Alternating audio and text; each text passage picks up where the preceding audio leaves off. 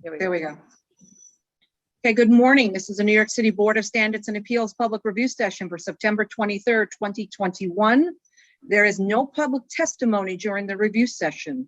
The first item is decision item number 1, 2019-206BZ, 5122 Roosevelt Avenue, Queens. Right, and I just want to preface this is the second in a series of hybrid public hearings where you can see we have the general public. There's a camera trained on an area that's available for some members of the public to attend in person if they want to, though of course we prefer that they attend through Zoom. And then the other part of it is a Zoom hearing where the public is invited to attend by either calling in or joining the Zoom room. And again, I want to thank extremely Steve Jules and Carlo Costanza for making this possible. It's a complicated technical setup that has been done in-house. So with respect to 2019-206BZ 5122 Roosevelt Avenue in Queens.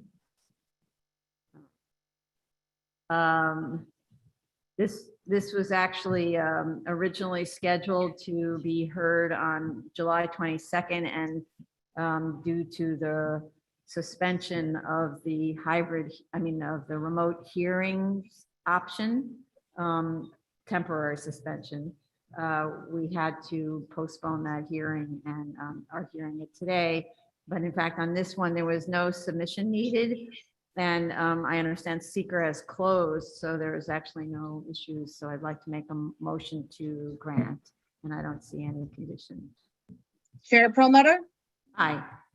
Vice Chair Chanda? Aye. Commissioner Otley Brown? Aye. Commissioner Shetta? Aye. Commissioner Shabeta? Aye. Application has been granted. SOC calendar to continued hearing items. Item number 2, 853-53BZ 240216 Knapp Street, Brooklyn. Okay, and similarly, this was scheduled originally to be heard on June 28th, but which was the day after the governor suspended the right to hold entirely remote public hearings. And so it was adjourned until today. So we last heard this case over a year ago with 3 unexplained adjournments. The April adjournment letter requested more months to respond to the few issues the board raised in June 2020, but we decided to require a response sooner than that and put them on for the 6/28 hearing, the June 28th hearing that, as I said, was unfortunately adjourned. So there has been actually plenty of time to respond to the board's comments. So I'm not understanding the reason for the delays other than simply avoidance by the applicant. Our compliance officer conducted a site visit there on September 20th. And I believe our project manager forwarded the photos to the applicant. Although the site looks in good condition, there are cracks in the asphalt and the directed changes have not been made, which was the case before. The responses to commissioner comments are aggressively contrary, refusing to relocate the trash away from residents or to install planting along the residential property line, ignoring our requirement that 0.0 lumens may spread across the residential property line, providing 0 photographs of current site conditions other than those for the lumen spread diagrams that show how offensive the lighting is, and a container parked in a required parking space, and unknown whether the fee for the certificate of occupancy extension request has been submitted. And by the way, the approved plans, which are used as the excuse for doing nothing, show 0.0 lumens over the property line, show more than 0.0 lumens over the property line. And if the approved plans allowed the enlargement of the building and conversion to a convenience store, then why does the lumen spread diagram show this area as, quote, proposed? In these days of heightened attention to urban justice and the protection of neighborhoods in which the residents simply put up with and grow accustomed to living next door to unsavory and even noxious uses, the responses are not appropriate. This board is not obliged to renew an application submitted by an uncooperative property owner, so the property owner should reconsider its stance. As we often say, variances are a privilege, not a right. The owner always has the opportunity to develop the property as of right and has the obligation in the face of the variance to make the use less obnoxious to the neighbors. We had requested the owner attend the hearing, so I hope the owner is present in the Zoom room when we discuss it at the public hearing. And I give it to Vice Chair Shanda. Thank you. My question is with regards to the lighting. The analysis that was shown as part of the June 9th hearing, June 9th submission, sorry. In that it showed that the ambient light level is low with lights on, and the lumen level increases ranging from 0.2 to 11.3 at a 3-foot height. And then it drops to 1.6 lumen from 15 feet away from the buildings, residential buildings, that is. Now, since the surrounding light level is very low, I want to know what the residents think, those especially that have the driveway backing up against this facility, and would they want that lighting for safety security reason, because there isn't any planting along that rear lot line along the residential, so it's mostly being used as a driveway and for parking vehicles of for the residential buildings. So I would like to know how the residents abutting the street, this facility, feel about the lighting. And if for security and safety reason, the lighting level is placed at a situation where the light would cast just about enough light to provide us some kind of a security and a safety measure along the driveway, I would be okay with that, provided it doesn't go up to the residential building. But I don't know if that answer was probably provided by the applicant. So I would like to hear from the applicant regarding that. Thank you. Oh, sorry, I did have another question, and that is based on the field visit that was made by our compliant officer. And while it showed that the condition, as Madam Chair said, it's overall in good condition, it seemed that there was some storage material stored next to the garbage container. And I wanted to know if those are storage material or those are garbage to be thrown. And what is the actual use of that space? Thank you. And we had asked for that storage, the trash container, to be moved away from the residence. It's right up against the residential property line. So that was something we've been talking about way back when we heard this last, and it was our sort of standard approach. Commissioner Holly Brown? Yes, I just wanted to say that I'm not entirely sure that I agree with the way in which you're characterizing this applicant, simply because my experience in New York City, and I do a lot of driving in New York City and a lot of utilization of all of these types of gas stations / convenience stores, Bowler markets tend to be some of the best maintained sites in New York City, plain and simple. Where you can place landscaping, they place landscaping, and they do maintain their landscaping, not just during the times when they're coming before us, but throughout my entire history on the board. When I've gone to Bowler market sites, they're beautifully maintained. So when an actor who tends to be a very good actor pushes back against the board about something like putting landscaping somewhere, I then take a little time and I try and figure out what they're trying to say, because otherwise they would agree to putting landscaping because they've never had a problem landscaping their sites. So I did do a site visit here and I looked at that residential lot line, and it is a driveway. Just like they said, it's a driveway to get to the parking spaces behind these homes. And I really don't think on a site that is actually not that spacious, considering everything that's going on, that digging and planting a landscaping patch alongside a driveway is necessarily doing these residents good. I just don't think it's an area where I would push back against Bola Market simply because they have a very good reputation. As for the lighting plan, although the lighting isn't zero along that lot line with lights on, when you look at the photos of what the driveway area and the rear yard of the residential looks like, it actually does not look like it's well lit beyond the building. So the entrance to the driveway, because there is a light that is close to the driveway on the street side, shows a lot of light. When you look down that corridor, once you hit the Bola Market building and further, it's absolute darkness.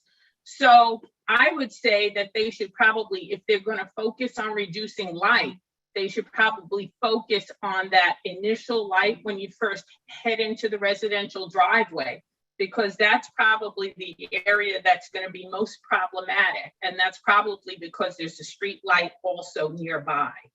But so those are my thoughts. Thank you. That's important. Thank you. The advantage of site visits, right? But I wish that the applicant would respond that way rather than us having to sort of figure it out, right? Thank you. Appreciate it. Commissioner Shetta. Thank you, Chair. I agree with Commissioner Artley Brown regarding the planting. I did also visit the site a while ago when we started this case, and I believe that way the portion next to the it's a sidewalk, or it's kind of a concrete apron next to that driveway. It's nicely paved, and I don't think adding planting there is going to add to that, like the view, anything positive. It's the houses are kind of like away, probably it's probably more than 30 feet away from the lot line. So I don't think even if they install some trees, they are going to be feasible from that houses. This is on the landscaping thing. On the lighting, actually from day one, when I visited this site, it didn't need like any measurements to conclude that the lighting at the property line will be problematic. It was very clear. The light poles are kind of like very close to the property line. And that's why we're seeing up to 22 lumens right at the residential lot line. And then it goes down in like 20 feet. It goes down to 1.2. I would suggest that they shield these lights to get rid of these crazily high lumen values, the 22, and if they can take that to, I would say, half at the lot line, or maybe even less, I believe that decay or the reduction when you go inside the adjacent lot, that reduction would be significantly steeper, and probably we're gonna get like a 10 feet or so, like with significant lumens. After that, probably it's gonna tend to be point something. So I would suggest them to shield the lights in this area and take another shot of readings and show us what that would do. Thank you. Thank you. Commissioner Shabeta. With regard to the lighting, I hear both sides. I'd like to know what the residents believe about it. Is this a issue for them, or do they prefer the lighting to be there? I too found the lighting to be high according to the lumen spread. But again, sometimes that can be a benefit. So if there's possibility to send notice to the residents with regard to the lighting, I think that would serve us to understand what the boots on the ground review of that would be. My greater concern, again, is with the trash receptacle by the residents. I don't, they need to find a new place for that. And they have to come, and this is something we said at the first hearing. So I asked that they come up with a plan that has that trash away from the residential lot line. And the other comments I had are regards to cracks in the asphalt and what their plan is to remedy that. Okay, thank you. Yeah, so I guess my question is about the trash container. That was the thing we talked about at the beginning that should be moved away from the residential property line because it's right up against it. The subject of planting is another one, you know, it's like how you buffer the trash container. So I guess that's a continued conversation because it is right there at the neighbors. So that's my preference is that it's not with the neighbors, on the neighbor's property line, but other commissioners should weigh in on that. Commissioner Sheta? Yeah, I want to say something about that letter from the neighbors. We don't want to open that door because on every single applicant after that, I'm pretty sure that if we have an issue with the lighting, the solution to the applicant would be get a letter from the neighbor. If we're gonna accept something like that, I would suggest to restrict this to neighbors who own and occupy the property. So we make sure that the letter is coming from somebody who's permanently there. But if it's coming from a tenant, today we have tenant X, tomorrow we have tenant Y, like a year after we're gonna have somebody else. So probably moods are like different. So if we're gonna accept letters permitting higher than zero from lighting, I would suggest to just limit that to property owners who occupy the properties. I respect your position. My concern with that is that oftentimes we will find cases where landlords are not exactly interested in the quality of life of their tenants. So I do believe that there is value in both tenants and owners' testimony on that. Yeah, I understand. And I agree as well. Yes, you're right. I agree with that. I think what the difference here between this case and maybe most of the other cases is that you have a driveway. That is what this is up against. And so you have a condition where it's not like the backyard where somebody could be sitting there, you know, sitting in the garden. It's a car drive. And maybe that's what's making this a situation where you might ask the neighbors, the residents of the windows facing the drive, whether the lighting is disturbing to them, right? Because that's what I'm concerned about, not so much whether it lights the drive of the cars, but whether you're seeing that light in your apartment, you know, late at night when it's annoying. So, which is what we always try to avoid. Okay. All right. I think we could do with conversation with the applicant. Let's move on. Item number 3, 80361BZ, 1460 Highland Boulevard, Staten Island. Once again, this is a review session. There's no public testimony. All we wanted for this submission was a revised landscaping plan showing ground cover instead of paving at the rear portion. I'm okay with the proposal that includes a 3-foot walkway behind the building, which is what they show. And the plans were revised to key in the details, which was another request. So we're only expecting the lumen spread diagram and photos of the plantings and dumpster enclosure it actually installed. That's what I have on this one. Vice Chair Shanda. Yeah, I really don't have any other comments other than just making sure that the lumen analysis is adequate. That's about it. Otherwise, I'm satisfied with the submission. and Commissioner Otley Brown. I have no additional comments. Commissioner Shekar? Nothing additional to add, and I'm gonna be waiting for the lumen spread study.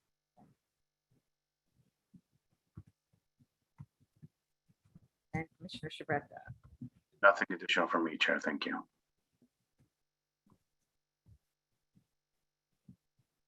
Item number 4, 33902BZ, 14665 Springfield Boulevard, Queens. Okay, landscape drawings were provided that are an improvement over the last submission, but trees in planter boxes are unacceptable, and we discussed this at that hearing. There's plenty of room. Trees must be installed in the ground. The idea is to create a dense, high buffer with the neighbor, and it cannot rely solely on the 8-foot-high wooden picket fence with acoustical barrier. The issue is both sound and visual barrier. They need to include the landscape drawings in the main set. Don't submit piecemeal drawings. But at this point, we also don't know whether an 8-foot acoustical barrier will be sufficient. I don't think. We asked for revised noise studies at the last hearing, but I don't believe we received them, but please correct me if I'm wrong. It's been a while. Well, Yeah, I can, Tracy, yeah. I believe the applicant was going to discuss that at the hearing. They had created a memo, but since it was not related directly to seeker, we didn't accept it for this hearing. Okay. So they might be discussing that at the hearing. Yeah, that's correct, right? So what we did was, because these were delayed hearings, this one was supposed to have been heard on July 22nd.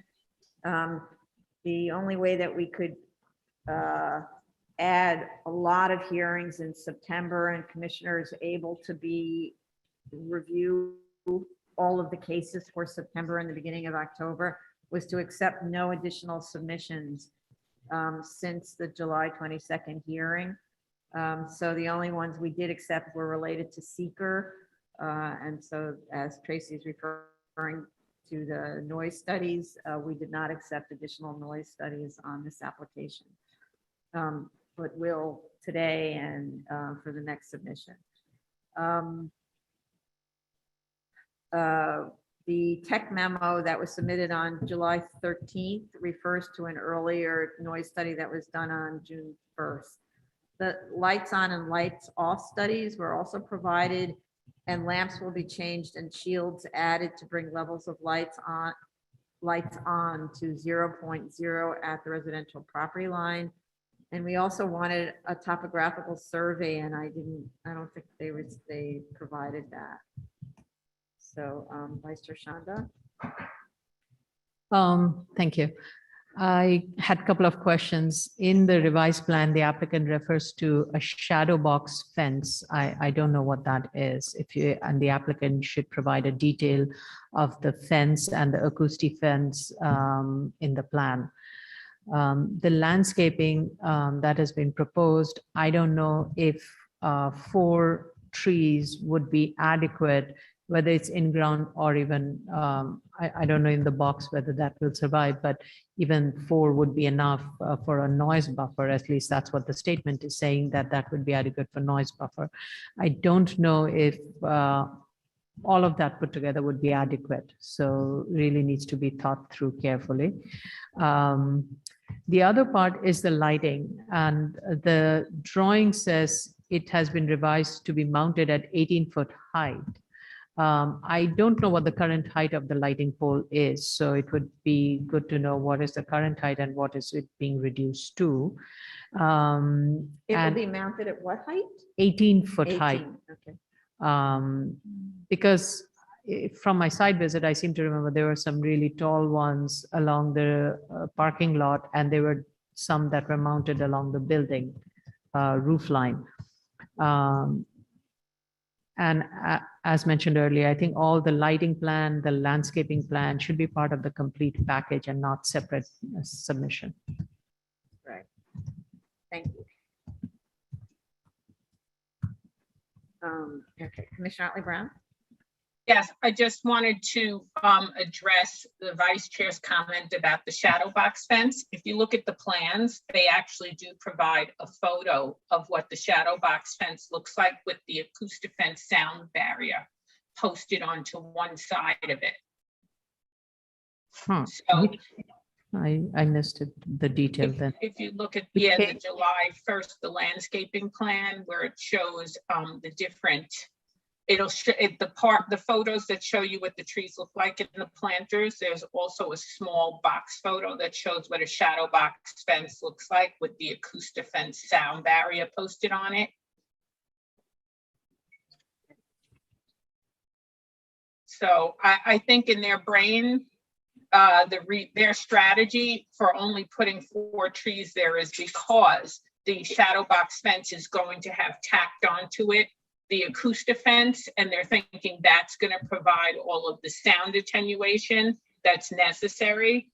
But still in all, I do see the chair's point about putting the trees in the planter boxes kind of, to me, looks like that is doomed to fail, because the planters just look too small to support such large trees. And so I don't foresee that those trees will be alive for very long if they're in planter boxes. I do see that the parking lot is actually quite large, and the space that's provided for those trees looks wide enough to actually be dirt with like a protective curb around it. So I'm not sure why they're not doing that. Okay, thank you. Commissioner Sherta.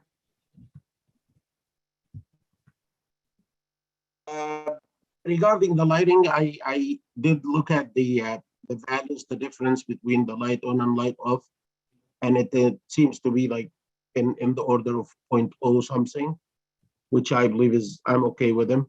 They are kind of like very low, but if you look at sheet X-004, it's that like the heading or the title for that sheet is photo numbers.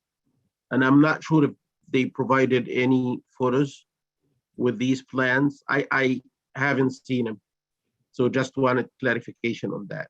And honestly, when I looked at the sheet X-004, I wasn't able to see like photo numbers unless they took a photo at each measurement location or like reporting location, lumen reporting location. So I'm not sure if they meant these are the locations or the numbers for the measurements or the readings, or these are like actual photos. And if they are actual photos, have they submitted them or not? This is regarding the lumen spread. On the noise, I was the one who like discussed the noise during the past hearing, and I requested them to like run a study similar, and I recall that I referenced Rockaway project, the warehouse in Rockaway, but I haven't seen any feedback on that. So I'm gonna be willing to hear back from them on the noise issue. That's all what I have on this case. Thank you. Thank you. One second. Commissioner Shabeta. Thank you, Chair. I agree with the statements that were made by the other commissioners, and I have nothing further to add on this. Okay. Item number 5, 11407BZ, 7-05, 152nd Street, Queens.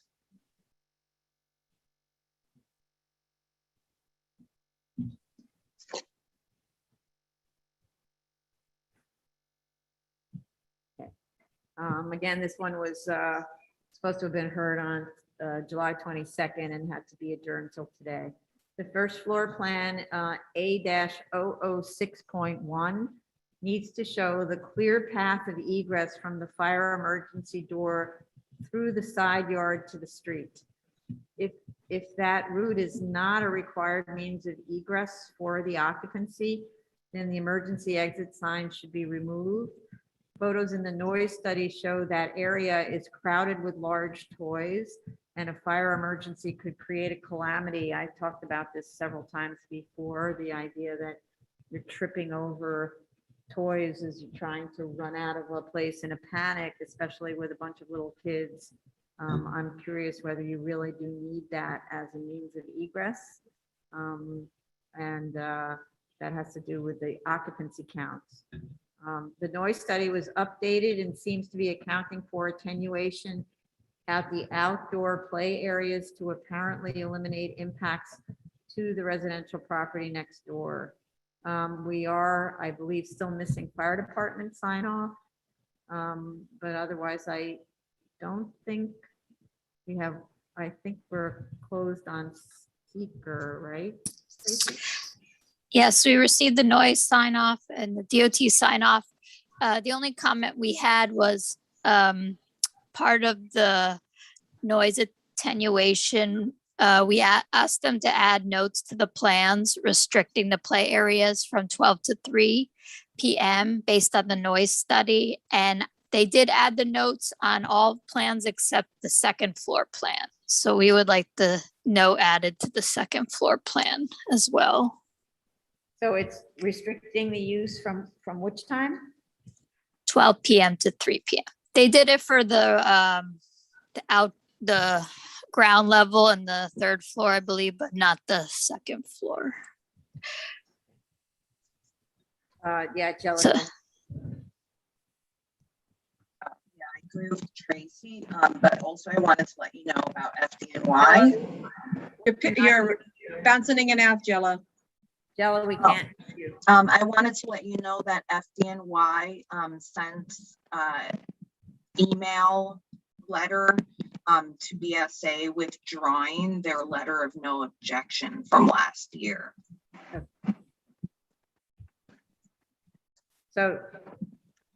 So they're okay. It's essentially a sign off. That's how I read it. It says the fire department wishes to withdraw its letter of objection for the above noted application. After inspection by the Bureau of Fire Prevention Operations, it was determined that rooftop access will not be required. The decision is based on existing field condition due to power lines and electrical transformer located directly in front of the premises. The fire department would need a ladder to ladder the building. Sorry, Jill, it's very hard to understand you. If you could get closer to your Wi-Fi source and the mic on your computer or wherever you are. Oh, I'm sorry. I'm putting my face right up to the computer. I apologize. Is it better here? No, Oh. I will forward it to you. yeah, we're not understanding you. Do you Fill have up FDNY letter? Yeah, so Yeah. we'll get testimony from you at the end. I don't think this is an internet issue. It's a mic issue. Just stay away a little bit from the mic and talk slowly. I believe this is a mic signal issue. Okay, I'm a little bit further away. Do Do you you want me to hear? read the, Jella, can you hear? Oh, go ahead. Yes, please, Tony, read it, please. Sorry. I'm The having only some- thing, I'm looking at the email you sent to the commissioners yesterday regarding the fire department on this, and it says the fire department wishes to withdraw its letter of objection for the above noted application. After inspection by the fire prevention operation, we determined that rooftop access will not be required. This decision is based on existing field conditions due to power lines and electrical transformer located directly in front of the premises. The fire department would need to ladder the building due to safety concerns to all. So their previous letter of objection from October of last year was regarding rooftop access, and that's them withdrawing it. Okay, all right, thank you. I just want to go back to a comment that Ms. Benke raised, that the drawings would have a note saying that the outdoor play area would be used only from 12 to 2. The last submission that was made, I think this is submission date, the most recent submission of 9/22, that is yesterday. I don't see the notes on any of the floor plans. The notes are on the floor plans. If you go to the ending pages. So Page it's not in 14. the first few pages, it's in the last couple of pages.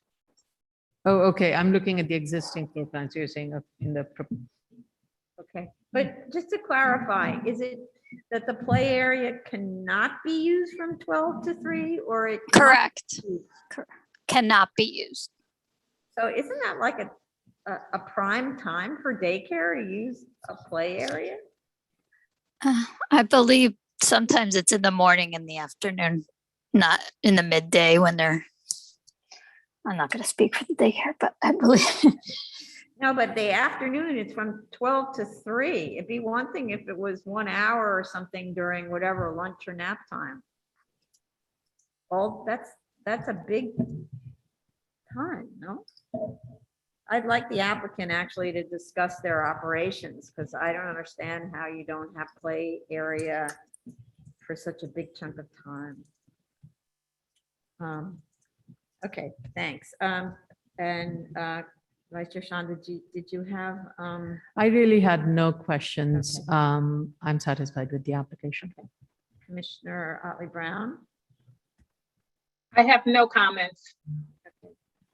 Commissioner Sheta? The only comment I have is regarding noise. And if you look at the recommendations in the TIC memo, even the most updated one, and I'm talking about page 36, the first bullet point on the second paragraph. Do you want me for like to share the screen? If it's Sure. easier for you, I could do that. Yes. Yeah, this is what I'm talking about here. The underlined bullet point, it says a minimum of 7.7 dBA of noise attenuation along the southern boundaries of the building. Southern boundaries means that we're talking about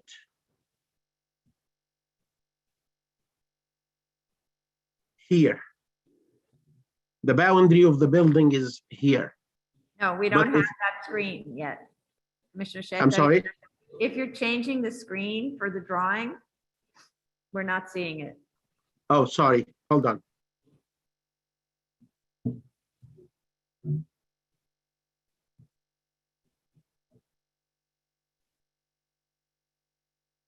Yeah, you see that now? Yes, The boundary of the building is this yes. and this. It's not here. If you look at the drawings that they submitted, This is Golden Harbor. No. you're gonna see that the acoustical fence was placed like a little bit inside. It's actually inward of the Yes, air conditioner units. Do you see the PDF now? yes. Okay, so this is the acoustical fence here. It's not on the boundary. It's not here. It's not here. And same thing on the other side. If you look at the other side, you're gonna see probably the same. But my point is, I don't have issue with that, with placing the acoustical fence here, provided that the noise coming from these three units were factored in the study. But I'm not sure if this was done. I just want him to like comment on this. And I'm not sure if we submitted the drawings with the TIC memo to the DEB to make sure that they are okay with, instead of placing this fence on the boundary, place it inward from these three AC units. That's all. Thank you. It sounds like the review is that the sensitive receptor is the school itself, daycare itself, and not adjoining properties that might be a receptor. So I guess we should get that clarified. EP did have pictures of the area in the tech memo that they reviewed. But the receptor then is not the house that's nearby, it's the school. Review that. Okay, so I'd like the applicant to comment on that.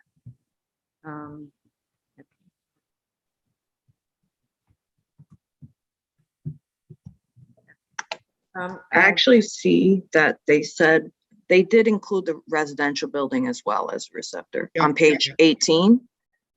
Right, but Yeah. it means the AC units are not being shielded from, because the receptor is outside of the property line, not in that direction, I don't think. But they also use the school as a receptor as well. No, I understand the school's a receptor. The question is, the residential property that's adjacent is a receptor, and the acoustical barriers on the school side as opposed to the residential side. That's the question. Okay, and Vice Chair Shanda, you have your hand up, but wait a second, we didn't hear from Commissioner Shebeka. Sure. I have no further questions on this application. Mhm. Yeah, go ahead. I'm actually going through my earlier notes, and a submission was made back in May 5th regarding the operations of the playground by the applicant. And in that, the applicant had stated that hours when the kids play in the existing play area are from 9:30 a.m. to 12 p.m. and from 3 p.m. to 5 p.m. Okay. And also in that same submission, the noise study was conducted. It included the building mechanical system, and noise study was conducted with also the sound of the children. So that's what I have in my notes. But Right, With that's a the app- different thing. So the generator of noise here, it has to do with the HVAC, not the children, right? So- Right, what I'm saying is that the study that was conducted, there is a mention, at least in my note, that the building mechanical system was considered. So I would like the applicant to clarify Yeah, no, that. so I'd like the applicant to comment on That's the all. location of the buffer. Yeah. Okay, thank you. All right, we can go on to the next one. Commissioner Sheta has his hand up. Oh, sorry, I'm sorry. Go ahead. That's okay. Thank you, Chair. Thank you, Tony. Yeah, I'm looking at one of the pictures in the tech memo. I'm talking about this screen here, and I see that the fence is inside. It's not outside. I believe it's contradictory to the plain text, the language in the tech memo itself and the bullet point that I showed. But I'm wondering if the issue here is to shield the school itself, the daycare itself. I'm not sure what this acoustical fence is doing to the school. Actually, instead of the noise being traveling outside away, it's like blocking that travel and keeping it inside the property. And the way it's shown here, I believe that the only reason I understand this acoustical barrier is placed for is just to protect the adjacent residential from the noise that's being generated by the play area. If the house is not an issue, I would say they don't need that acoustical shielding at all. It's not working for the school. It's working for the building. This is what I understand from the way it's shown here. I just have a question. Isn't this the strategy that we employ, that we tell applicants to put sound attenuation to protect neighbors? I thought that's what we were supposed to be doing. So why would we change? I'm curious. No, I think what we do is we ask for study done, DEP reviews, and they tell us what's needed for to shield the adjoining residents. But the noise studies also look at impact of the project itself on the classrooms. So what I'm trying to understand myself is that barrier to shield the residents, or is it to shield the AC, or is it doing both? Maybe it's doing both. You know, shield the AC from the school, because it's not obviously shielding the AC from the residential property. These are existing these are not being added. This part, I don't know.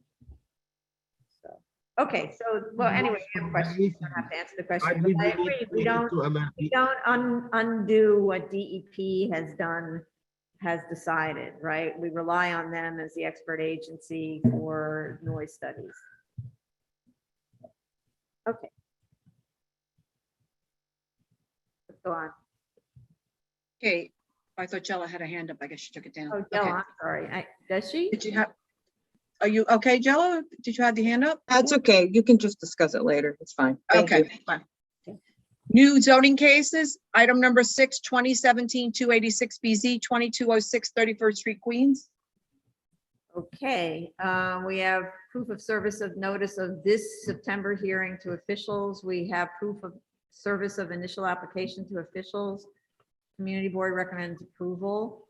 The notice of comments requested clarification on the split lot condition under section 77-11 of the zoning resolution. The response I found was unsatisfactory, which was, we did it before, something, words to that effect. The drawings provided are not clear at all as to the size of the zoning lot. The statement of facts and tax map provided indicates a tax lot as lot 40 and 145 feet deep by 50 feet wide, fronting on 31st Street. It indicates the site is 50 feet from the intersection of Ditmars Boulevard. However, the site plan appears to indicate a 150 by 79 foot site extending into and including lot 42 and the R5B. The BSA resolution describes an even larger site with 125 feet on 31st Street and 175 feet of depth. So clarification on what is the size of the zoning lot is needed. It needs to, and the zoning district designations on the floor plans and street plan names on the floor plans is required. They need to correct the tax map and provide land use maps that properly depict the site.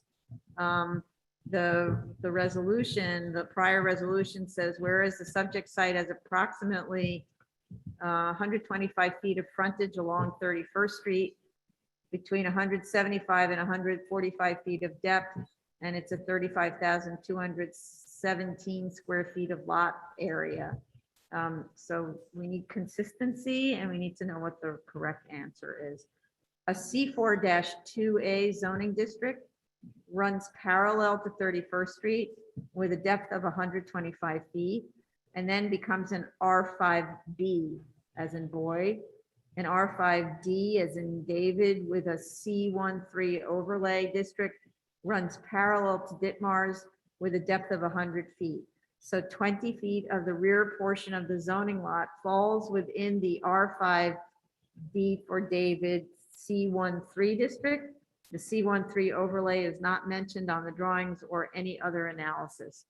And another portion of the zoning lot falls within the R5B for boy.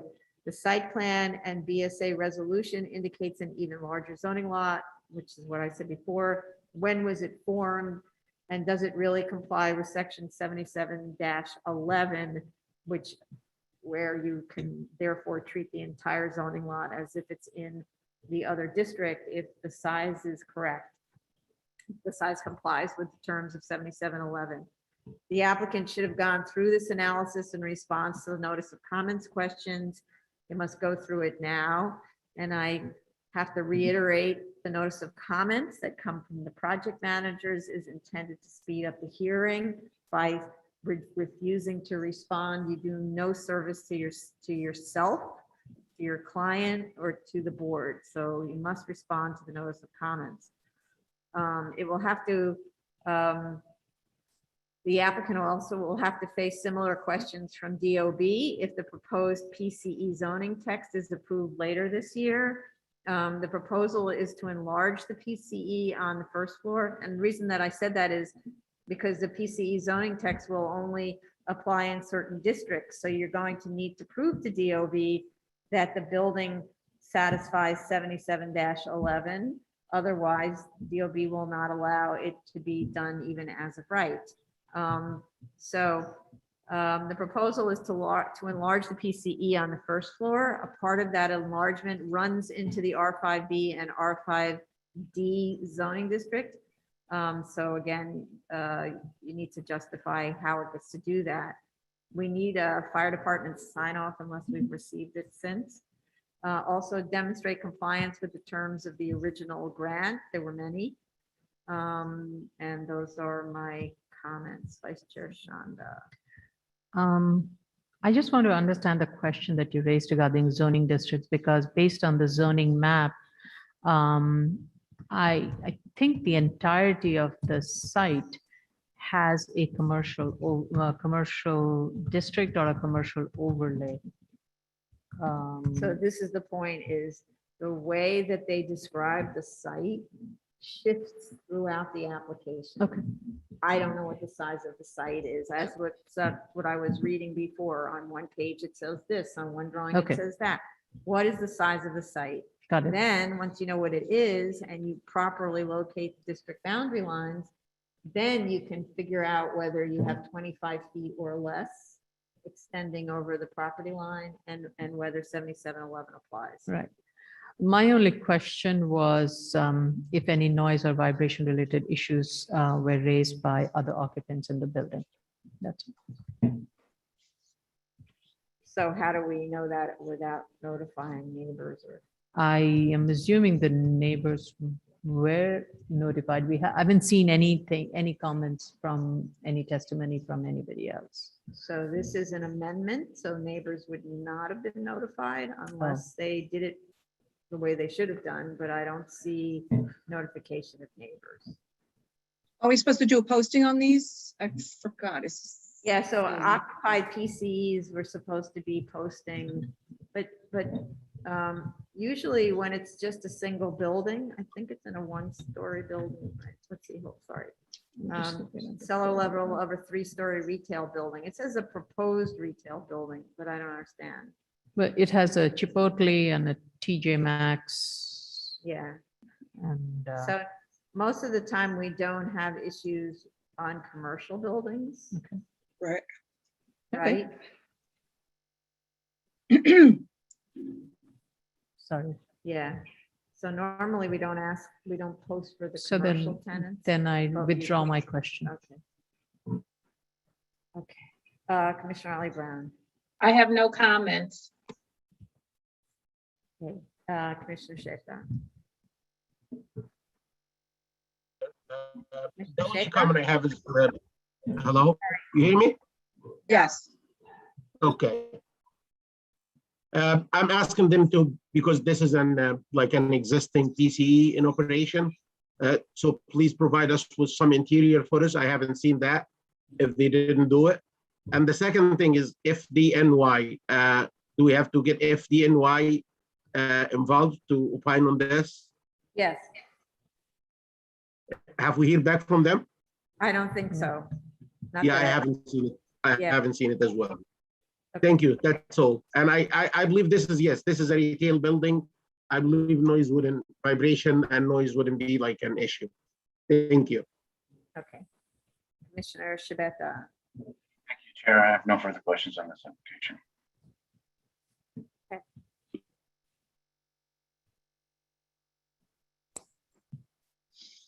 Appeals calendar, new cases, item number 7, 2019-255A, 621 Alonzo Road, Queens. Okay, we have proof of service of initial application and of notice of this September hearing to officials. Community Board provided a letter of no objection and waived its hearing. We have DOT sign off with respect to no capital projects being planned for Harris Street, in the bed of which the proposed house would be constructed. The DOB objection states there is also non-compliance with GCL 36. I don't understand why. I think that's a mistake. The site fronts on a map street, so I'm not sure whether we need to get an amendment to the objection sheet or just to clarify that we're not issuing a GCL 36 waiver. We're not looking at that. We need DEP sign off. there's an enlargement of an existing house this is an enlargement of an existing house that already exists in the bed of Harris Street. No yard or other waivers are requested, but the applicant really needs to verify with DOB that none are required, as we've had issues with these GCL 35 waivers and some DOB offices' interpretations of the scope of that waiver. So we've had quite, I have to say, odd questions from borough offices asking why we didn't waive, for example, a front yard setback when we're allowing this to be developed in the bed of a map street. So I really recommend that the applicant go to DOB, get the new objection, but also make sure that simply getting the GCL 35 waiver is sufficient, as opposed to also needing some kind of waiver for front yard setback or something like that. We have an email from DEP from September 8th, which says, please submit a copy of the certified site connection proposal showing the proposed method of disposing of the storm and sanitary.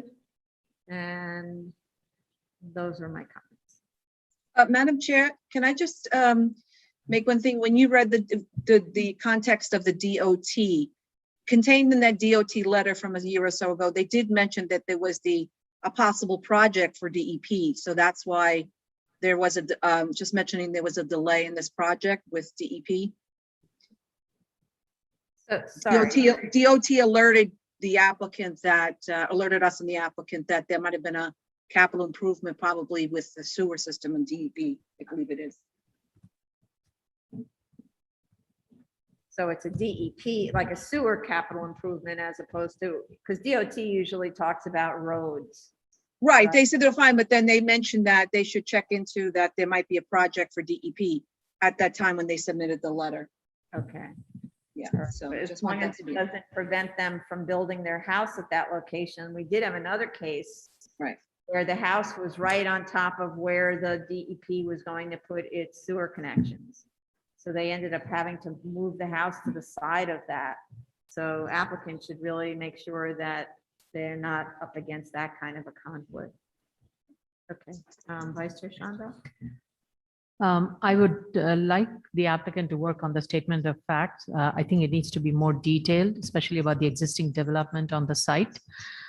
Again, I also am not clear why GCL 36 is being asked for by DOB in its objections sheet, since Alonzo Road is a mapped street and it's an existing building that is being enlarged.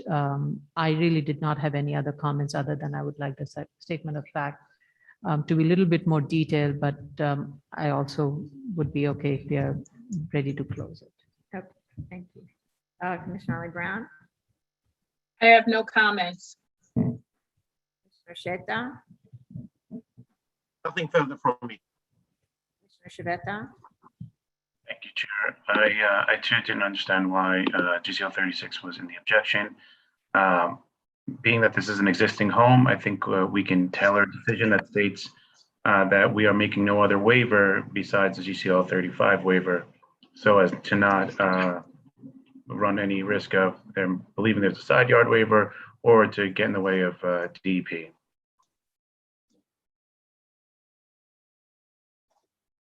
Right, next one. Move on. Yes, Zoning calendar, continued hearing items, item number 8, 2019-67 BZ, 2781 Quill Street, Brooklyn. okay, again, this one was supposed to have been heard June 28th, but was adjourned until today. This application was only heard once a year ago and was adjourned at applicant's request 2 times since, and at BSA's direction 1 time due to the open meetings law requirement that we no longer hold public hearings exclusively remotely. There were many open issues that needed to be addressed. This was January 2021 letter of objection from fire department. This was based on the original proposal So fire department should take a look again because the application has been changed. The project has been reduced from 6 stories to 4 stories, from 3 families to 2 families, from 59 foot 3 inches high to 41 foot 3 inches high. And at our direction, the front yards were reduced from 10 feet to 5 feet. The change to a 2-family eliminates the need for a lot area waiver because you can build a 2-family as of right on a small lot, a pre-61 lot. And the 5-foot front yard creates the need for a front yard waiver. For some reason, though, an FAR increase from the allowable to 1.88 is being requested now. And when I say allowable, it's 3 question marks because that was something that I still wanted clarified. I'm really confused about why there was no outreach to DOB made to establish specifically whether this site is in a predominantly built up area and therefore entitled as of right to 1.65 FAR. Otherwise, the as of right FAR is 1.35. This was discussed at length at the September 2020 hearing when several commissioners requested that there be a DOB determination. Because of this, I don't know how extreme the requested FAR increase is. Floor area calculations should be taken from the outside walls, not from interior measurements of each room. And it's not clear that it was taken from the outside walls, so they really need to redo that. They have these little plans where each room has floor area and then they add that together, so I can't tell whether it's including all of the exterior walls of the building plus the exterior walls of each room. I'm also confused by the DOB objection sheet. This does not look like an objection sheet that's been updated by DOB. Most of the objections remain outstanding. And then there's one that sort of just got tacked on that says BSA flood objection satisfied. I don't even know what a BSA flood objection is. We want to make sure that this complies with all of the requirements for buildings located in flood zones, right? So, and specifically, this goes back to what is the allowable FAR. I don't see how what they call the infill analysis on drawing A112 proves compliance for the predominantly built up area. What demonstrates the uses on the block fronts? How is a multifamily building a commercial use? Most of the uses on the block are residential. The predominantly built up area has a requirement that there be mostly commercial uses on the block. And I don't see, the land use map does not indicate it's mostly commercial uses on the block. And so that's why we need DOB specific approval of this, otherwise of it being a predominantly built up area. The objection sheet is also very long and complex with many open items. But yesterday, in response to that problem, we received a revised objection sheet that lists only the waivers we're considering here, i.e. proposed building does not comply with minimum required front yard, does not comply with the maximum permitted wall height and total height and setback. The proposed building does not comply with maximum permitted FAR, and 0 lot line building is not permitted in an R5 zone. And that 0 lot line building objection, I was looking, where does it say you can't do that? And I finally found in the zoning resolution a footnote in tiny print dropped at section 22-00 that prohibits 0 lot line buildings in R5s. And I have to say, as an architect who used to practice and rely on being able to find things in the zoning resolution, I would be relying on what I call the mighty protector of architects to ensure that I would actually find that footnote when designing a project in an R5, because really you need that protector to get there. I mean, that's crazy. Hence, though, the revised as of right study is actually wrong by showing a 0 lot line building, because that's what it shows. And basically, the result is that nothing can be built at all on the site other than maybe a closet. So the as of right study is incorrect. The front yard study doesn't really justify the 5-foot yard on Coyle Street. Making the front yard a little deeper will shave off the excess floor area that I can't really justify, since the hardships are the size and shape of the lot, not the floor area. And the project is able to use up all of the allowable floor area with the requested waivers. Plus, the floor plates are of decent size when combined into duplexes.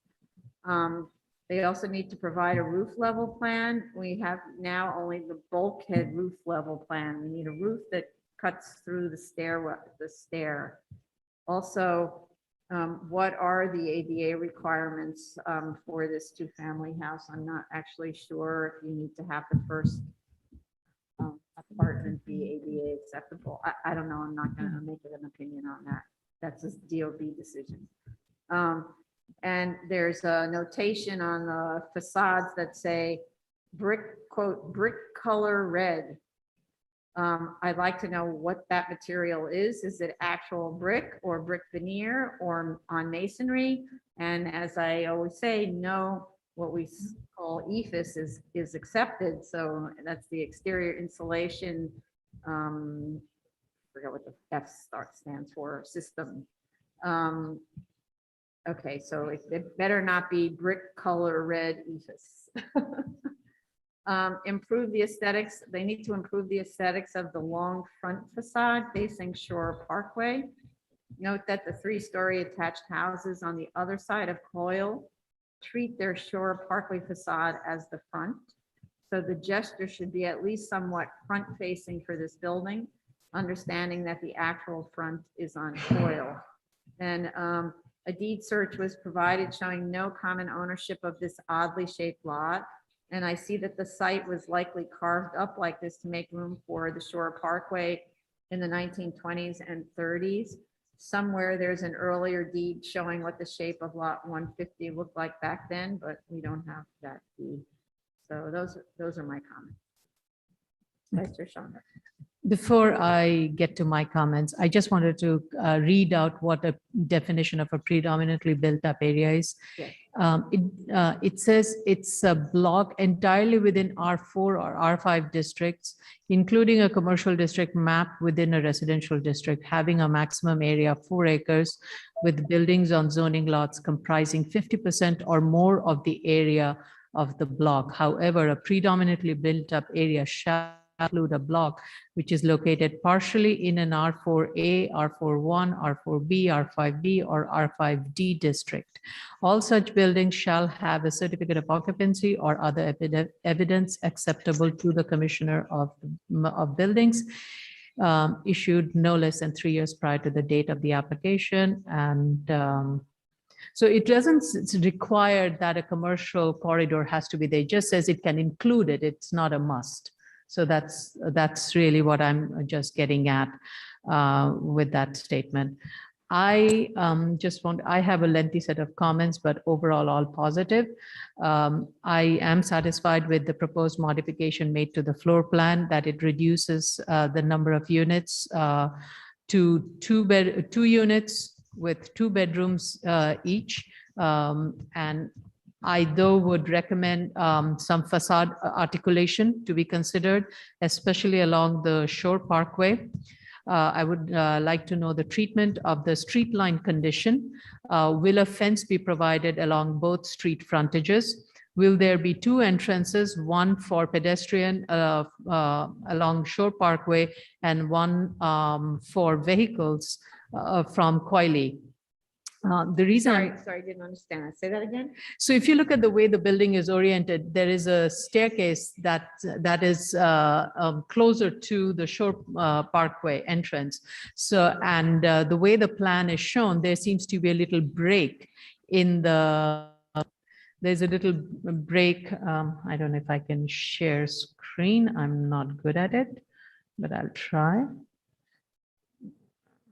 How does one share screen? Yeah.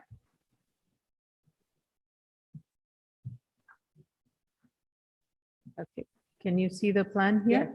Yeah. Okay, so you see there's a little, in the planting area, there's a little gap that's been provided. So that has been provided to provide pedestrian access to the residential staircase. Right.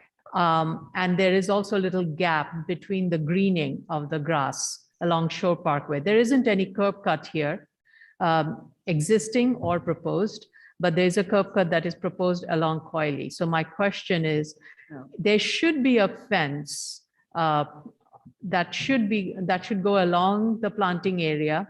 And if you need to have a pedestrian entryway here and a parking entryway here, that makes sense. The reason I'm being very specific about it is I do not want by mistake this area becoming another parking area because of this gap between the grass, because currently there isn't any grassy area along the edge of the sidewalk.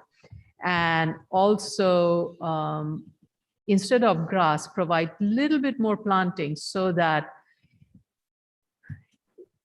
parking spaces do not start encroaching into the planting area. So in other words, you're saying because the front area there, that trapezoid, Yeah, there's nothing to restrict them from parking more cars on that? yes. So then wouldn't you want there to just be more landscaping? More landscaping, but most of it is, the landscaping that is shown is on the outside Right. of the building, under the shade of the building. I don't think You any can't have planting is landscaping, right. advisable. So therefore, I'm suggesting that instead of it being just grass, there be more in-ground tree planting along the edges here, and same thing here. Especially if you're going to have a little barbecue there, I think instead of a grass, a tree would be more of a Shrubs, trees, ground whatever. cover. Yeah, whatever. something like that. That will provide more privacy Right. and a noise buffer also to some extent. I'll stop sharing the screen. So those were my primary concerns. The other comment I had is that the proposed 5 foot front yard, we had recommended that they proceed with that. I'm glad that they are going with doing that, and they have provided the neighborhood context study. This seems to be very much within that, so I really don't have any issues. The building height also has been reduced, seems to be reasonable. I was a little confused with the latest DOB objection sheet that was submitted. I think that was submitted yesterday. And what my comment is, it needs to make sure that it complies with all the regulations of the flood zone. And I'm sorry, that is your comment I'm reading. Where am I? Hold on, I'll come back to it. My comments are here on the DOB objection sheet. It really has to do with about the non-compliancy and the lot area. Should it also not be included in the DOB objection sheet? No, it complies with the lot area. It's only 2 units now. No, that's the way I'm reading it. It says per ZR 2332, either 1,700 square foot of lot area for general residence or 3,800 square foot for 2-family detached home in an R5 district is required. So this is a 2-family. So won't it be 3,800 No, square foot? this that is would a be required? small, this is a small, existing small lot, a 361. 361. Existing So small based on lot, that. And you're allowed to have Waiver. 2-family as of right on Okay. 361. All right, so then I'm fine with it. My only then comments are around the streetscape. Okay. What about the additional request for floor area? I did not have an issue with it since it is based on what I looked through the Zola. I think it would qualify as a predominantly built up area. And so a maximum FAR of 1.65 would be what would be permitted. So the little excess of it, I do not have an issue But with it. they're asking for 1.8 something. Right, and the built up area is much more. So I really do not think No, I'm confused, sorry. Built up area allows 1.65. Right, but They're most of the asking buildings for- that are built there are more than 1.65 FAR. Most of these buildings are 6-story, 7-story, full lot cover, a street front, entire street front buildings. So asking for a 1.85 FAR on such a narrow lot is what makes the number look very high. But if you look at the FAR, it's not the floor area, it is not very high. So I really do not have an issue with the proposed increase in FAR that is being asked. It's an extremely tiny lot compared to all the other lots that are in this area.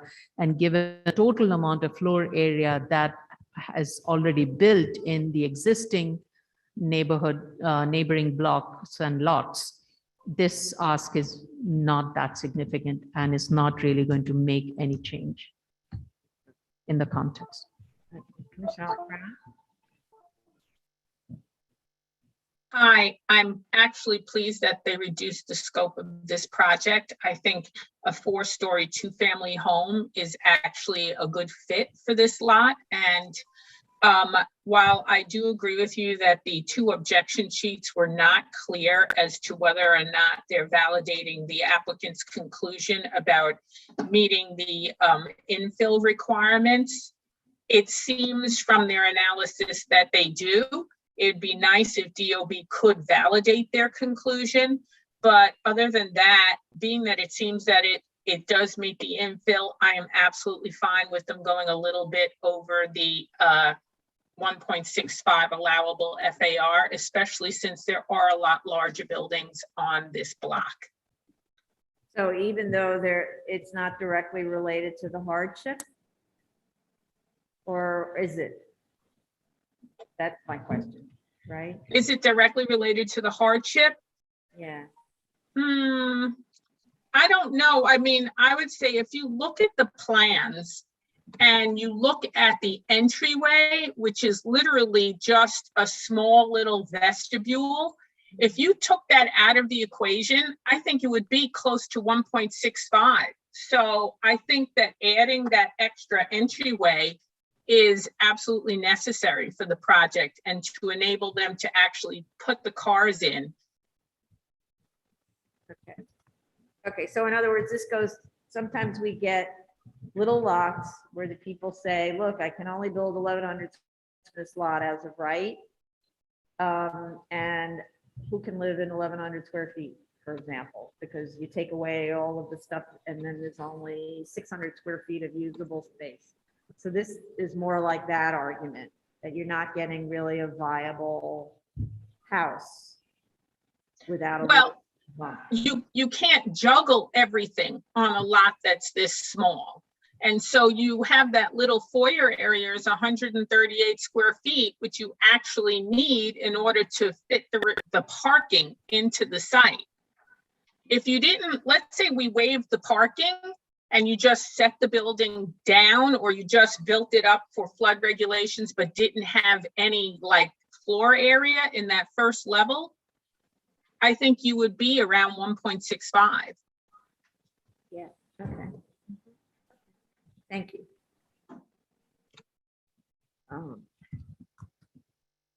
Commissioner Shetta?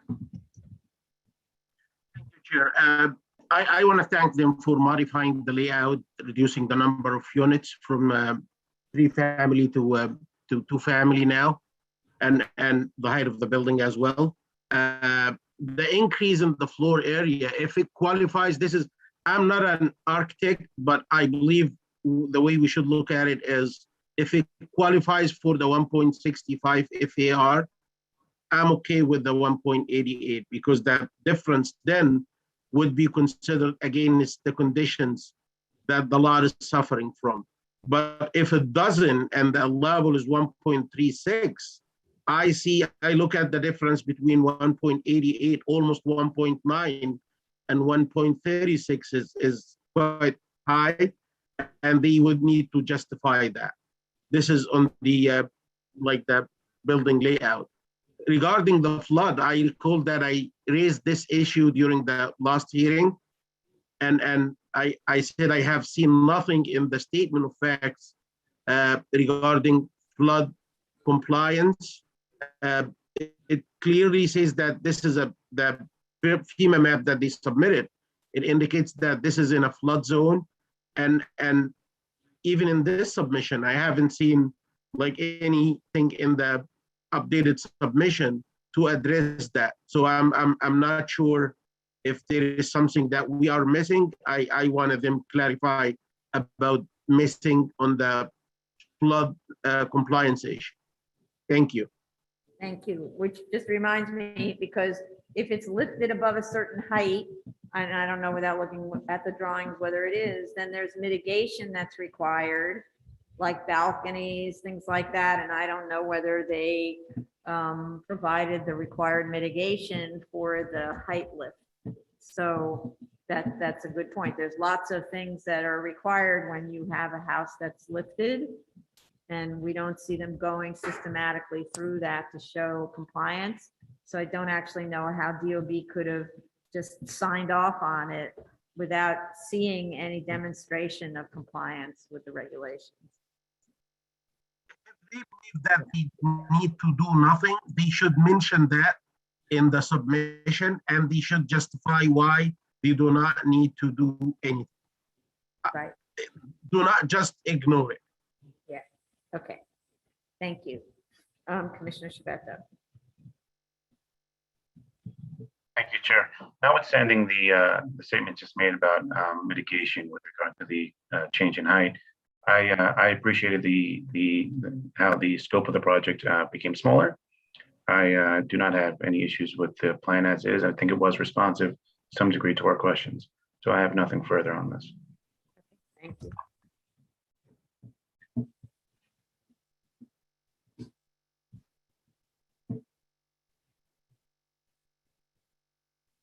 Daryl has his hand up. Daryl has his hand up. Sorry, go ahead, Daryl.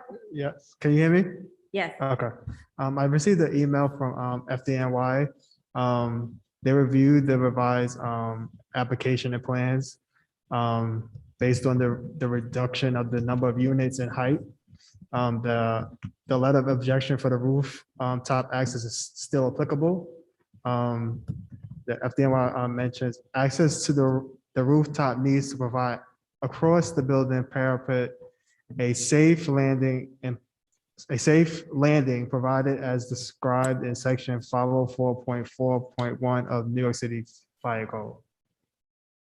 Thank you. Thank you. Okay, we can go on to the next one. Continued hearing item number 9 and 10, which is 2019-257BZ, 179 East 79th Street, Manhattan, and 2019-258A, 179 East 79th Street, Manhattan also. Okay, and so this one again was supposed to have been heard on July 22nd and was adjourned till today. We received on May 20th, the community board recommendation to approve. So my first comment is there's nothing like a probe. It tells you everything when you don't know what a building is made out of. At the board's suggestion, the architect conducted a probe of the ceiling and learned there is a hung ceiling. So the height from floor to slab can now be a reasonable 8'2" instead of a claustrophobic 7'6". I assume and want to see on the drawings that insulation will be added to the roof or the occupant will bake in the summer. Also, what is proposed for the finished treatment of the underside of the slab is sheetrock to be attached on furring. That will bring the ceiling height down to what level? It isn't acceptable to just paint the slab, so they have to actually finish it. Could be, sometimes they use a sprayed on finish that used to be, I forget what it's called, like Zolatone or something like that. There used to be different kinds of spray on finishes. Again, this should be a room desirable to live in and not a bunker. I note also that the rear yard is only 20 feet deep and the window in the room already faces north, so access to actual sunlight is limited to none. That makes me more convinced that there needs to be a skylight to compensate, which will also increase ceiling height somewhat in the area of the skylight. Photos show some light penetrates into the existing apartment and flowers growing in the courtyard. So maybe I don't have a clear understanding of how dark the room will be, but the waiver will be approximately 1 foot of ceiling height. So I don't think a skylight is too much to ask for. And I'm concerned about this application as possible precedent for others. Very concerned about that. And the image of the room as it exists today is pretty dreary. Section 2B on A103, which is taken through the subject room, doesn't show the height of the ceiling above curb level, as is the question in Housing Maintenance Code, section 27-2085B as in boy. Section 1A shows it as 1 foot 6 inches above curb, whereas the requirement is 2 feet. But there is a level change, and the language in the Housing Maintenance Code applies to, quote, every part of the ceiling of every such room, unquote, in the apartment. So the applicant has to really clarify what it is, what they comply with very, very specifically in the Housing Maintenance Code, and what they don't comply with, and to indicate how they comply and how they don't comply, every point. The statement of facts is improved, but misreads the authority granted to the BSA in the Housing Maintenance Code at section 27-2088 as coming through the city charter, when both city charters section 666.7 and Housing Maintenance Code 27-2088 state that it can be waived only as set forth in the New York State Multiple Dwelling Law, section 310. So the authority springs through the Multiple Dwelling Law, section 310. So they should correct that in the statement of facts. And those are my comments. Definitely getting there because of the probe. Vice Chair Sean. I was glad to see that the proposed total height of the floor to ceiling was going to be increased to 8 foot 2 inches, which meets the New York City Building Code, even though it doesn't meet the MDL. So it is a significant improvement from my end. I really don't have any other comments on this. Commissioner Ali Brown. I agree with the vice chair. I was happy to see that they increased the ceiling height to 8 foot 2 inches, and I have no other comments. Commissioner Sheta. And I want to thank them for the investigations they have done to check the construction of the ceiling, the existing ceiling, and I really have nothing else to add. Thank you. Commissioner Shibeta. Thank you, Chair. I too, I think this was a very easy fix to do that investigation, to increase the floor height, the ceiling height. I have nothing further on this. All right.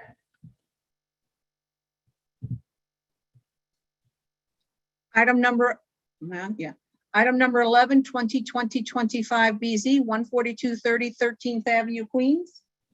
We are still in review session. This item was adjourned from the July 22nd hearing. Correct. Okay, so apologies in advance. What I'm going to read is long.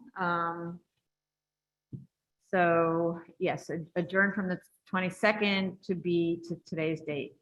There are submissions with, as far as I can tell, no supporting documentation stating that the retaining wall conditions on the site presented the unique physical conditions that would require the house to be improperly situated on the lot. Doing that might have demonstrated the practical difficulty that could help us establish an A finding in this case.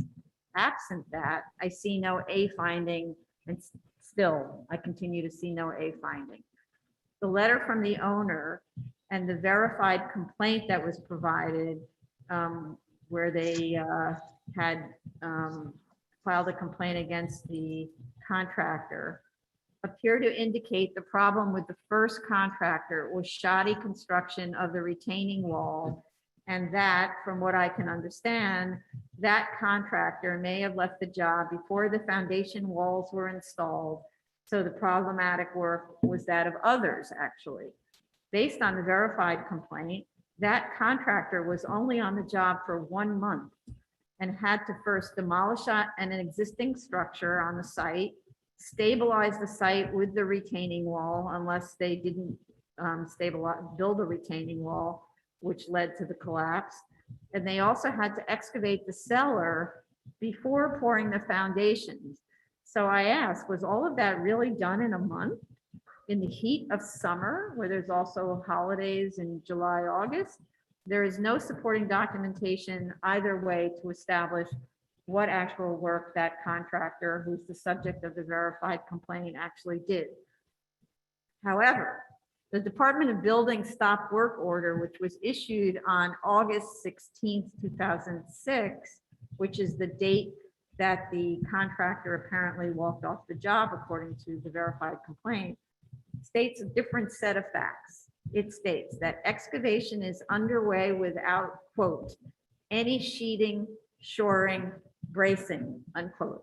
So obviously the foundation had not been poured, nor apparently had the retaining wall been laid by the contractor who began the job. So the culprit in this case is someone else, and the owner should pursue that person for restitution. They keep showing us this complaint and how the well is dry and so on, but in fact, it doesn't sound like they're pursuing the actual the actual building of the site in the wrong location. I note also that all of the cost estimates that were provided appear to be approaching this question as a complete demolition of the house and its reconstruction so as to be the exact house that was originally designed, moved over to the left and rear. Also, the bid from Davis Movers, a company that moves houses, and by the way, a company I know extremely well, seems not to have been based on a site visit. So it's just kind of a one sentence estimate to move a house, where they're the ones who lift houses, relocate them across the street and things like that. So they probably didn't visit the site to see the scope of the work. In fact, a bid should be based on merely removing the offending walls and cutting back the house by that much. This is a stick-built with brick veneer house, not a masonry building. There's no need to re-pour foundations, as the cellar may penetrate beyond the side and front yard setback lines, so needn't be disturbed at all. So I'm not saying it will be free to do this, but certainly not $500,000 as is the proposal. And I don't see where plumbing is involved, since this affects no bathrooms or kitchens based on the provided plans. The few rooms affected by the change will be a bit smaller, yes, but they are already of generous proportions. It's possible to correct this. Applicant's counsel submitted a memorandum of law in an attempt to argue that the BSA's standards for what are known as, quote, area variances, unquote, should be different than the standard for, quote, use variances, unquote, citing, among others, a 1956 court decision in Bronxville versus Francis that predates our 1961 zoning resolution. The memorandum also cites the Pantelides case to support the proposition that area variances should be less stringently reviewed. But Pantelides was decided based on that owner's detrimental good faith reliance on the DOB commissioner's approval of its application, and which was specific to the question of the proposed greenhouse with staircase in the rear yard. There was no such reliance in the subject case. There was no attempt to go to DOB and ask if it was okay to have side yards or the house situated as it was. There's also a statement in the memorandum taken from the Pantelides case that area variances don't change the character of a neighborhood, while use variances do. Therefore, the standard of review should be less for area variances. This board knows very well that many of the use variances it considers will not change neighborhood character, while many proposed area variances would, and that is the reason that the board must make that finding on a case-by-case basis about neighborhood character and whether it will be changed. There are a line of cases that debunk the applicant's assertions, beginning with the Bronxville case itself, that held that the quote practical difficulties unquote standard rather than the unnecessary hardship standard would apply to area variances unless there were quote a statutory provision to the contrary unquote. Indeed, the 1959 Voorhees report, which was the draft of the 1961 zoning resolution and is often used to ascertain legislative history and intent, states specifically, it is further proposed that the board apply the same standards to appeals for variances of both the use and bulk provisions. Unwarranted breaches in the density, floor area ratio, open space ratio, or other proposed bulk regulations would have a serious impact on the character of a neighborhood and would destroy the integrity of the proposed resolution. Under a recent trend in New York State court decisions, area variances, synonymous with bulk as used in the proposed resolution, have been sustained on the grounds of practical difficulties alone, and the traditional findings developed around the meaning of unnecessary hardship in the case of use variances have been disregarded. The criteria for determining the existence of practical difficulties and endowing the board with unlimited discretion to grant area variances are restricted in the proposed resolution. Those same standards of a review for both area and use variances are reiterated in the 1961 zoning handbook, just to clarify. And it does say, in such cases, the Board of Standards and Appeals may grant variances from the use and bulk provisions of the zoning law to the extent necessary to permit a reasonable use of land, and then goes through the findings that we know.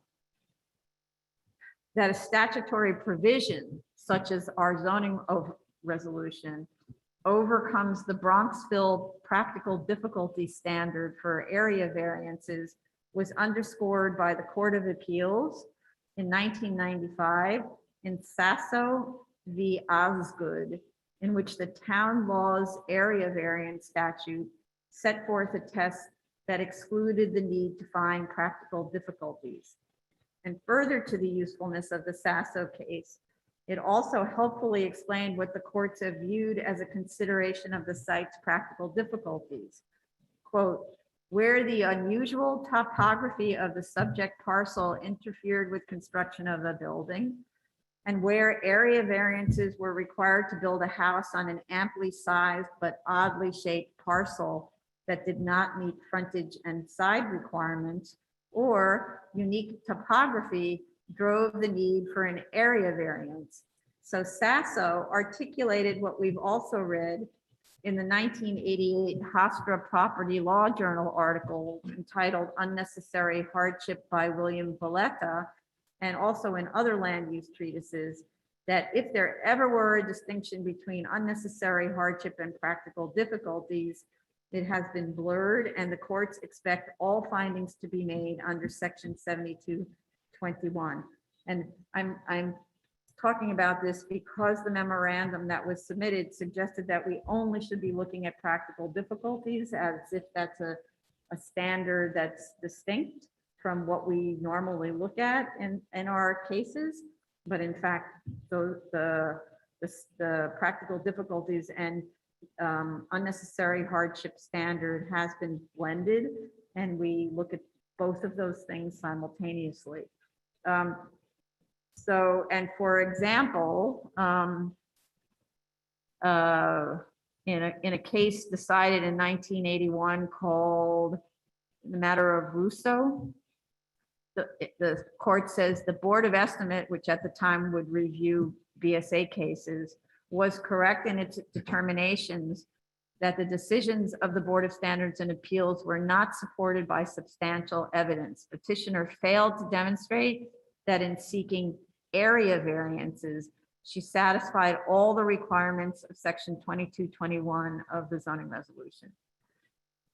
So to continue, there was a comment made in the memorandum that I didn't understand. It's the memorandum's attempt to distinguish the subject case from Chera v. Bennett in 1990 that was upheld by the appellate division. I just didn't understand that argument. So in kind of to sum that part, applicant seems to be saying that because there was an error made by the surveyor, general contractor and architect, the site is unique. That is followed by the assertion that because the non-compliances are not as big as they could be, the site is deserving of a variance. According to that, though, builders could be making, quote, mistakes, not curing them at all, and come to the BSA to, quote, remedy them. I do not believe that is what the variance process is for, nor should that be the BSA's role. Contractors, surveyors, and architects have errors and omissions and liability insurance for this very reason. The self-created hardship finding exists to prevent the granting of such variances. And by way of example, in a great court decision, in Midget v. Skirmerhorn, which is a 1965 Second Department Appellate Division case concerning an improperly placed addition that reduced the depth of the rear yard in contravention of zoning, the court stated, a builder's error as the basis for a variance invites fraud or at least leaves the door open for variances of doubtful quality to enter and mar a community plan. Further, this variance could fail as a note based on the fact that the property was and is owned in common with the adjoining property.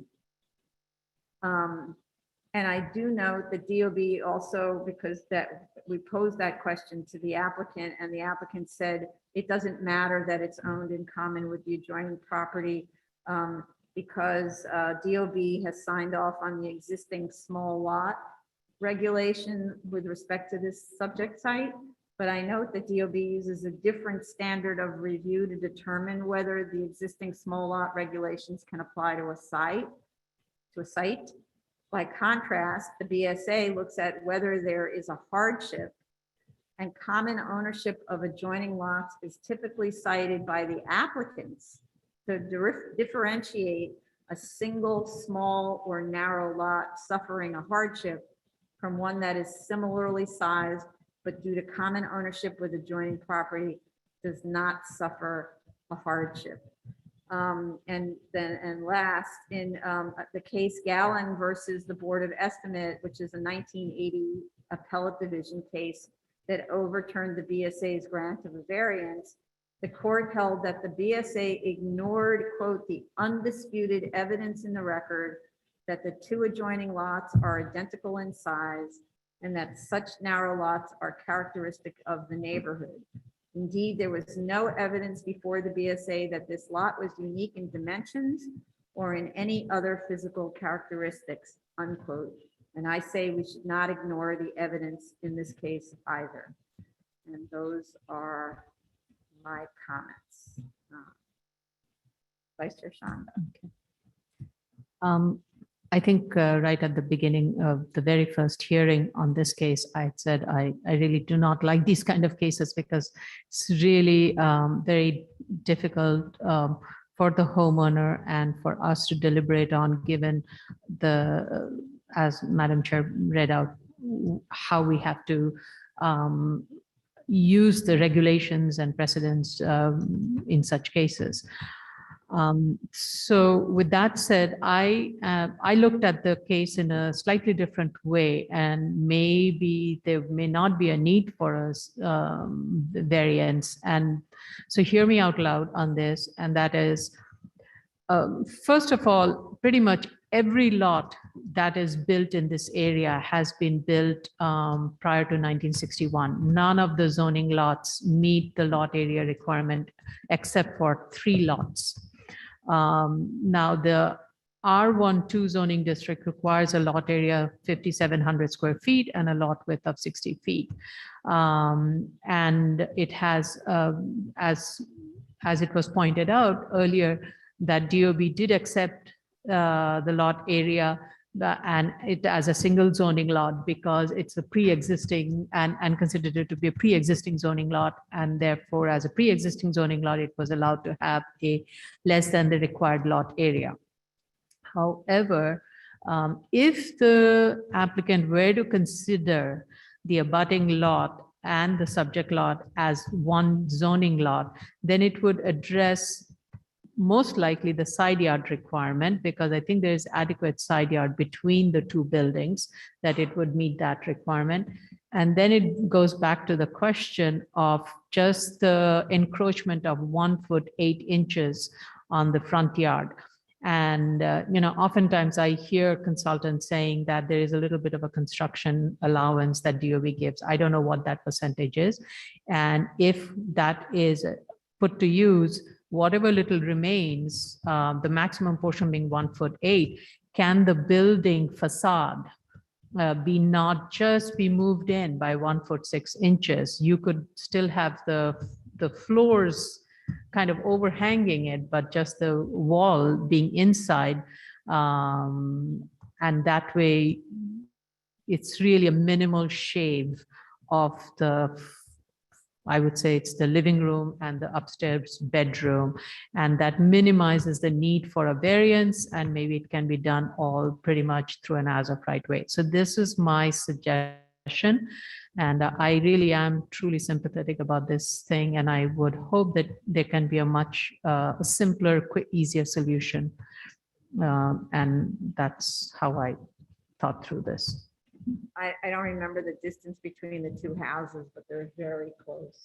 They are, but I just use the survey sheet and try to use the survey measurement. And it is more than 5 feet. And the per zoning, this being a narrow lot, they would be required 5 foot each. So they are very much they would meet that requirement. No, but you have a different rule if it's 2 buildings on one zoning lot. So I don't remember Actually, what that's it a is good without point. looking it up, but you have a distance between windows that are required. Right? You have to look it up because I don't know what. But it I is. think they would meet it, but they should look it up and see how some of those alternate ways could kind of do away with this issue. Right. Yeah. Okay, Commissioner Otley Brown. I feel similarly to both of you, and I want to thank you, Chair, for having that lengthy but very informative response on the legal issues of the case. But as far as I'm concerned, I feel like they did not go back to square one, which was the legal condition, and showed how this was both unique and provided a hardship requiring a waiver of the front and side yards. Instead, they're basically sticking with the argument that to undo what was done by accident is too costly, and that an area variance has a lower standard of proof for the uniqueness finding than a use variance, which you have disputed, rightly so. And I agree with your points. To me, if you go back to the legal condition, the as-of-right plan submitted showed a perfectly fine house on a 38-foot wide lot with no problems. The rooms were adequately sized and definitely were not suffering from the imposition of the front or the side yards on the building. To me, that means that there was no case.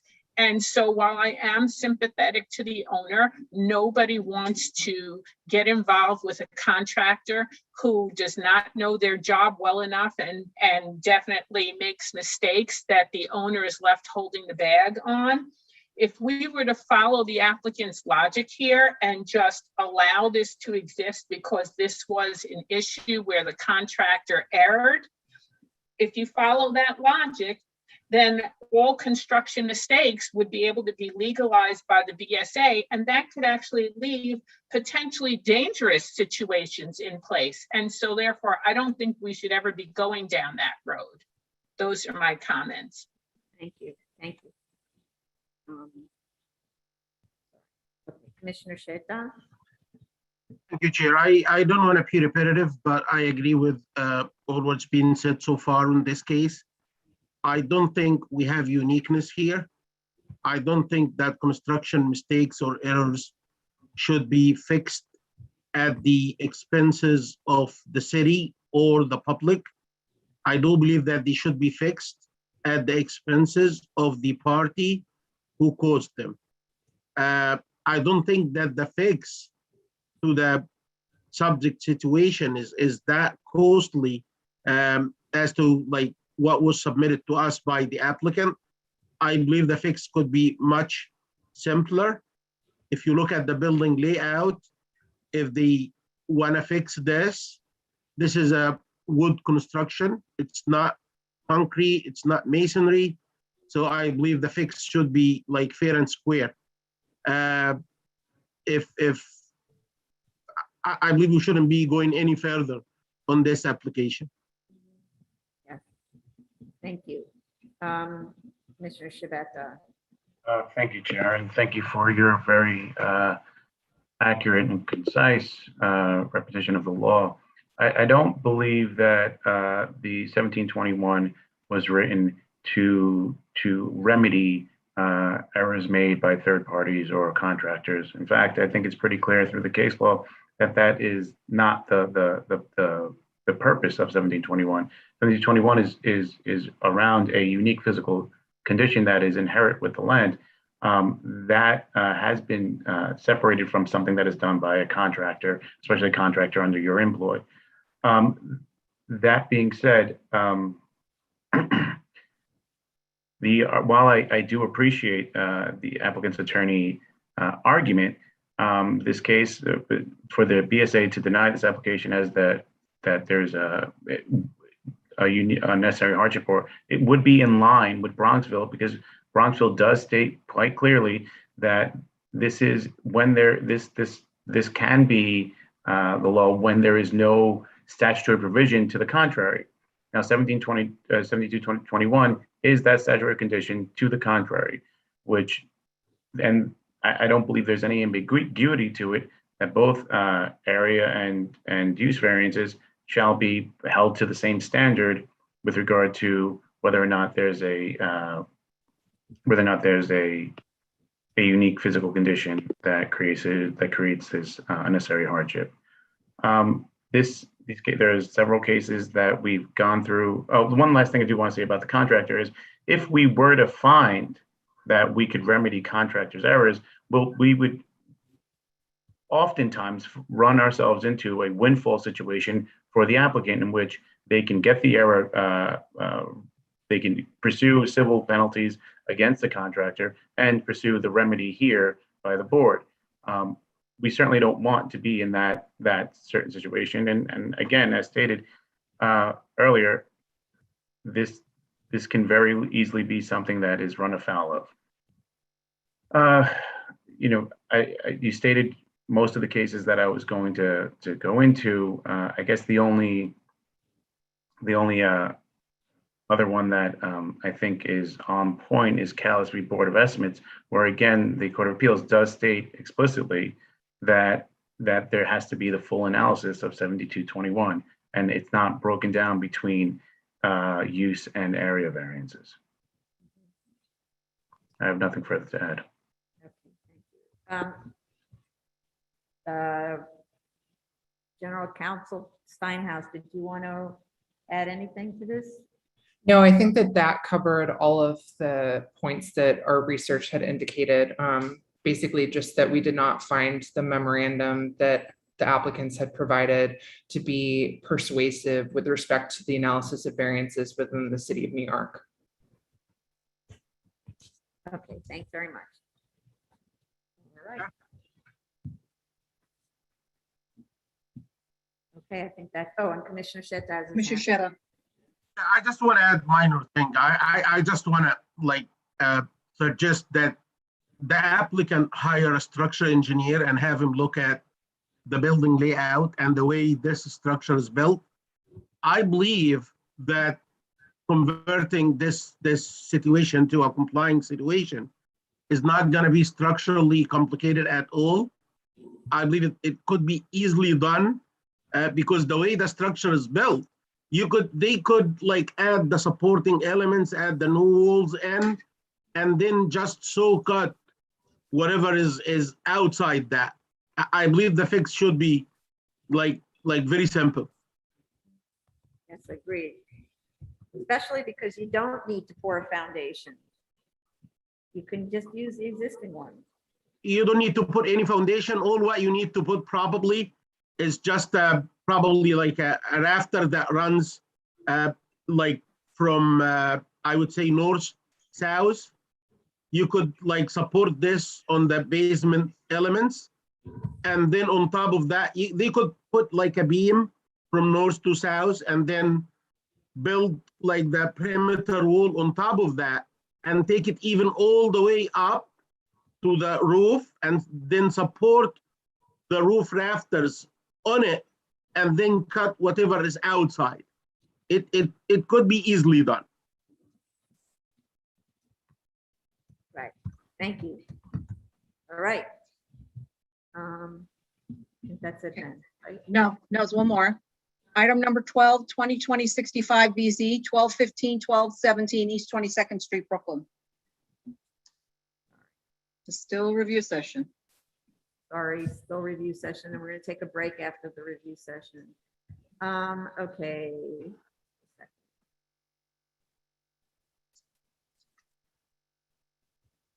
Okay.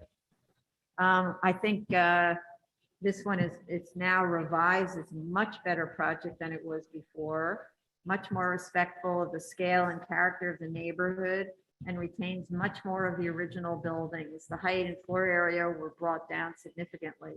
A floor area study was provided that shows the existing combined zoning lot with the two existing houses at the top end of the floor area range for the study area, with a total of 5,338 square feet.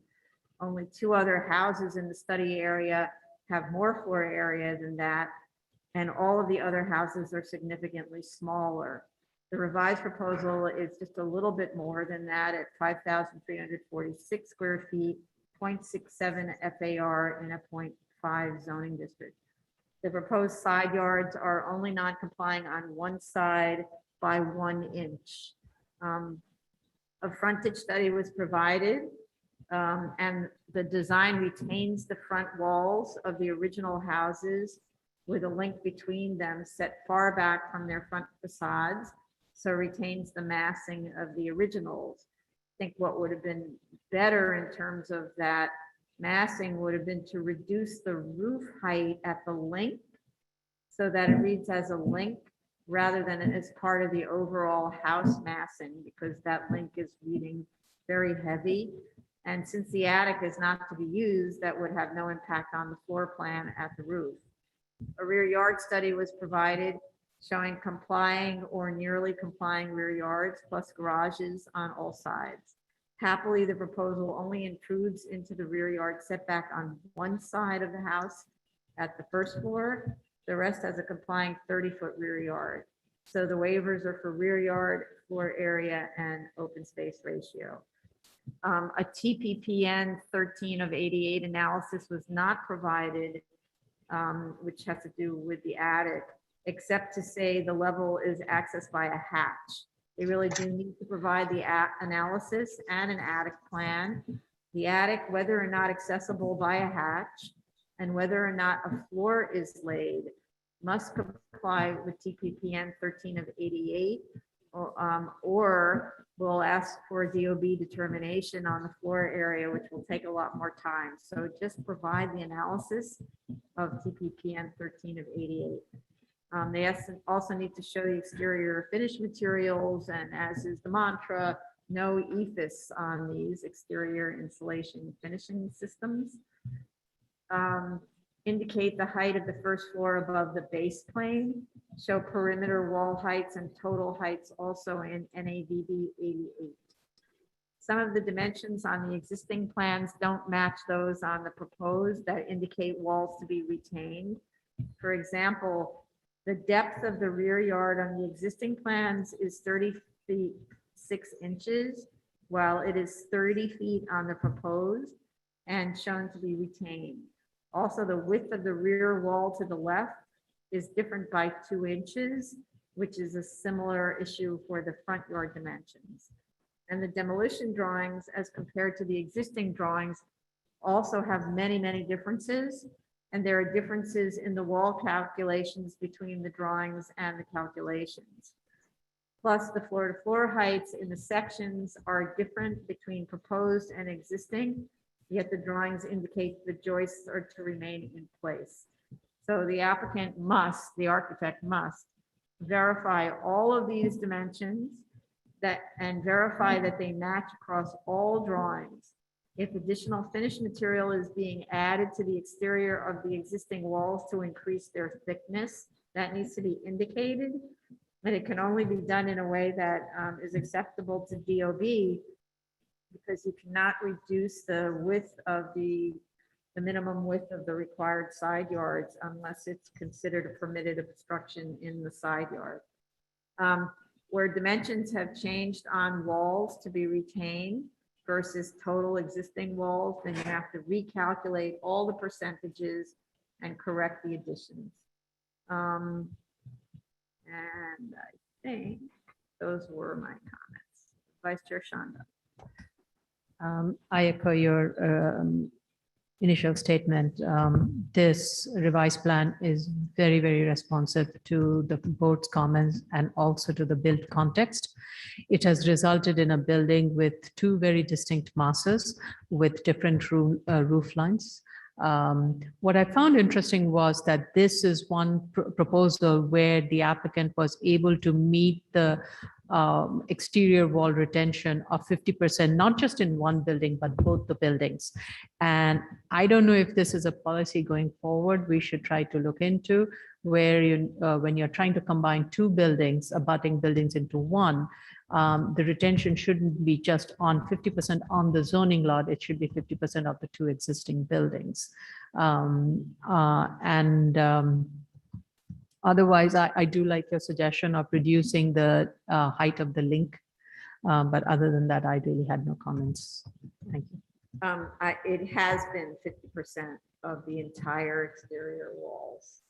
That's been the rule for, so when you only retain one building, we have them retain more of that one building. Right. That if they're going to be removing most of the other building, then they have to retain more of the existing building, but the total retention has to equal 50%. Okay,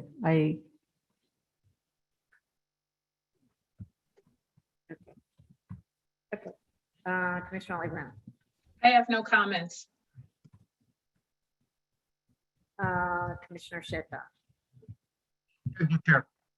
I want to thank the applicant for the responsive submission, and I have nothing further to add. Thank you. Commissioner Shabeta. Thank you, Chair. Nothing further from me on this. Sorry, can't hear you.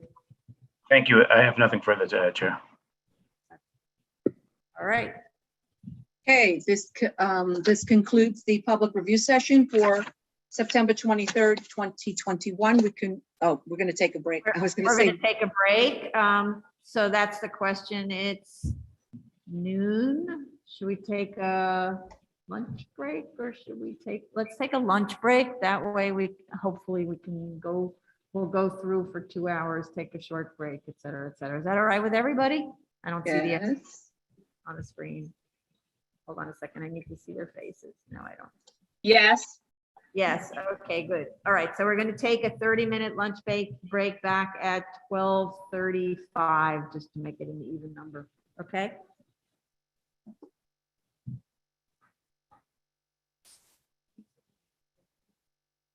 Huh? Wait. I don't know if we're not.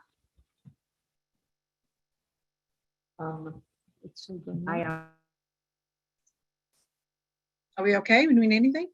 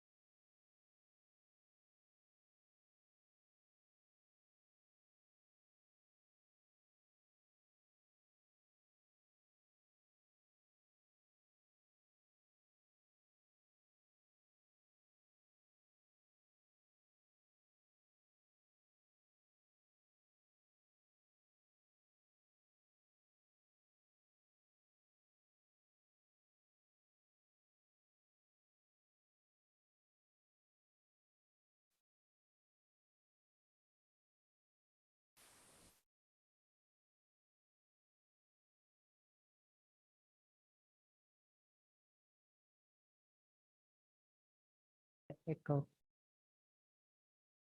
No? Can you hear? Yes. Okay. Yes, I can hear you.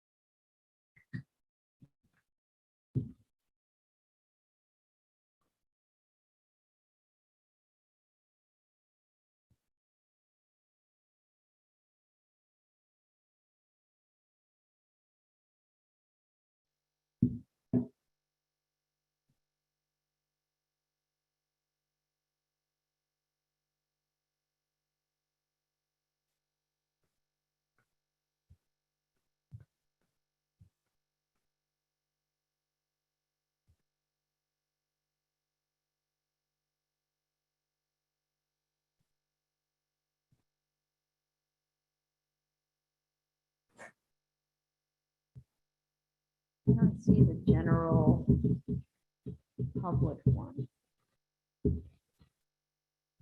Oh, there's Carlo. Carlo, can you make the general public video work? It's on. Don, the video is working? Oh, okay. Thank you. Are you done with your poll? Okay. Do we have everybody? Where's Nassar? I'm here. Hear me? Yes. Thank you. I see all the commissioners now. Okay, we can start again. We need to.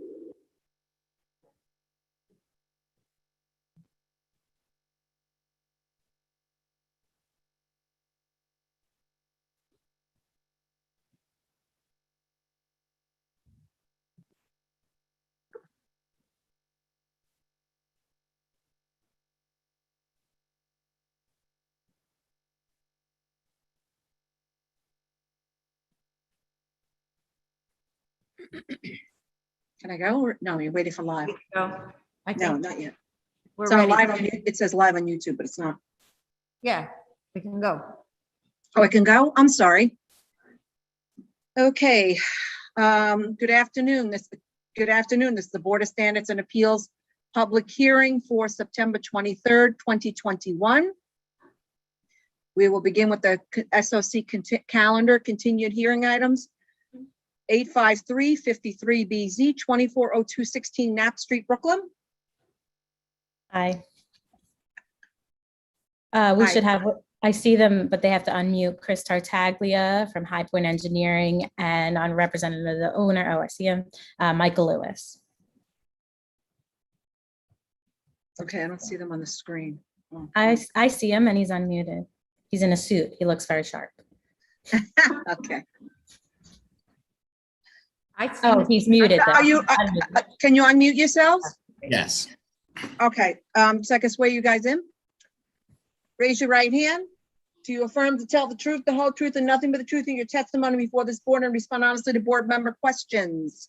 Yes, I do. Okay. Ms. Foldes, please state your name for the record. Elise Fullader from Eric Palatnik PC. I'm first going to let Michael speak about BOLA for a second and introduce himself. Good morning, Madam Chair and Commissioners. My name is Michael Lewis. I am BOLA's Chief Legal Officer.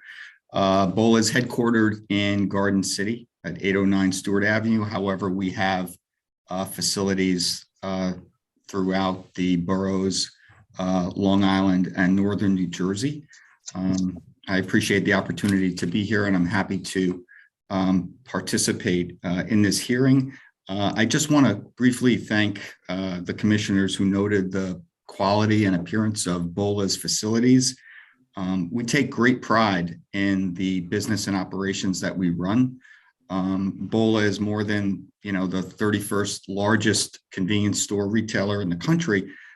We build and operate with a passion and take very seriously the issues that come before the board. We consider ourselves a best-in-class, retailer and operator, and I will be happy to address any questions that the board has later, as will our professionals. Thank you. Thank you. Okay. Chris, do you want to start going through the issues? Thank you very much. Yeah, thank you, Madam Chair, members of the board for hearing us today. So I listened to the review session earlier, and a lot of comments were made, and I made a list of some that I'd like to try to address in the order of which I think makes sense. But the first item I'd like to do, if it's okay, because I think there was some differing opinions on conditional issues at the facility. Is there any way I could share my screen to just go over the compliance photos, just so we could sort of all be looking at the same thing and maybe point out what exactly is of concern? Because I don't see it. Yeah. Thank you. Sorry, let me just make that happen. Thank you. Share screen. Okay. Are you seeing my screen? Yes. Okay, folks, thanks. So I won't belabor this, but so there's 14 photos that were taken by a staff member of the board. So I'll go one at a time, and if anybody could sort of sing out and let me know what exactly the items of concern are, again, only because what I see from these photos, which are the same views that I see, is this is a first-rate, first-class, impeccably maintained facility. So I'd like to just go through them. The view from Avenue X, is there anything in this photo that is of concern? Sorry, let's just do this faster because we have a lot of cases, right? So there's one image that shows cracked asphalt. If you go down further, there's one image that's showing cracked asphalt. Okay, so that would be this one, the interior lot? Yeah, that one. So All right, so we try to get some kind of a skim coat on so that. Yeah, no, that's not appropriate at all. So what this is this is a minor hairline crack in asphalt. I can describe it as minor because what we don't see coming up through it is the subgrade, any kind of gravel or any weeds. I would challenge the chair and any other board member to go to any parking lot in the boroughs or anywhere in the United States and not find an 8-year-old asphalt site that doesn't have hairline cracks. These are not structural cracks. These are not, they're not tripping hazards. Mr. Tartaglia, let's kind of try to speed this up. So whenever we see cracks in the asphalt, and you just said it's an 8-year-old asphalt, it means that we're trying to, when we send this back into the world, until the next time it comes back here, we want to start off with a situation that is really good looking and ready to confront the next 8 years. So when you see hairline cracks, maybe that's because you're not putting control joints in or expansion joints in your asphalt, and that's why you're getting the cracks. Just as an engineer, Madam Chair, I'm sorry, but you can't put control joints in asphalt. They go into concrete. Can I ask any of the other board members if this asphalt? Tartaglia, sorry, you do not run the hearing. I'm really upset about that. You do not run the hearing, and you're getting an instruction, and you do not quiz the other commissioners. Well, there were differing opinions of the condition of the site, Madam Chair. I'm sure you'd agree. So I just want to make sure everybody's on the same page. Ms. Fullader, please take over, please. Client. I can't speak on engineering. I'm sorry. I think that Chris. No, you need to control your client. He has no right to run the hearing. And I'm giving an instruction which we give to every applicant, which is when you have cracks in the asphalt, you need to do skim coating. That's what we do. We don't say you have to redo all the asphalt. We say you put a layer of skim so that it brings it into good condition for the next time. So it's not a debate. And now we move on to the next thing. The other thing is we had asked for a long while ago, a year ago, that the trash container be moved away from residential property. So right there, you're seeing the trash container right up against the residential property line. And the instruction way back when was to move it forward so it's not right up against the residential property line.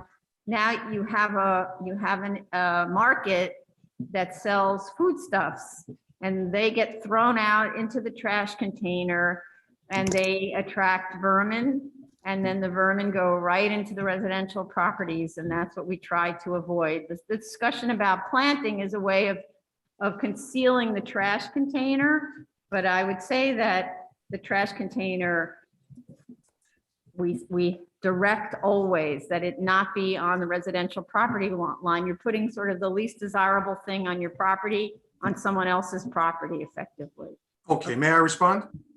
Yes, Okay, without. thank you. creating So a running- if we're talking about historically what the board likes and what the board requires, this board approved in June of 2013 and then renewed the approval to complete construction in June of 2016, the exact layout of this property as it sits as shown on this plan. So a scant 5 years ago, this board considered this application and had no concerns with the location of that trash enclosure. Beyond that, I guess opinions change and board members, different board members have different opinions, but I would ask the chair or any of the other board members, perhaps Commissioner Sheta, or someone with a bit of a technical background, where would I put this trash enclosure? Everywhere else I would put it to the right side of the building. I'm now using up parking stalls.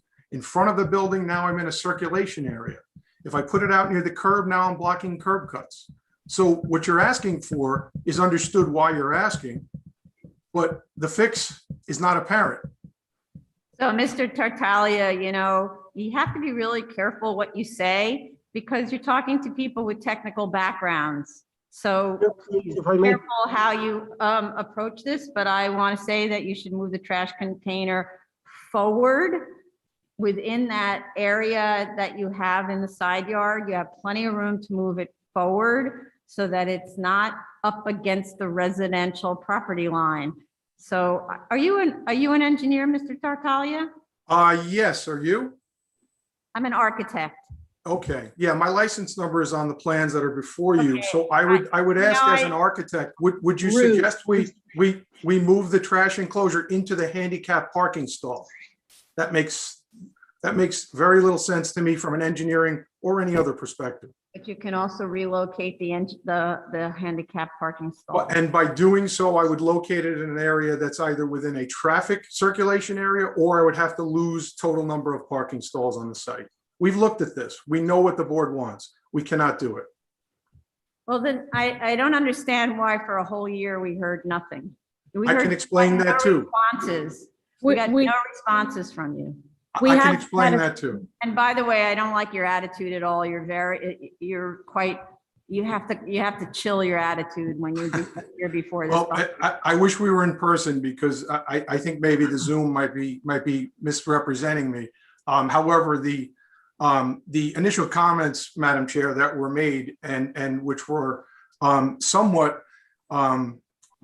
disagreed with by your own members of the board had our entire team kind of concerned that maybe there's been some misrepresentations made or misunderstandings about the quality of this facility and the history. There tends to be a demand to just do this. And when we explain why we can't just do it with solid reasoning, we're told we have bad attitudes.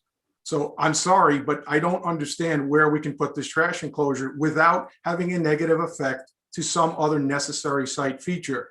Nobody has complained about the location of this trash enclosure. Nobody. Commissioner Sheta, did you want to say something? yes, thank you. Number one, we're not here to be challenged. We're here to give instructions on cases, and these instructions should be followed, period. In regard to the trash enclosure thing, you have to elect one of these options. You either move it to somewhere else, it's not our job to find a solution for you, or you have to put a roof on top of that. So shield the neighbors from looking at trash. I like the roof option. Thank you. I like the roof option, sir. Stop That's a great interrupting. option. Can you let me finish? The roof will absolutely work. Absolutely. That's a great option because I cannot Mr. create. Tartaglia, can you stop interrupting? Commissioner Sheta is speaking. I'm Continue. sorry. I thought he was done. Sheta. Commissioner And let me go to the second point. Can you go back to the picture that Chair mentioned, the Sure. crack end, please?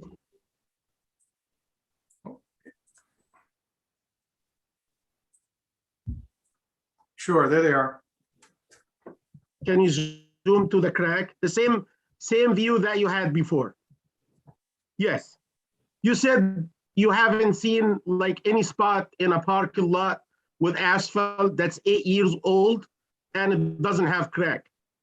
It's right here in your property. You see to the right and to the left, you don't have cracks. The reason cracks happen in asphalt pavements is because, not because of the contraction and the like the shrinking, or the expansion, it's because of the subgrade.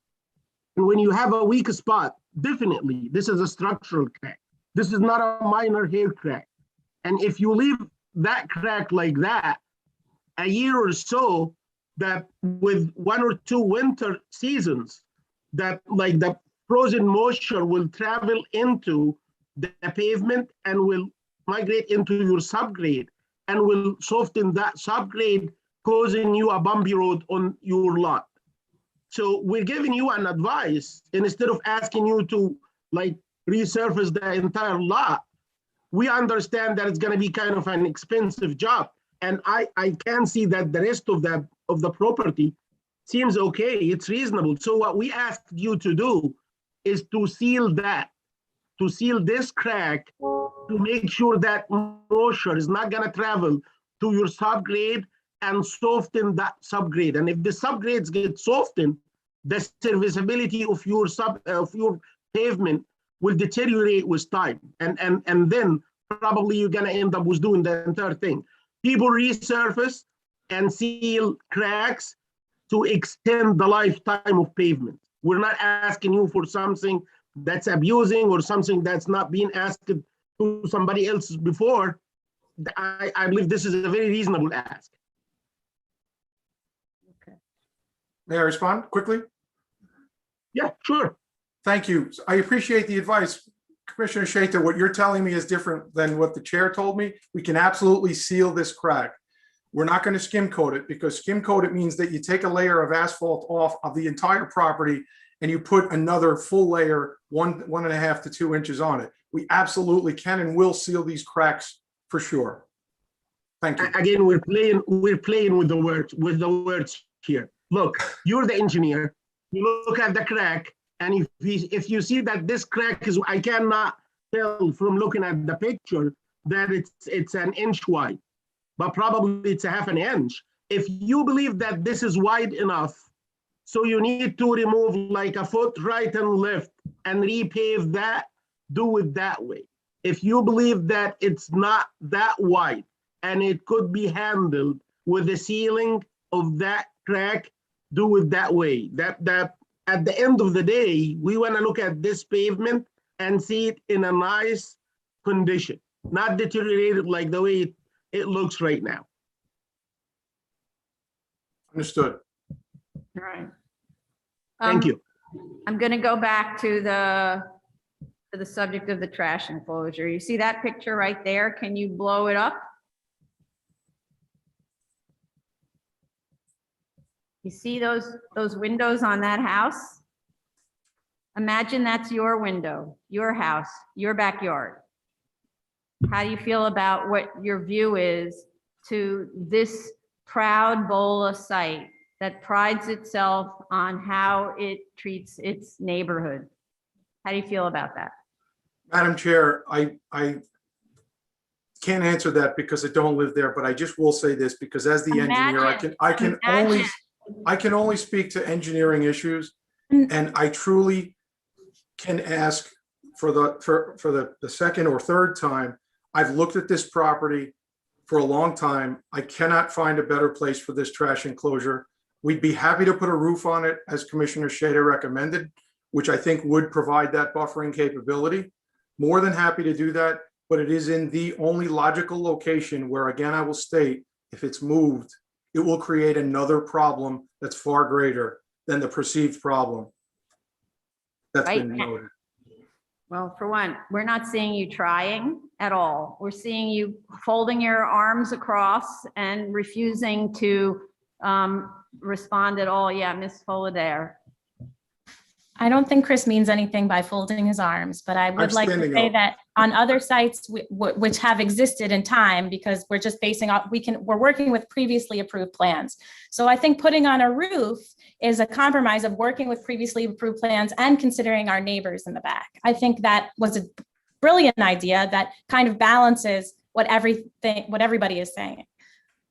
Well, I would need to know what that's doing to prevent the rodents from going from this property into the adjoining property, and how that improves what those windows are looking at right now. And the idea that you can't imagine because you don't live there seems like an unwillingness to try to imagine, because it doesn't take much to know what that looks like from the top, and that house is looking into it, and your unwillingness to do anything to improve the experience of those two houses right there relative to Bola. So I'm going to say, you need to look again at the locations and show us that you've taken a look and made some honest attempts, because we haven't seen anything. Instead, we've seen a refusal. I'm looking at the drawings. The last drawing submission we had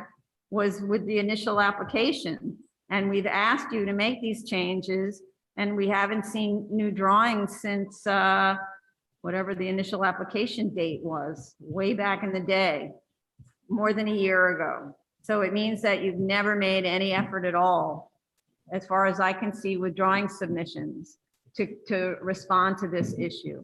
And so, and if the solution is some kind of an enclosure, then what is the enclosure so that it will prevent the nuisance that living adjacent to a stinky rodent infested, fly infested, what that's the nature of a trash enclosure.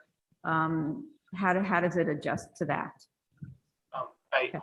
Would the chair be satisfied with perhaps refrigerating it, and having a plan that includes routine vermin extermination? Well, that's required by law, routine vermin extermination, and we all know how well that works. So, Michael, sorry, do you know how often the trash is picked up? It's pretty often, correct? It's daily during the week. And yes, it's Monday through Friday. and on Saturday and Sunday, the rats don't work. So no, so this is the point, is what we see on every one of these kinds of gas stations is the attitude is always, we put the nasty stuff near the property line, and most of the time the property line is residential, and that's not where the nasty stuff should go. That should be your own responsibility. So if you want to build something that is really, really functioning as an enclosure to prevent this nuisance from imposing on neighbors, then show details, actually provide an analysis of what it is you're going to do with details that are persuasive, and not a corrugated aluminum top that you're going to just throw on top of there and say, here, chair, I did this thing with, let's just say, not the right attitude. So I'd like to go now to the public. We didn't discuss all the issues.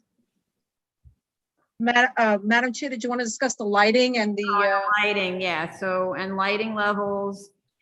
Where's the Lumen spread diagram? Chris has an answer to the residential lighting. Okay. Yeah, just quickly. So again, I think Commissioner Shaita said it best, that he would like to see some shielding on the lights. Clearly, the photos do not show shielding, so we certainly could install shields and rerun those analyses and make that resubmission to the board. I think that's the best possible solution.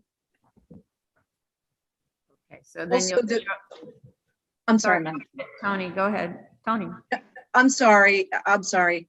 I'm sorry, I'm out of queue. But I was just going to mention also too, you raised the issue of notifying the neighbors about the lighting. Right, but I think I agree with whoever said that, actually. I think it was Commissioner Schitt or Shabeta, that reaching out to neighbors to ask if they can tolerate lighting levels, I think is a sort of a slippery slope. Yeah, Kurt, go ahead, and then Commissioner Schitt. Mine was about the trash enclosure. Yours was about the trash enclosure, what? Oh, if a roof goes on it, would that become floor area if it's masonry wall? Yeah, It might. It might. that's And they true. may have, so that's the thing. You know, when these are new buildings, we require the trash be stored within an enclosed, the actual building itself. So the only solution that really is sensible is to create an actual structure into which it's enclosed, and then it's essentially the same as having a building extension on this site, and therefore, yes, floor area, unless there's a limit on ceiling height or something like that. But yeah, so I'm not sure if it's a solution if you don't have the floor area to go by, but you might. So, Commissioner Sheta, go ahead. You're muted, Commissioner. Sorry, the computer told me, sorry about that. I believe regarding the lighting, they should put the shielding and run the measurements. And I would say, to save you time, if you see exceedances, like significant ones, get in touch with the neighbors. Do not do it in 2 stages. You don't want to come back next time with exceedances and then we discuss again, going to the neighbors and give their permission to tolerate that. All right, say that again about the neighbors. Say that again.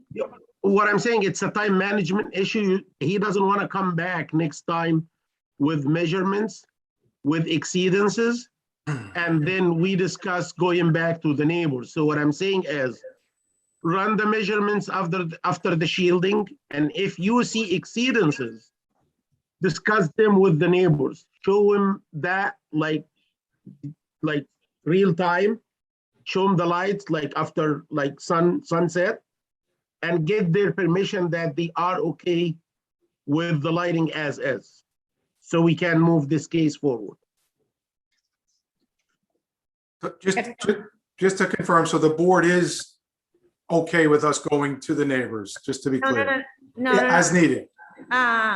No, what we don't want to do is turn this into a thing where the neighbors agree to annoying situations, and that's how we no longer can control. Our rule is 0 exceedances over the property line, but in this case, because we have a driveway, we might permit a slight exceedance, but it can't be 20. So, right, that's the point. So no, you're not going to go to the neighbors, but you are going to shield it and to bring the light levels down so that there's no issue that the light is shining into someone's windows. It must be 0 by the time it gets to, say for argument's sake, 10 feet away from the windows. So we're not looking out of those windows, and in addition to seeing a trash enclosure, seeing light from your use. Got it. Okay. All right, is this clear? Seems to be. All right, I'm going to ask Ms. Fullader to please do more than just accepting the submission from your client, but reviewing the submission before you send it to us. I would like to, sorry. Wait, let me finish my sentence. So that before you submit it to us, that you see that it's been responsive to the comments, because it does no good to keep submitting things that are not responsive. I would like to say that, of course, I will review it. I always review the items before, but sometimes we struggle with various items that we'd like to discuss with you and understand from your board before we go on, before, we do certain items, because like Chris said, there's sometimes there's circulation problems. So sometimes we have to go in explaining it to you, especially because this application was approved by the board not even 10 years ago with an amendment. So we were basing a lot of things on previous approvals. Okay, but what does that have to do with our comments now? Our comments now is we based off our original decisions on previous approvals, and there were reasons for that, and we want to discuss them before we make the changes. So sometimes I review it, but we come in with explanations like we did in our last submission, so we can explain it and we can have a conversation here at hearings. Okay, but you know that these applications go faster if when the board gives a direction, you just follow the direction, you do it, then you're one and done. If you keep having these negotiations, this goes on for many, many hearings, and it costs a lot of money from all the consultants and so on, and it seems not needed. We understand that, but sometimes it's in our interest, so we have to weigh that when we make a submission. In your interest, I don't have a comment about in your interest.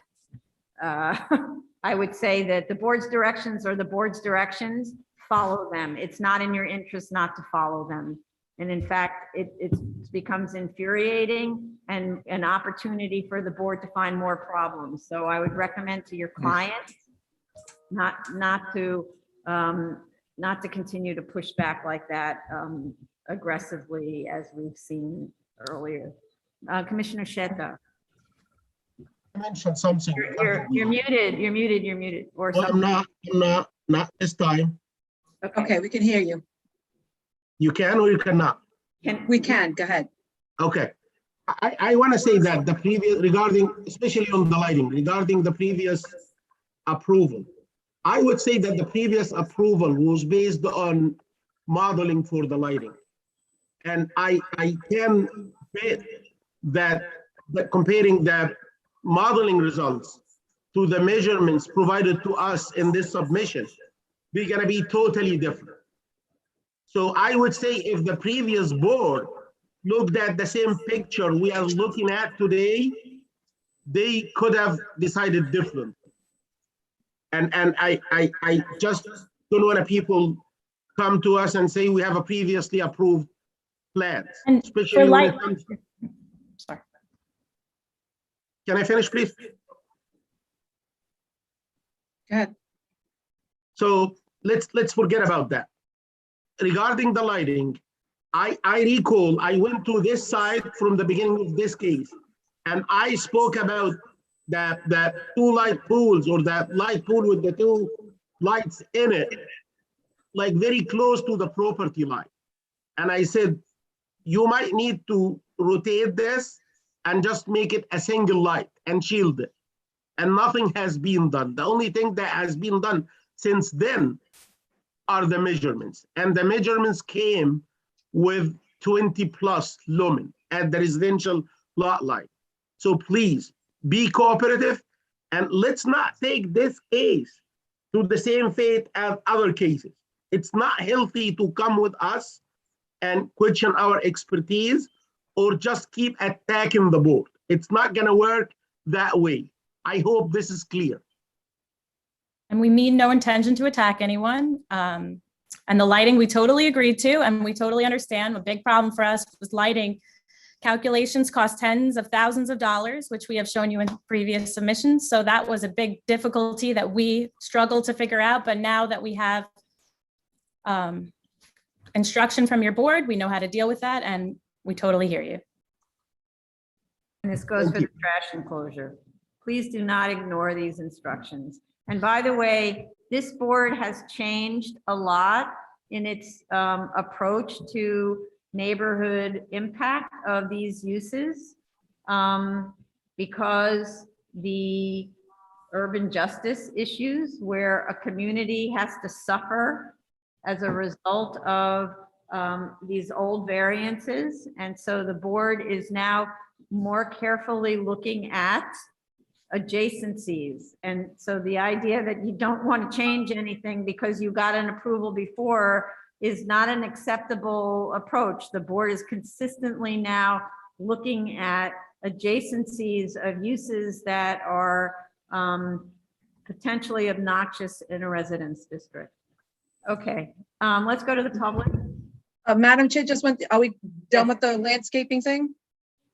No landscaping, yes? Yeah, no, so, planting? you know, the landscaping is only an issue when as a way of buffering between the moved trash enclosure to prevent there from being more trash stored behind the trash enclosure. Okay, so just, So if they're going to build out an actual enclosure, that's a real room that doesn't allow vermin to run into the neighbors, then that's a different thing. Then you're treating it like an extension on the building. That's one of the approaches that could be done, but there needs to be an approach. You can't ignore us, okay? Okay, so let's go to the okay, public. so public, okay.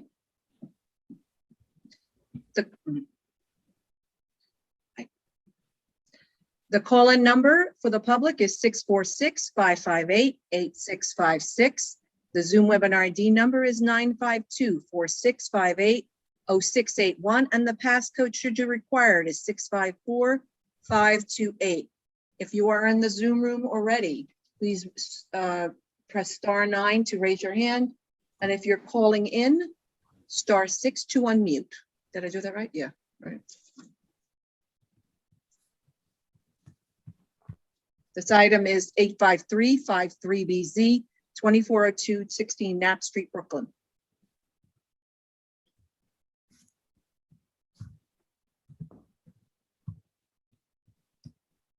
Okay, how much time do you need to respond to these comments? Chris? I'm gonna have to confer, with my client, the trash enclosure relocation thing is just, it's a real challenge. So I'd like, can we get 4 to 6 weeks? Sure, you could have more if you want. All right, how about 3 months? Okay. Okay, I don't think, well, let's see. There are a lot of people in the waiting room. If anyone wants to speak on this case, please raise your Zoom hand. And if you've called in, there are 2 numbers that called in. That's *9 to raise your hand. Once again, the case is 853-53BZ, 2402 16 Knapp Street, Brooklyn.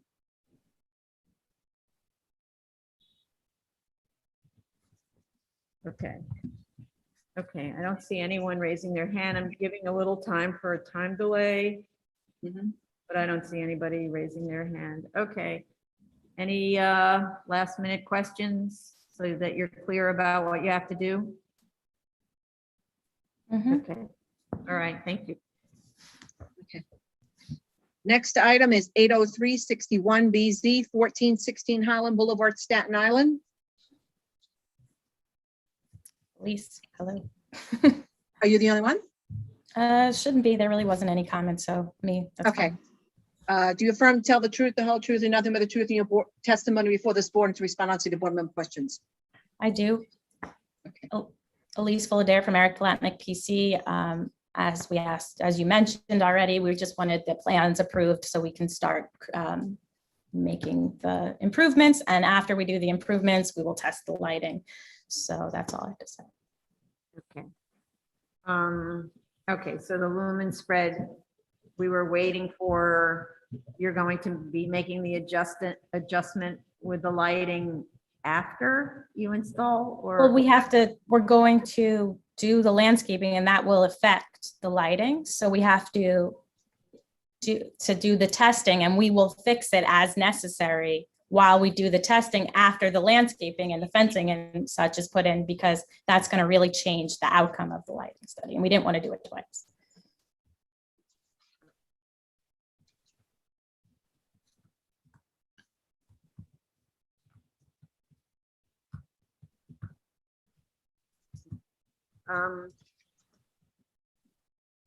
And then also the landscaping, I just want to make sure you show ground cover instead of paving at the rear portion, right? We did that, yeah. Yeah, okay. Okay. So then, anybody else, any other commissioners have comments on this?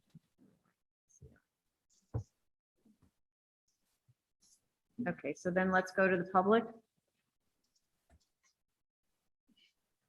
The application we are currently discussing is 80361BZ, 1416 Highland Boulevard, Staten Island. If you wish to call in, it is 646-558-8656. Zoom webinar ID number is 952-4658-0681. The passcode should you require it is 654528. And if you are in the Zoom room already waiting to speak, press *9 to raise your hand. And when you call in, it's *6 to unmute.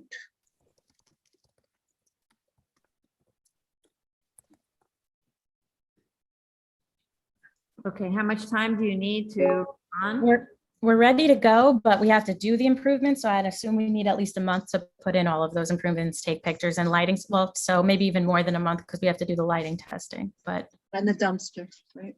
Well, And the that's what? part of the improvements. So we're ready to go to do all the improvements.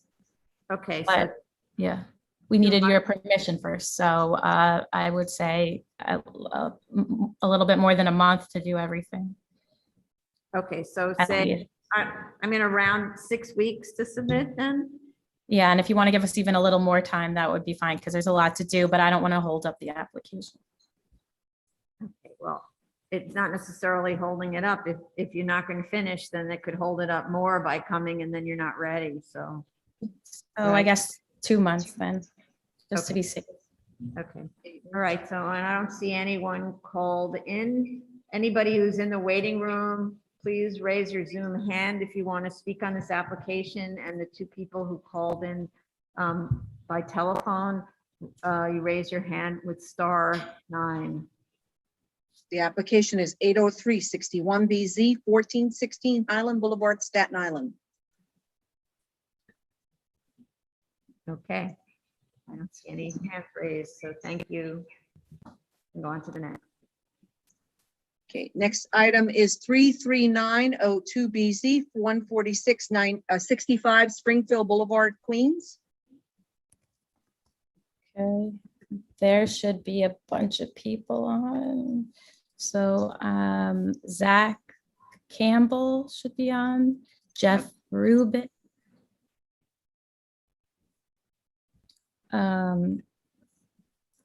If Zach could unmute, who from Bowler is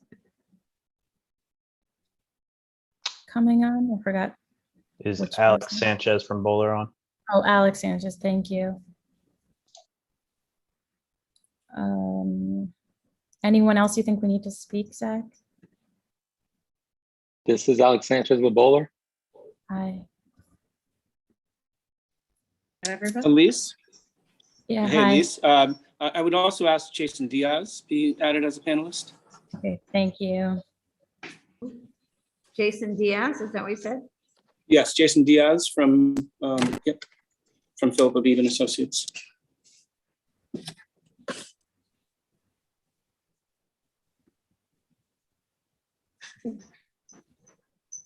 Are we ready? Okay. Yep. You have everyone, Elise? Yep. Okay, everyone raise your right hand. Do you Mhm. affirm to tell the truth, the whole truth, and nothing but the truth in your testimony before this board and to respond honestly to board member questions? I do. Yes. Okay, Ms. Folder? Okay, Elise Fuller there from Eric Palatnik PC. There's a few issues to tackle, so I guess first we can talk about noise. We did get a sign off on noise, which we tried to submit, but we understand we weren't allowed to make a submission. So we had a sign off. They're aware of the noise sign off on the tech memo. Oh, okay, because that wasn't mentioned during review session. And so what we did was in response to that, and Jeff can speak on this as well as his colleague, we wrote a memo about what we plan to do now and the impacts. considering we're putting in acoustical fencing and there is no noise impact. So Jeff, do you want to expand about that a little or explain? Yeah, what we tried? if I may, yes, thank you. If I may, I just wanted to touch on to expand on the 2 points Elise touched on. The first is that there is a letter from New York City Department of Environmental Protection, DEP, dated, addressed to the BSA, to Tracy Benke. The date is August 6th, and I just, if I may, read just a short paragraph of 2 sentences, because I think it kind of goes to the core of the point we want to raise today. It says, the proposed action would not result in a doubling of noise passenger car equivalents and would not trigger a detailed traffic noise analysis. In addition, the project site parking lot would not adversely affect nearby residential buildings, and therefore there is no potential for significant adverse noise impacts from the proposed project. Then the second point I would just add to that is that on June 15th, the board requested that the applicant agree to provide acoustical fencing, which the applicant has agreed to. The applicant has provided information, it's in our memo. I think there's also some type of spec or detail on that, which I believe has been provided, but certainly if it hasn't been provided, can. So the point we would make is from a technical viewpoint, DEP did its analysis prior to the inclusion of the acoustical fencing. So the acoustical fencing, from our point of view, sort of adds to noise attenuation. But as we note, this was actually something the applicant agreed to and was not reflected in the noise memo that DEP is responding to. So from our point of view, DEP was saying that there was no potential for impacts already, and then we have an added level of noise protection. Okay, And we're happy to answer any further questions about noise, but I just wanted to put that out there as sort of where we're coming from.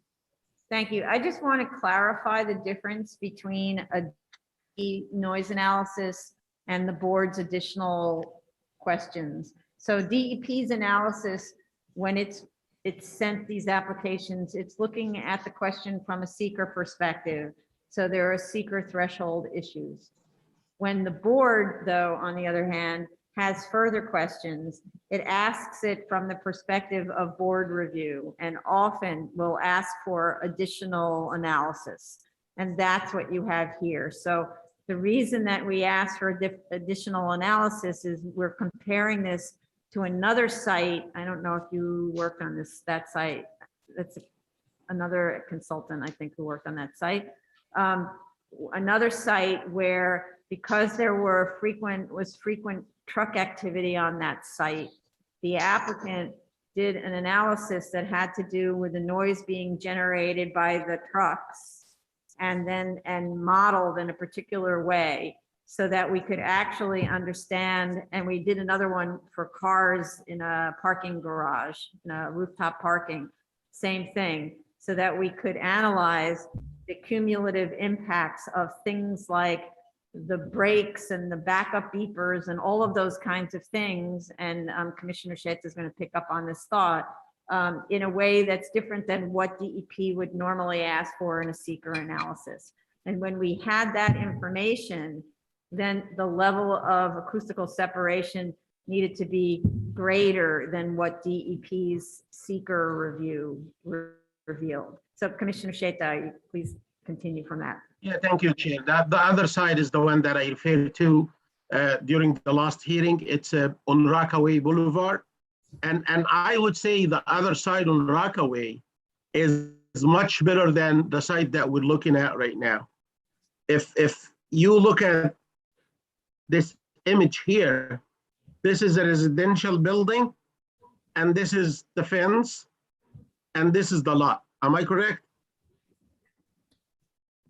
That's correct. So as you can see, the building is kind of like really close to the fence and to where the trucks park. I totally understand that you submitted something to the DEP, and based on what you submit, they signed off. Totally understood. But I'm not sure about whether the submission that you sent to the DOB like totally represented the conditions on the site. Of course, you did your like study during one day. You went there, you put some monitoring devices, you took some reading, and then you sent these readings and the study to the DOB, and based on that, they gave you the sign off. As an expert, I'm talking about you. I'm not an expert in sound engineering, but as an engineer, I did look at the other side. The building is kind of like minimum 20 feet away from the fence, probably even more, if I recall.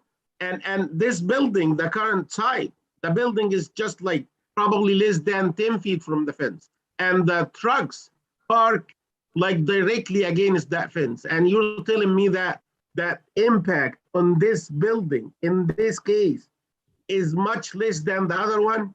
I can't see how this is gonna fly. I'm not sure if what was submitted again to DEB was representative to the conditions on the site. Commissioner, we did look at that site you mentioned, and I think Jeff and his team can speak a little bit more about that, because we did review that before the last submission.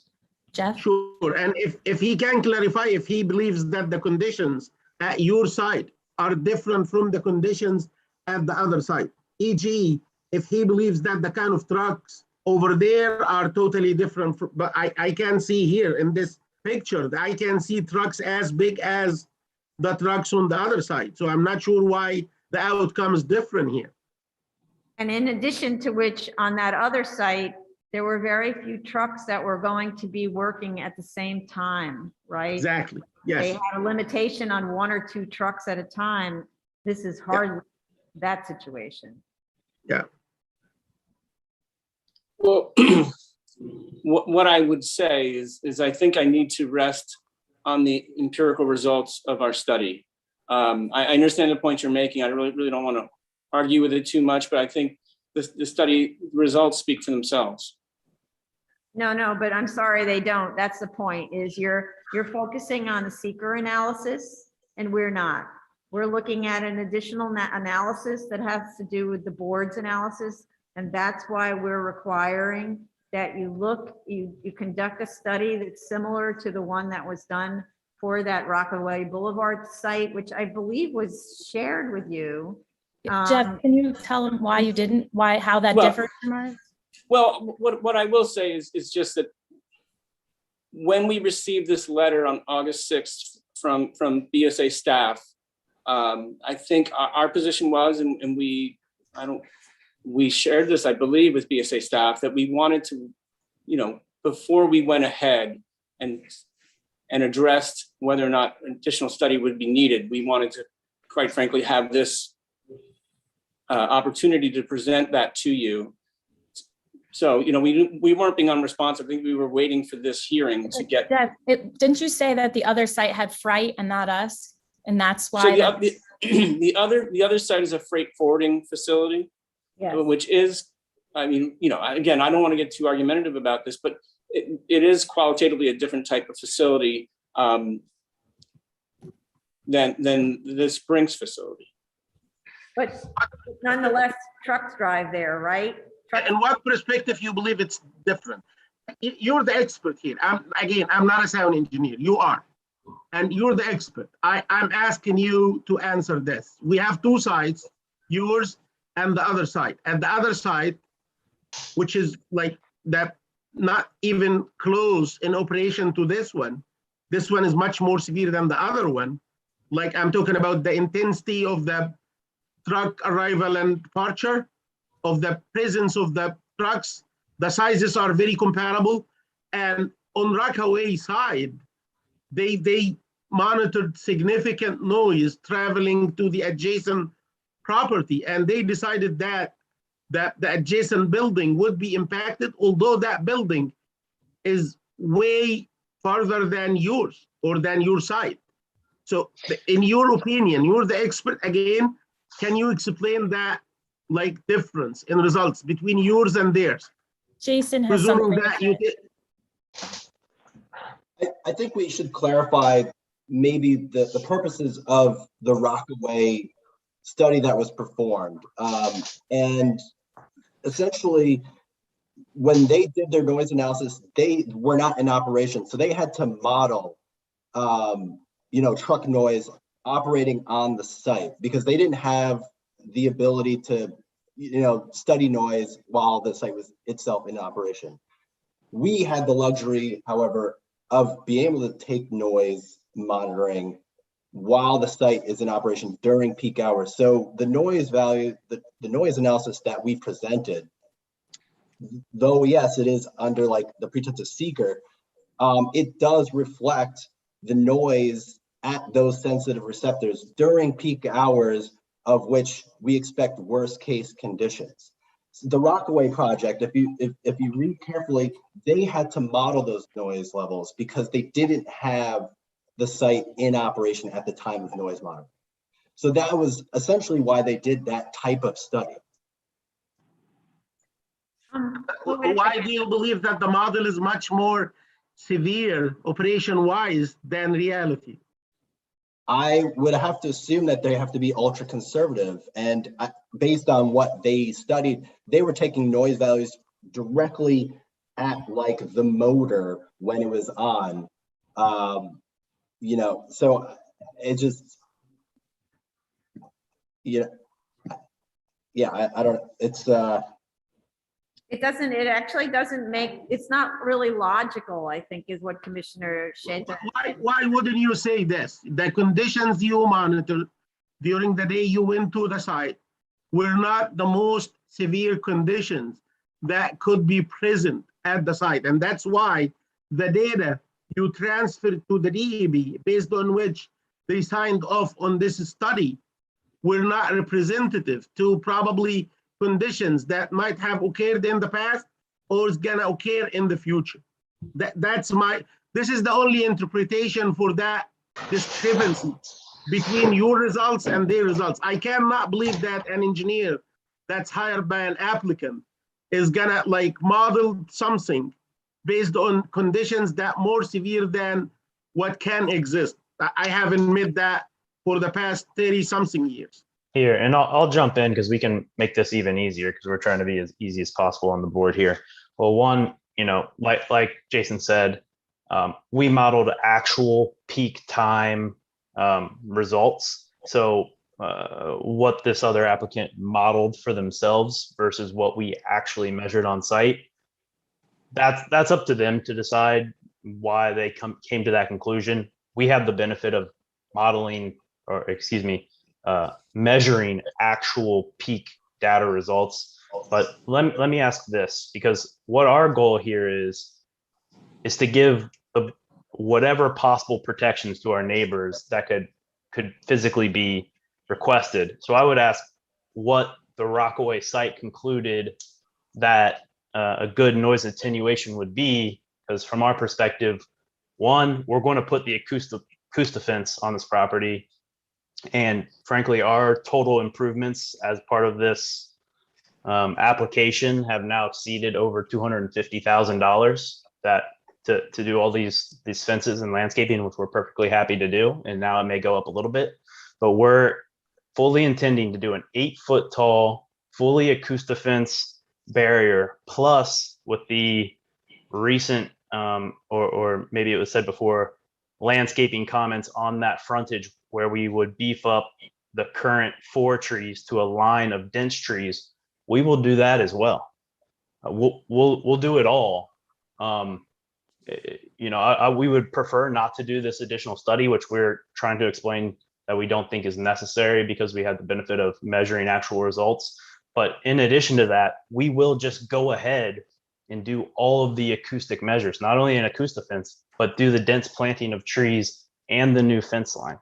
So what we would request of you today is allow us not to do this additional study that, this other applicant who didn't have the benefit of an actual site in operation did, and that probably worked well for their application.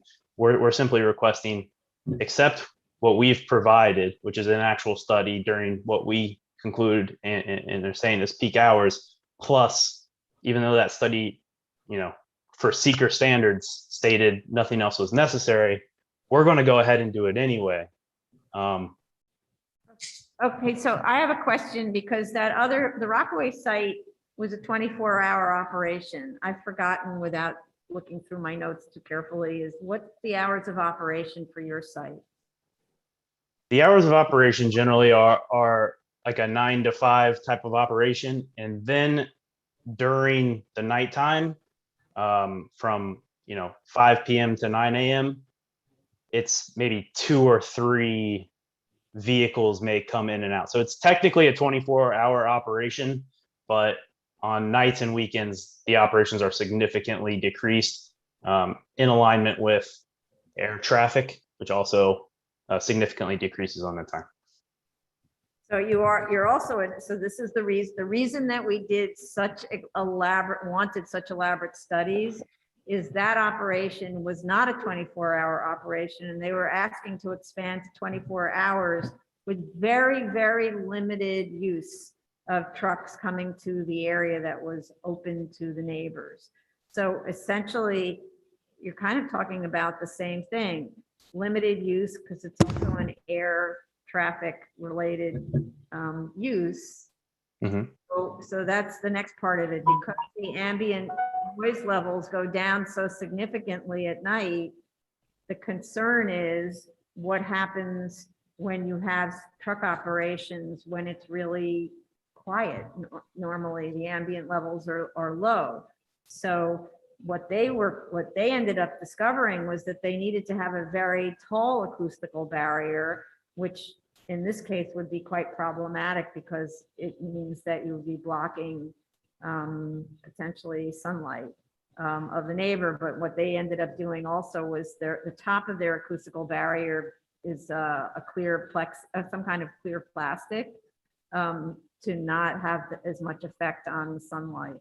But so I guess when I read your report, my concern was it didn't show that you had very many trucks there on your peak hours. Meanwhile, Commissioner Sheta showed that photograph with the parking area absolutely packed with trucks, which would mean a lot of activity, a lot of noise of brakes and so on, backing up sounds and everything else. So it just felt like your peak time didn't really reflect the peak time. Thank you.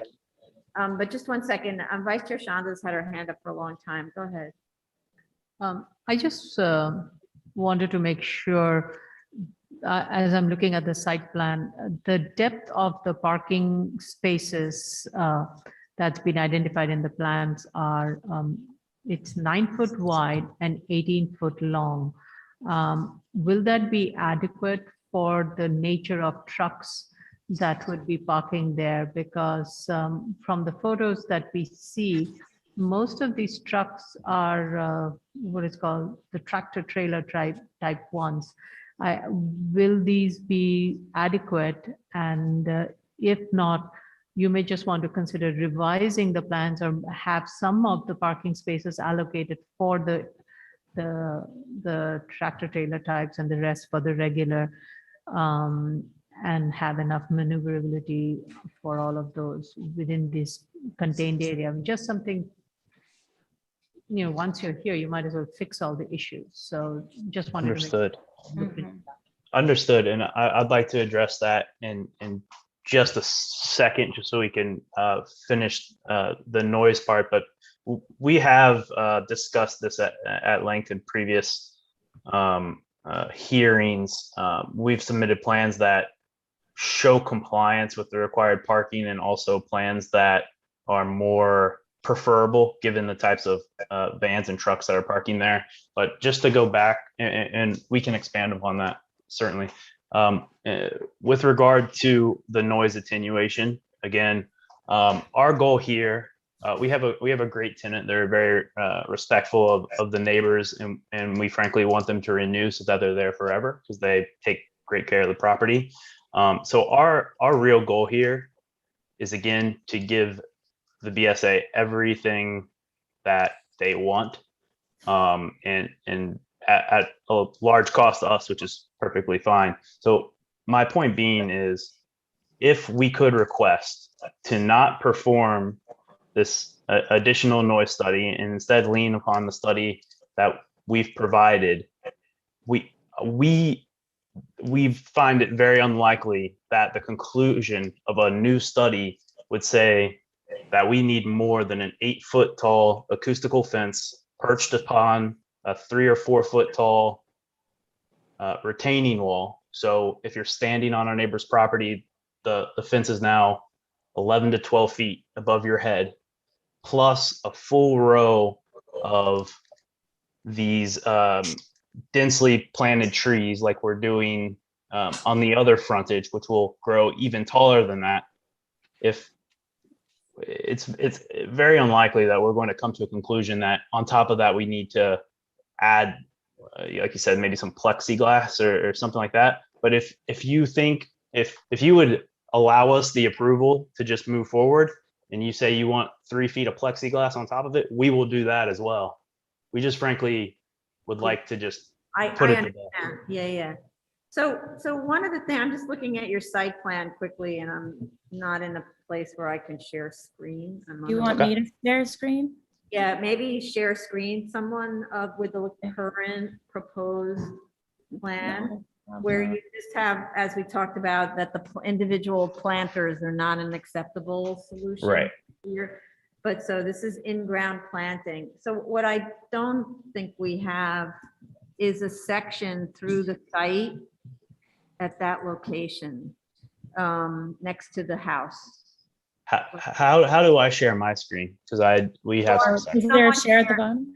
I can share that. We have that section. Do it now. Let's If see. you have permission, just do it. I see you raise hand. At the bottom? I probably am called in from 2 different things. Have you given my other Zachary Campbell permission here? I'm usually pretty good at this, but I don't see it. Zach, can you tell me what date? Oh, here we go. Join as panelist. Okay. It's having me rejoin. Now it's loading. And if it doesn't work here in the next couple of seconds, Which date? Do you know? Because I could share it. I'm looking at the drawings, Elise, that you submitted on July 1st, 2021. yes. All right, at least something's weird going on online. If you want to July share yours. 7/1/21 is the date stamp. Okay, because that's not when I submitted it, but I think I know what you're looking at. But also, I think Commissioner Shaita might have had that up. Is that who had the drawing up before? Are you referring to this one? All right, here we go. Share screen's finally working. So I'm Oh, you good. got it. Okay. All right. So if anybody sees my screen here. Not yet. It's coming though. There we go. Okay. All right. So what we have here is a package that was called proof of retaining wall spot shots, grades, and photos. You see section 1 is here. Yeah. You can see some spot shot elevations in red just for reference. We did it here in section 2 and 3. So right now we're talking about section 1. So I will scroll down to the next page. Here it is. You can see. Oh, I see. You can see our neighbor's house. This is a LiDAR, light emitting detector. They use it to do the survey. So you have our property.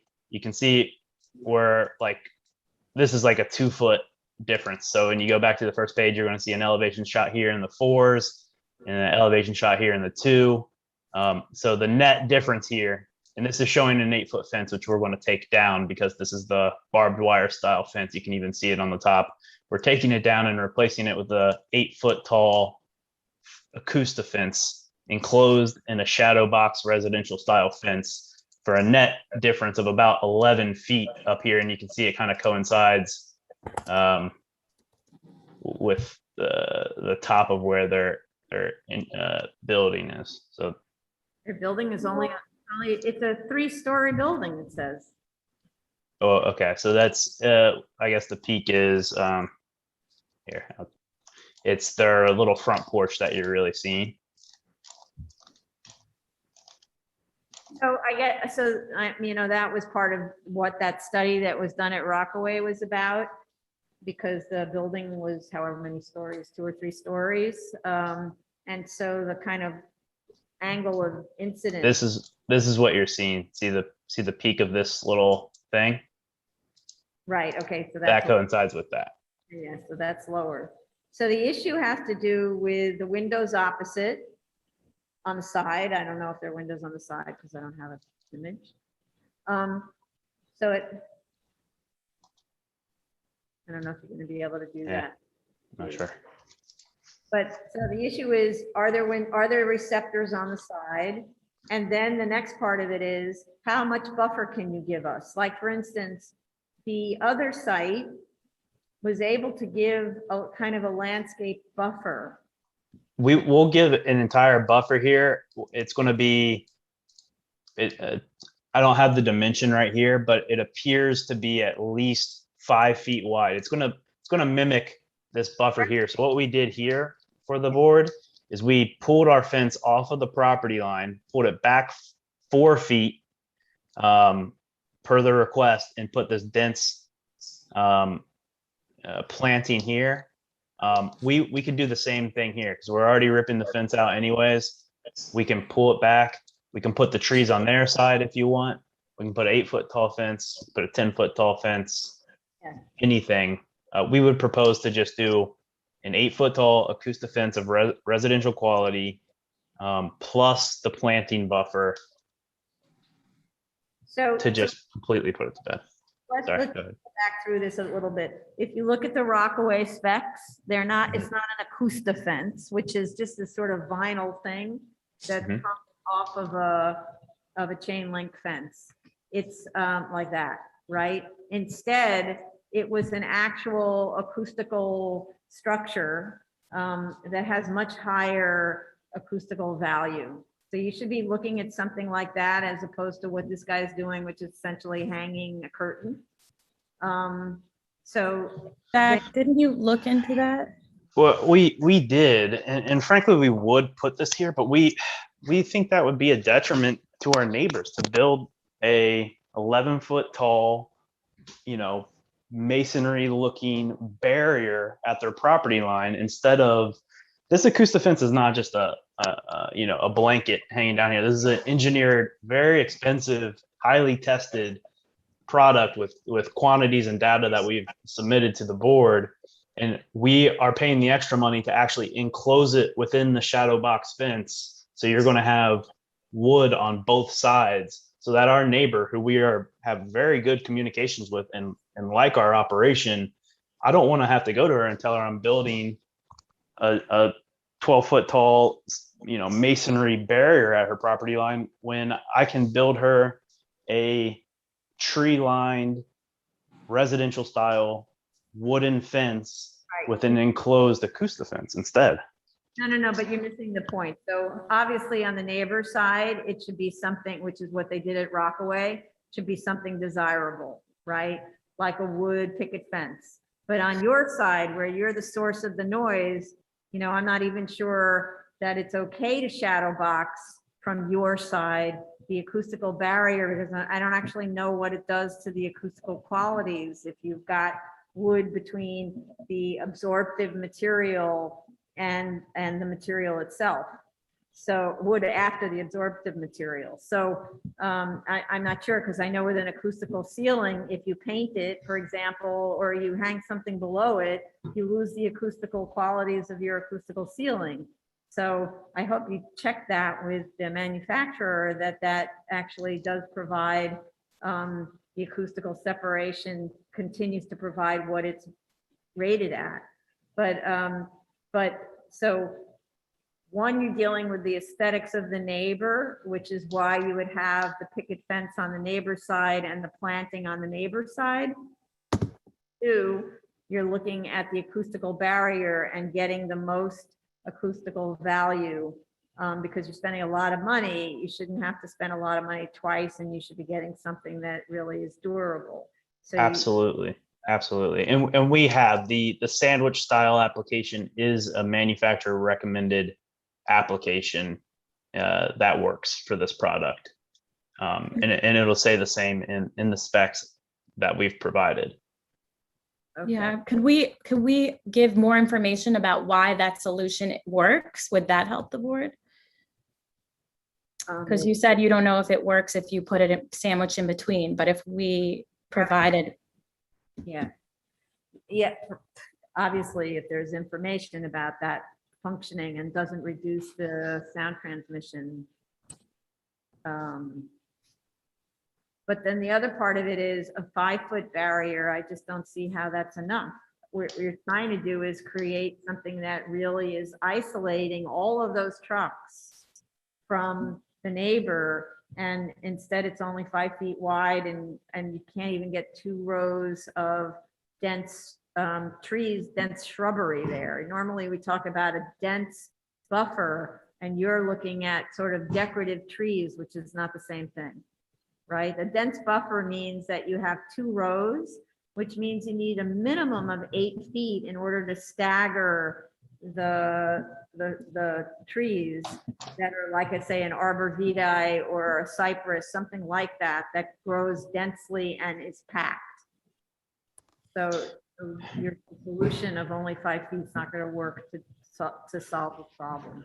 Okay, so what I would like to do at this call, because we, if you can't tell from how I'm approaching this call, we, on every single call here, simply ask what suggestions that you have and take them all 100% without any compromise whatsoever. That's why we've decided to pull the fence back on the neighboring property. On our previous call, we had discussed this detail here and came to this conclusion. Now we're being asked to pull it back another 5 feet or maybe even 8 feet. I guess all I want to know is just what you would like there to be, and we will give it to you. I just don't want to come back to another meeting and it's 12 feet. If it's 12 feet, it is what it is, but we would prefer to this is why we prepared these plans, because this is what was discussed. The detail along this fence line is nearing $100,000 as it is, and we'll keep going. We just want to take it to a conclusion and have the board feel like they've been heard and given exactly what they want. I appreciate your first part of your comment, but the second part of your comment is not completely accurate, because we never said put trees in above ground planters, just 4 of them like that, because we never would. And the second part is we said we don't know what the answer is until we see the results of the noise study. And so since we hadn't seen the results of the noise study, we didn't know the answer about the height, the required height of the acoustical barrier or anything. Now what you're saying is you don't want to do the noise study that we have asked for. And I'm trying to come up with something where we have a better chance of it being effective if you have more planting that's dense. And we know that 5 feet is not enough to get 2 rows of dense planting. So, and it's not decorative planting, it's dense shrubbery, okay? Which is what we always talk about is a buffer. It's not just for pretty, it's also for scent. And distance. Okay. So if we return on the following hearing with, since it sounds like we can't come to a conclusion here, we'll do the additional study exactly as requested. We're going to have recommendations that show an 8-foot tall shadow box acoustic fence plus 1 row, or if the study concludes we need 2 rows of dense shrubbery. Wait. That's what it's needed. I'm confused. I don't know how you got that out of order. Oh, I'm sorry. You said you don't want to do the new study. I would prefer not to. I'd prefer just to give an overbuilt option to be done with it. Yes. So I said that in my opinion, but I'd like to hear from Commissioner Shetto. So in my opinion, the closest we could get to something would be a deeper buffer of planting. So 8 feet deep with 2 rows of dense shrubs, plus, I don't know if the 8-foot fence is enough, but that the idea is that you would be using the best acoustical separation material that you could find, but properly concealed from the neighbor, so you're not imposing essentially a masonry wall on the neighbor. You're providing a decorative fence for the neighbor's side. Okay. I would say the planting has nothing to do with the acoustical isolation. If you're gonna base this on like measurements, you don't have the planting in place, so you cannot factor it in. And if you're gonna base it on modeling, if you look at like the most of the acoustical barriers manufacturer recommendation, they say that if you have planting on the front or in the back, you shouldn't take that into account and factor it in the isolation capacity of that acoustical barrier. So the planting is needed for aesthetics. That's all, to make it look nice. For the fence, and just considering that this has gone to the DEP and they already give a sign off on that, I'm okay with not doing the study, and okay with a fence that probably 12 feet tall, understanding that the adjacent property is about 2 feet lower than the grades at your site. Am I correct? That's correct. Yeah, but what remains now is the quality of the acoustical barrier that you want to put and how its appearance. So we're waiting for feedback from you. Okay, so what I would propose is, and we even have photos here. So what I would propose is that we mimic the detail that we had concluded together on this frontage, which is going to be pull our fence back 5 feet, use these dense plantings here. This is what our neighbor sees. And then on our end, we do the acoustic fence 8 foot tall, so that you will see this fence line pulled back by 5 feet. You're going to see these plantings continue along our neighbor's property line. And then right behind it, we will have the acoustic fence, and the photos and details are here in our submission. What is the height of the truck? The height of the what? Truck. The truck that's gonna park against the fence.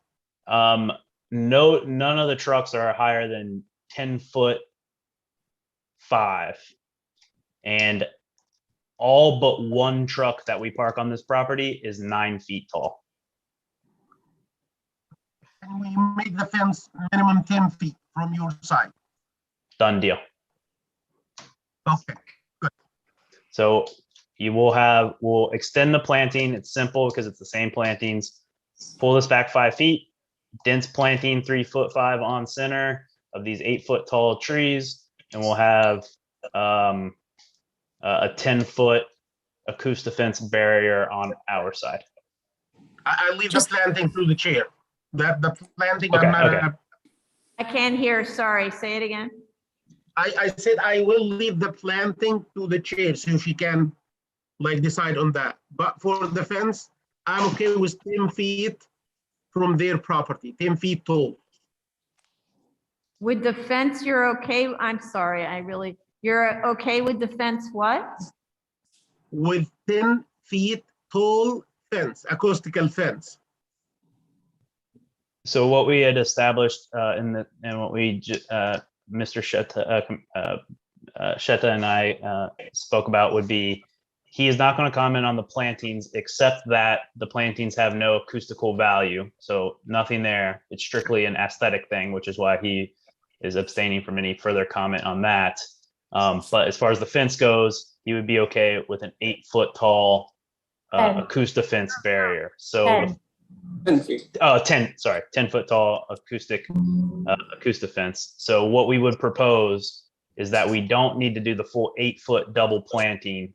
Instead, we would do the 5 foot planting of this emerald arborvitae like we're doing on the balance of the property. On which side? On the neighbor's side? Right. So here, let me draw this really quick. There. Basically, what we have over here, which we concluded together, is the property line. And then the first 5 feet are these densely planted emerald arborvitae, and then this is 5 feet. And then we have our 10-foot tall acoustic fence on our side. This is the neighbor. This is us. This is the fence. So we would match this detail here and just continue it along here. Okay, I guess. Is that okay, Commissioner? Other commissioners, anybody? I have no comments. I'm I fine can't with, hear you. I'm fine with this. Okay, Fine with this. fine. Commissioner Sheta? I'm okay with it. Commissioner Sheta, can you say that again? Yes, I said I'm okay with it. You're okay with it? Okay, okay, all right, I think that's agreed. Okay. I appreciate it. Thank you. Drawing on there in spite of the inability to hold the pencil really. And just to make sure that we're on the same page, the fence will be here and on the other property as well, or just here? So it's, if I cut a section here, right, it's going to be neighbor's property, a little bit of a retaining wall, right? So No. There is another residential property on the other side. These guys. Okay. If you Yeah, zoom we out a could- little bit, Yeah, this, unfortunately, it's kind of cut off, but yeah, I guess. do you want to share the PDF? Yeah, are you seeing a PDF on my screen? Yes, yes. Yes, I'm talking about where it says Bowler. Yeah, this building. Yes, that one. Yep. So it's gonna be, the acoustical fence will run like along with that building as well. Am I correct? Yeah. Yeah, we can do it here as well. Unfortunately, oh, and yes, we already are proposing acoustic fence on this, but we can't bring it back 5 feet right here because of it's the in the limitation of the driveway. space? Yeah, but we Okay. can do it here. Okay, so do it in that spot, and I think we already understood that you couldn't do more than just the fence at the entry. Right. Okay. All Agreed. right. Thank you. Tracy is raising her hand. I don't know. What? Tracy? Tracy has her hand up. I don't- Any collective things. Okay, go ahead, Tracy. I just wanted to ask for clarification, and so this doesn't come back. Those trees are supposed to be real trees, not planter boxes, right? That's right. That's correct. Okay, just, No planter boxes anymore. The thank plant- you. Right. Love your crayon. Keep it visual. Okay. All right. Any other open issues that you need to address? So Zach, you said you would talk about elevations because they asked Yeah. about. Here, well, there are 4 comments that I heard during the review session. One was the landscaping and being in the planter boxes. We discussed that. 2 was the noise study. We discussed that. 3 is the topographic survey. In order to understand the retaining walls, that's what we provided here with all these cut sections and the elevation spot shots in red. So I'm hoping that concludes that comment. But the last 4th comment was regarding the lighting study, just some clarifications, and Alex can jump in and clarify here, but essentially there are no, unless I'm mistaken, there are no light poles on the property. It's all building mounted lights, and they're already at 18-foot mounting height. We're going to keep them at 18-foot mounting height, but we are simply replacing them with a different wattage, different style of light, and then putting the shields on them so that we have all zeros as represented in our plan. Yes. Further, you asked about what the photo numbers were. I can expand on that one. So there were each photo was a picture of the device that was monitored. There were like hundreds of pictures. We resubmitted them because the file was too big. It wasn't like broad pictures of the site. It was each spot they took a picture of the device.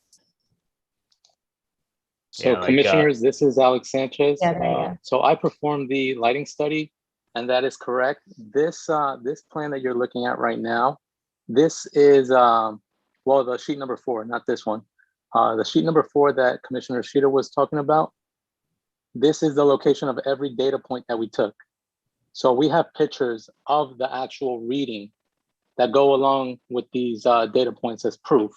They aren't pictures of the actual site, but rather pictures of the data point taken. So each point has 3 elevations, the 0, 3 foot, and along the fence, there's a top of fence shot. So the photos that we sent are photos of the actual reading and not of the site. And the BSA was just, the file was way too big. We were contacted and we resubmitted with a reduced file. So that's maybe why the mix. Okay, I got that. One final thing, I believe it's very important. Drainage. To whoever is the site civil engineer on this site, you do have retaining walls. You do have adjacent properties that are lower than yours.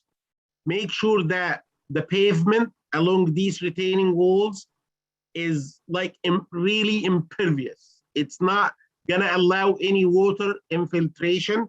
Make sure that you seal that joint between the retaining wall and that pavement very good.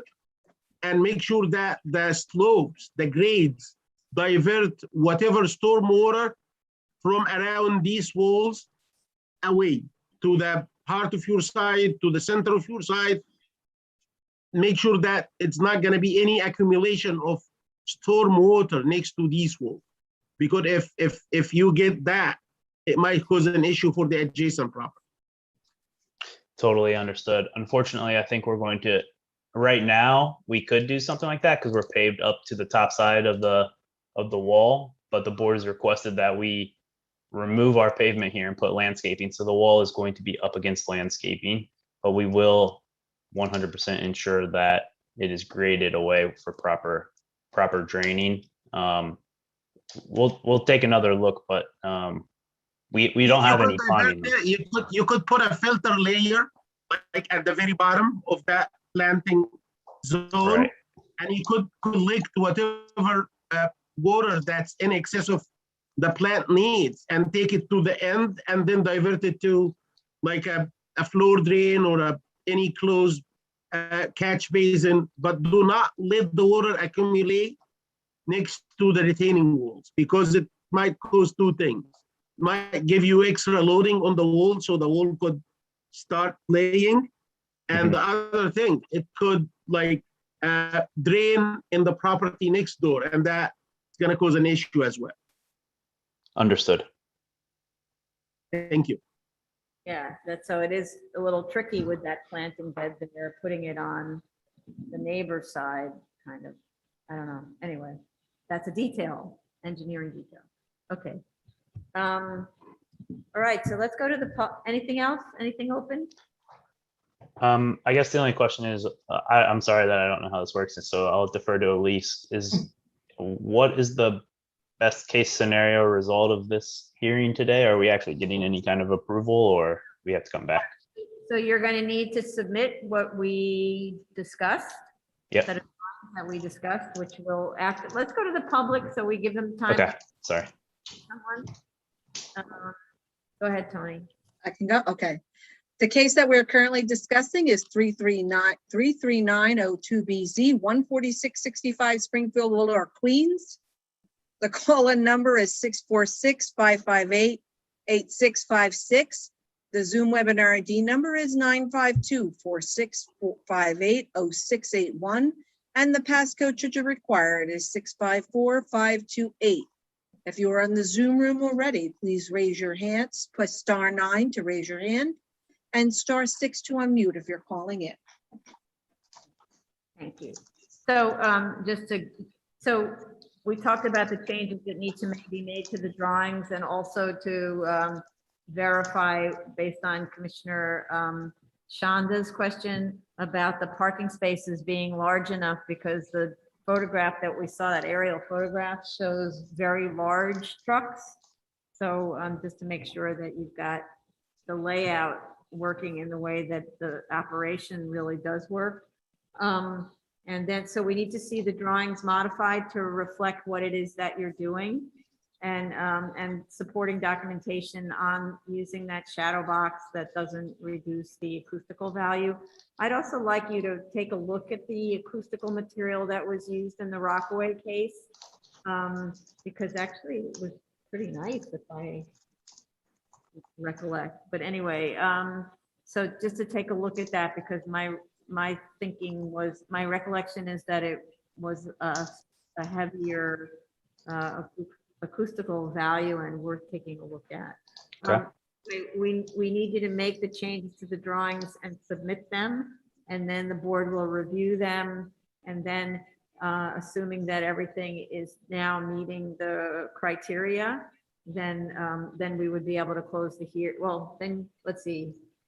I suppose we close the hearing and you have to do the work, or we'll talk about that, about whether or not you need to do the work before we can actually close.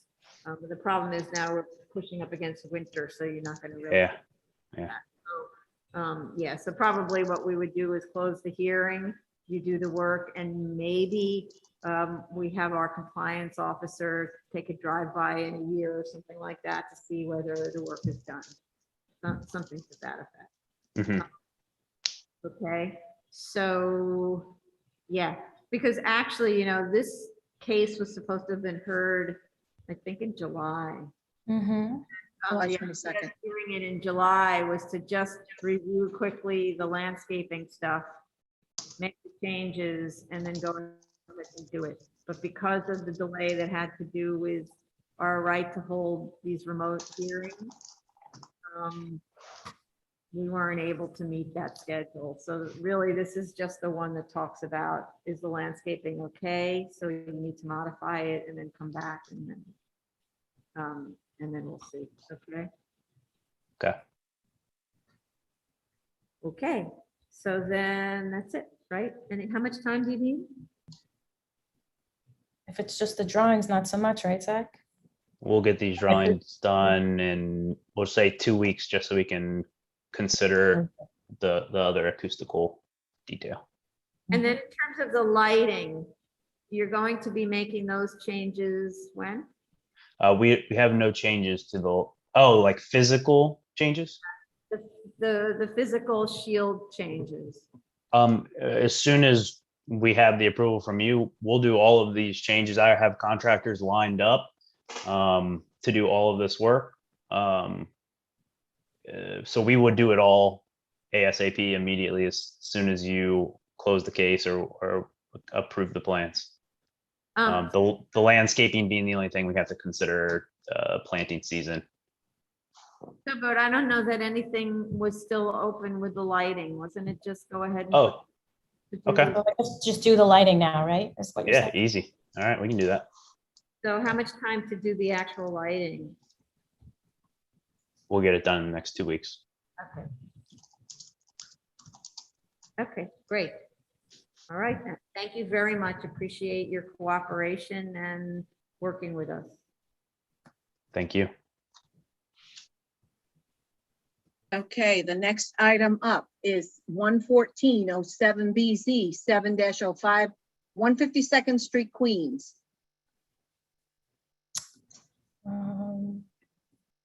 Hi, Elise is here, but I should also have Amber from Equity and Tim O'Sullivan, which I see the owner of the building. So I see Tim, and I might have to give Amber a call. Sorry.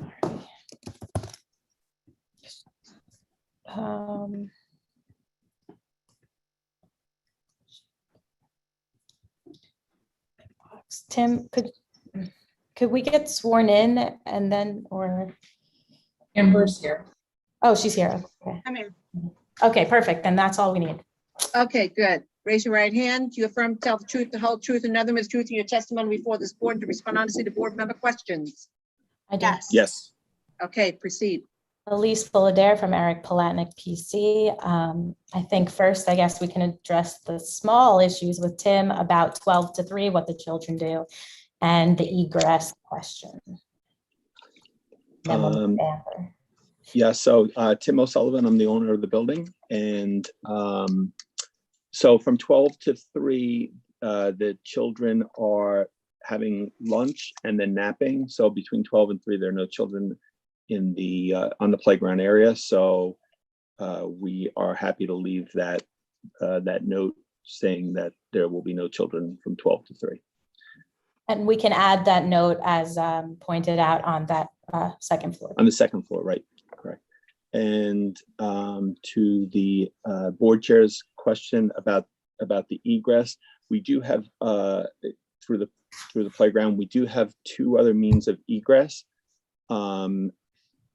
But we would like to leave that as a 3rd means of egress, just because we do have a door with a panic bar from the playground out to the street.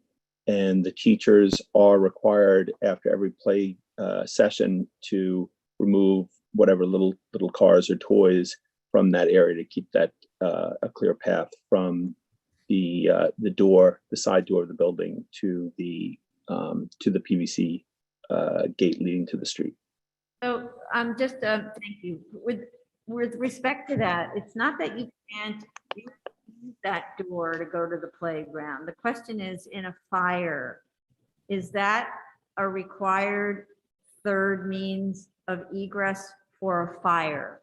Because the way that it works is, in a fire, there's an exit sign, and depending on how your signalization works, often in a fire, there's a light that will flash that indicates to people, go this way, go this way, go this way, because they're panicking, right? And there's smoke and they need to know where to go.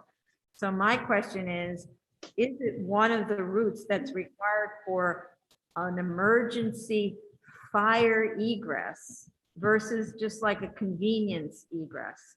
Because my concern is, though the teachers at the end of the day are required to, move the little toys around, fires never happen at convenient times, right? Or let's say when the place is occupied, fires happen at inconvenient times when the toys are not moved out of the way. And so if it's not a required emergency egress, can it be taken off as a, so that you don't have the emergency exit sign there? So we're not worried about, in a panic situation, people tripping over all those plastic toys.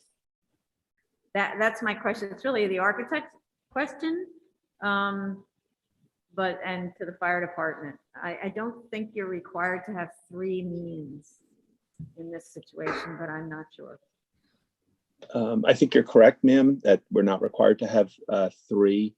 Although from a practical standpoint, when we have their fire drills, which they have, I think, monthly, if there are children on the playground, they do use that they do exit through that gate that we have leading. That's exiting the children from the playground to the street. Yes, ma'am. Is a different thing than exiting people inside through the playground that has all the toys, then into That's correct.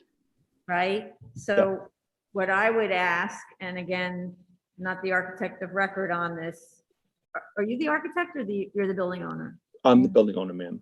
Okay, so whoever the architect is, I don't know if the architect's on the call, to have the architect check whether you can remove that 3rd door as an official fire egress route. You can still have a panic bar on it because you have security issues. That's why you have a panic bar, right? But to remove the fire exit sign, and so that in an emergency, people do not run out that door. It's different if it's have some sort of protocol about how they get the kids out, right? But that's, and all the kids being taken out that way with nervous, I don't know, visitors, parents, other kids, right? Yes, ma'am. That was my concern. Okay. Thanks. Understood. And then Amber, to clarify receptors. Sure. Good afternoon, Amber Cartine with Equity Environmental. I listened to the commissioner's questions and comments related to the noise analysis, and I just wanted to clarify that the receptor that we evaluated was the adjacent residential building, And the noise attenuation that was specified was, based on secret thresholds and what would be required to ensure that noise level increases don't exceed the secret thresholds for adverse noise impact. I know Commissioner Sheta, you had a question related to the placement of the noise attenuating fence along the southern boundary at that rear second floor terrace area. So the boundary of the second floor play area is that area that's set back prior to the HVAC equipment. That is where it would be placed. So just to clarify, the location of that fence is to protect the resident from the noise of the playground, not the school from the noise of the HVAC equipment. That's correct. And just to clarify, we did go out in the field and conduct noise measurements. We did them while children were outside playing, as well as while with no students at play. And the noise levels just without students at play were low. So it's nothing to do with the HVAC equipment. Great, thank you. That was the question. Okay. That's what I thought. The fence is for the neighbors. It's not for the school. But my other concern was during your monitoring, were the AC units on at that time? They were, yes. If they were on and you've decided to put the fence to filter out the noise, the combined noise that's coming from these 3 units, plus whatever noise you simulated for the playground. Now, if you put the fence upstream of the ACs, it's not gonna filter out this noise. Do you agree? Yes, however, I just want to clarify that the like I said, the noise monitor was very close actually to the HVAC units that you're seeing at that rear area of the terrace. The monitor was at the ground floor but elevated, and the noise level was very low. So the HVAC is required to comply with, building code in terms of noise, but that the HVAC unit in and of itself is not going to be an issue in terms of noise for that adjacent residential building. So in that sense, the proposed fence is attenuating what it would need to, which would be the children that are playing at that rear terrace. I don't know. AC units by themselves would be a problem, but I'm saying the combined action of the AC units with the playground, if you put the fence at the southern boundary of the property, would be something. But if you move that fence, let's do this mathematically. Let's say that noise that's coming from the playground is 10, and what's coming from the ACs is 2. And let's say it's just simple addition. So the total is 12. The adjacent building can take just 5. So you put a fence to filter out 7, right? Right. The filtering here is gonna be imposed on the playground and on the ACs. You're gonna filter some portion from the ACs and some other portion from the play area. But if you elect to put the fence like upstream of these 3 AC units, you're not gonna filter out anything from the ACs. You're just gonna filter the noise that's coming from the playground. This is my concern. I might be wrong. I'm not saying that this is definitely an issue, but again, you're the expert here. And if you believe it is okay, I'm fine with it. Yeah, I mean, just simply put, when you look at the noise levels of the children at play versus the children not at play, the noise levels are very low. And we've actually conservatively considered standard noise levels when we modeled that second floor terrace, which are higher than what was actually monitored. So there would be no impact associated with those HVAC units. I mean, DP's looked at that and has concluded as much based on. That's what I wanted to hear. They looked at it, they understood that the fence is not at the southern property line, it's at the southern border of the play area, right? Yeah, absolutely. They've looked at the plans and, you know, we've put all the relevant notes besides the ones that will be added on the plans related to that. Okay. Okay. Good. Okay. Any open issues? I think we covered everything, right? One question. Is the FDNY email you received sufficient? Does fire department want to comment on this? Is this effectively a letter of no objection or a sign off? Chief Daly? Hi, Madam Chair. The fire department, originally, we wanted rooftop access, but after visiting the building with field units, we are withdrawing our letter of objection, and we have no further comments on this application. Great, thank you so much. Thank Okay. Thank you. Right then, so let's go to the public. Sorry about that. The item that we are discussing is 11407BZ 7-05 152nd Street, Queens.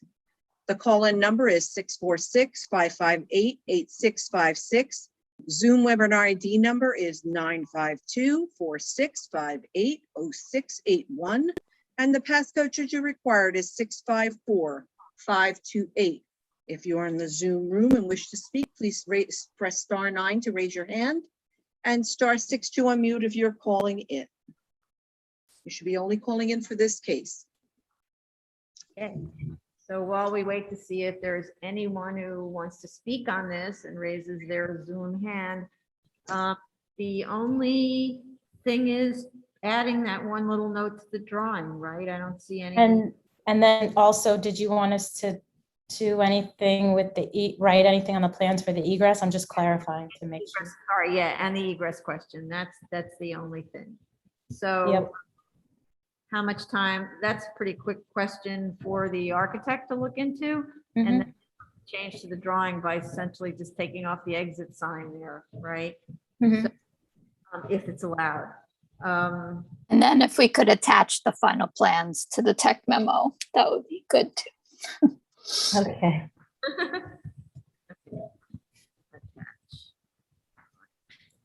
Okay, good. Okay, so then how much time to respond to those things?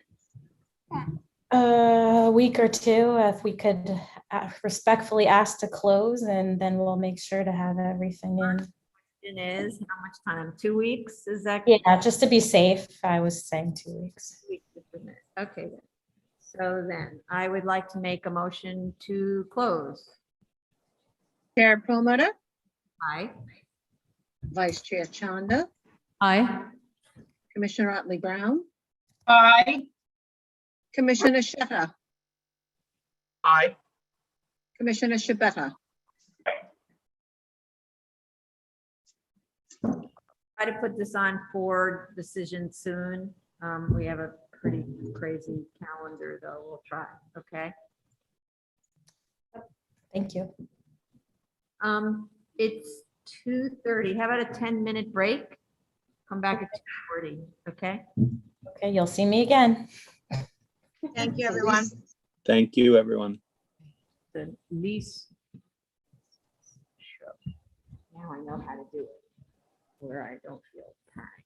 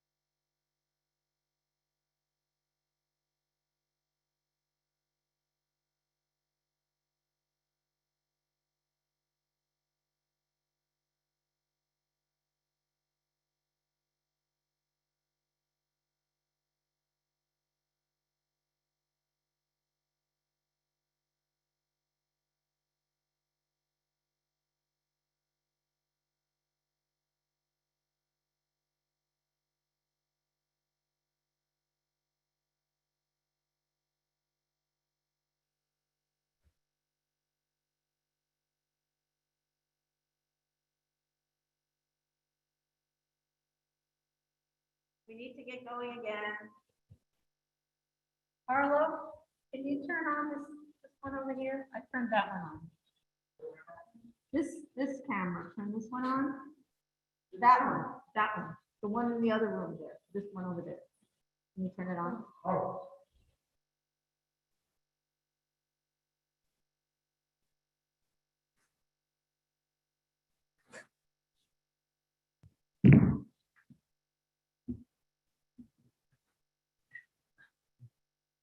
Co-host has asked us to start your video. What?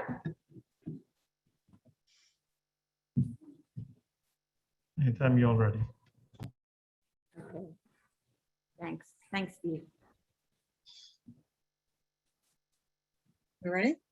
No idea what happened. I don't know, do we have everybody? I can't see.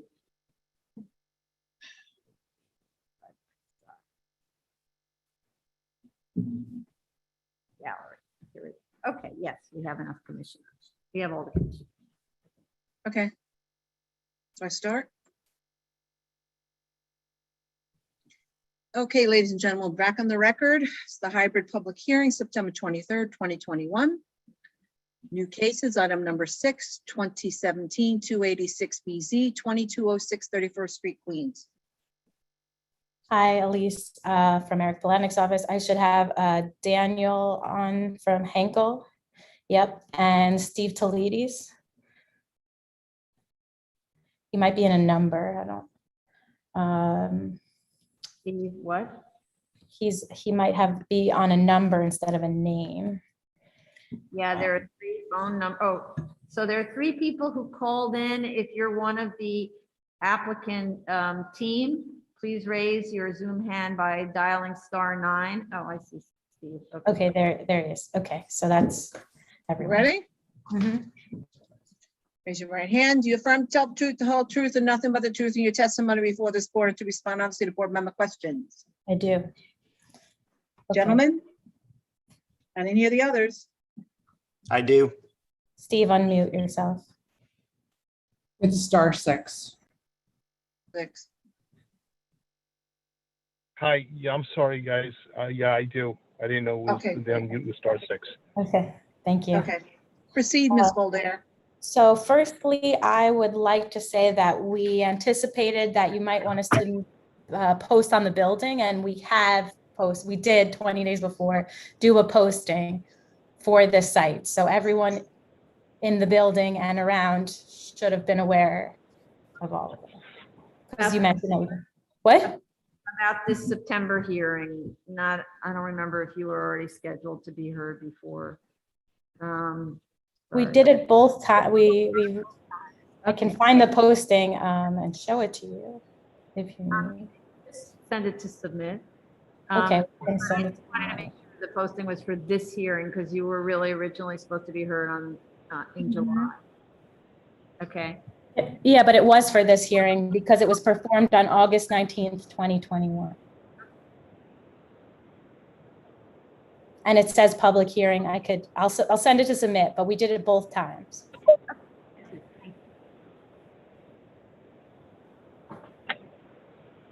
Okay, so that's the first question.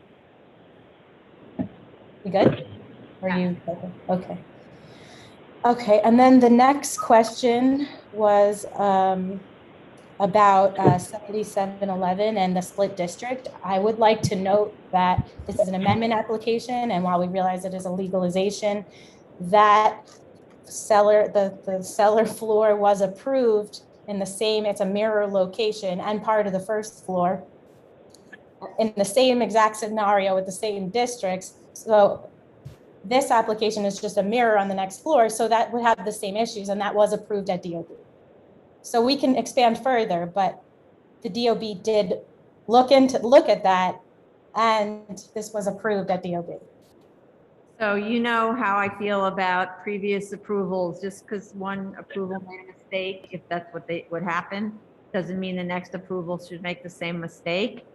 That's why I asked you the question. The answer to a question in an NOC is never, we did it already. The answer to a question in an NOC is, I'm answering your question in the NOC. So please don't do that because it just delays the application. If you had done it and it was clear, I wouldn't have had that long-winded question about where in the world are the zoning district boundaries and are you allowed to expand into the R5B and the R5D if 7711 doesn't apply to this case. So we can, there was a different architect who filed. We can also contact him about any objections or anything he got, and we can look into that further to discuss further. any interactions with whatever, what? I couldn't understand. So, you. oh, sorry, a different architect did that last filing. So this architect's doing, so my point is we can ask if he got any objections towards that as part of the response and respond to this question now and what's happening now. So it's not about the objection. It's a simple question. Look at the zoning lot, look at a tax map or a site plan of the zoning law, which is what I did. Draw the district boundaries, the architect can do this work, draw the district boundary lines on it and explain how it complies, if it does, with 7711 so that the use can be expanded into the R5B and the R5D. If it can't. Understood. That's simple. Okay, understood. You know, it doesn't matter what happened before. What matters is you explain and you justify it, okay? Okay, and then your other question was about inconsistencies in various materials. We looked at the resolution. We think the lot size is incorrect on that, but we'll go back through each item and make sure that the right number and the right zoning lot is provided on each, and we'll clarify what is correct. Okay, so the statement of facts, the resolution, if the resolution is correct, statement of fact, resolution, drawings, every reference to the project has to be the same and accurate, okay? Mhm. And then last is Steve, would you like to speak about your site at all or add anything? Because he's the Sure. owner. Hi. Hello all. I'm the owner of the physical cultural establishment. We've been at we've been across the street and for 20 years, 22 years actually, and then the landlord decided to, close us down with Key Food and everybody else because they're putting a Target. So we moved directly across the street, and we have a Chipotle, right next to us in the same building, and on top of us on 2 floors, encompassing, I believe, 20,000 feet is a TJ Maxx. It's a retail center, and we're on a main thoroughfare, 31st Street, at the foot of the subway station.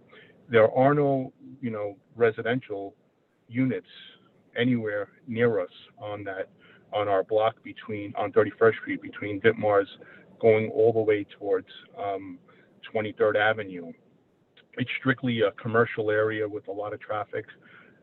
We've been I grew up in the area. We're loyal to our neighborhood. We have a tremendous following. We have a senior citizen program, which our seniors love us for so many years.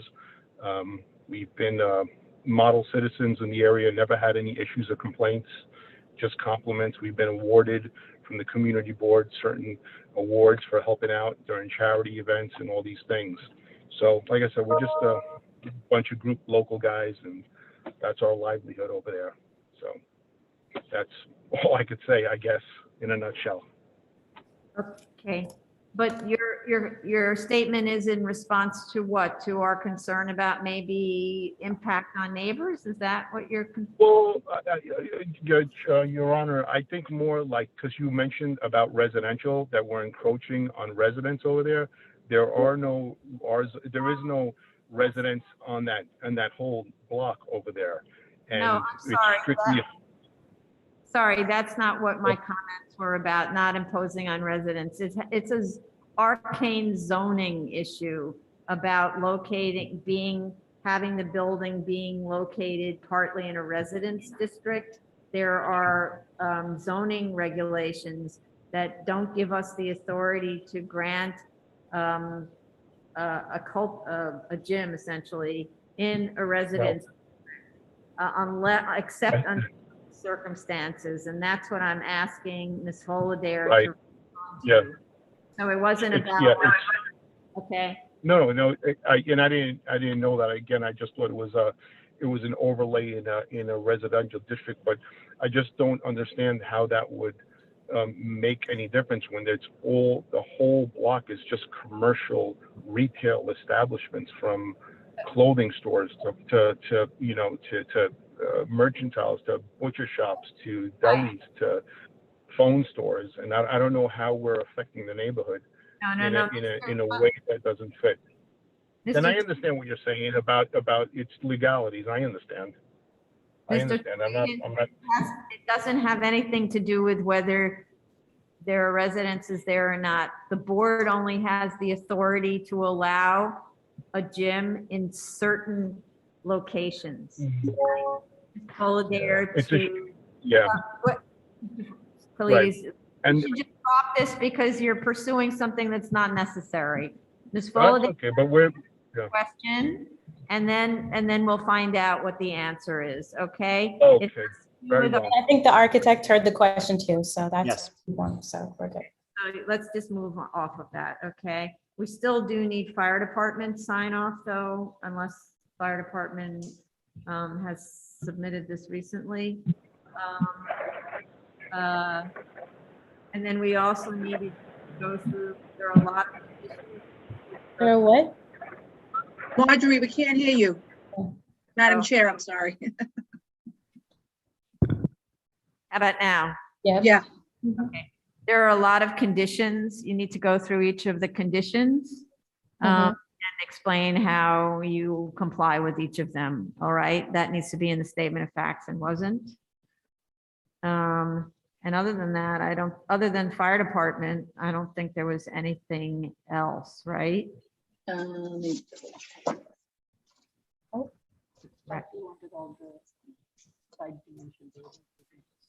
Right, so, but this is again going back to make the application consistent internally, right? Because I don't know which is, I know now because I figured it out, the size of the zoning lot, but the materials are not clear. And we said we'll look at all the different materials. We think that the resolution is off, but we will clarify that. Okay, so if the resolution's off, then we need to correct the resolution. And that's something where our council will actually have to say in the newest resolution that the dimension of whatever it was incorrect and is being corrected in this resolution, right? So we need to know that. Okay. All right, then. So any comments from commissioners?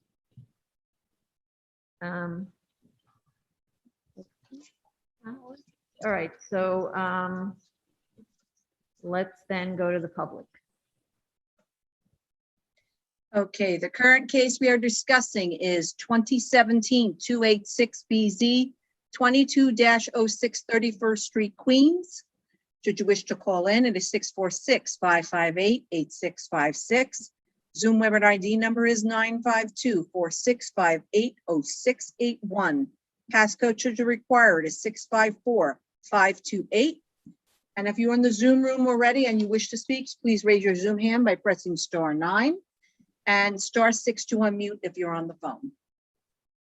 Once again, it is 2017-286BZ.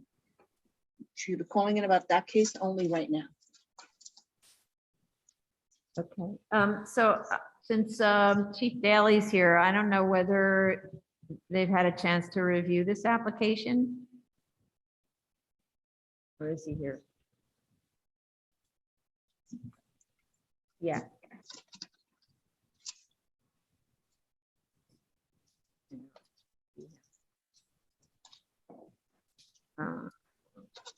Sorry, Madam Chair. I will be reviewing the application tomorrow and submit it to the BSA by Monday. Okay, all right, thank you. Sorry for the delay. All right. Okay, so while we're waiting, I don't see anyone in the waiting room with their hand up.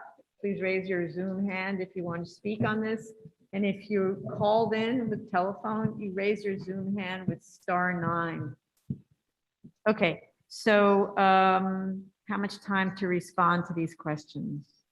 I think not as quick as you can give us. Mr. Toledes has been patiently waiting because, you know, he was adjourned in the summer and he really wants to finish this. So as quick as you're willing to give us, we can fix it. But I need So- you to answer the questions. So are we.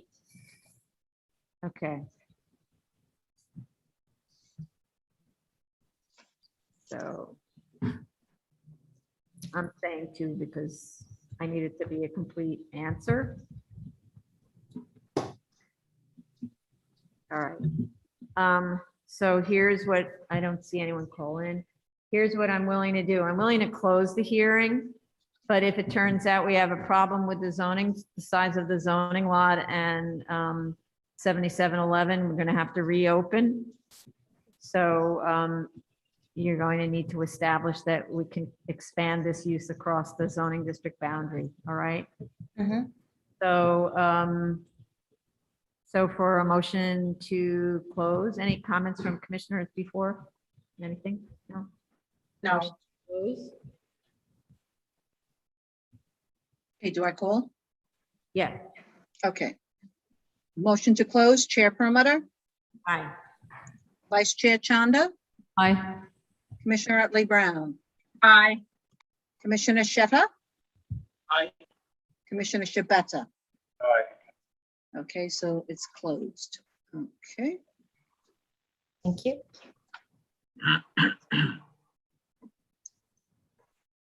Okay, move on. Yes. Appeals calendar, new case, item number 7, 2019-255A, 621 Alonzo Road, Queens.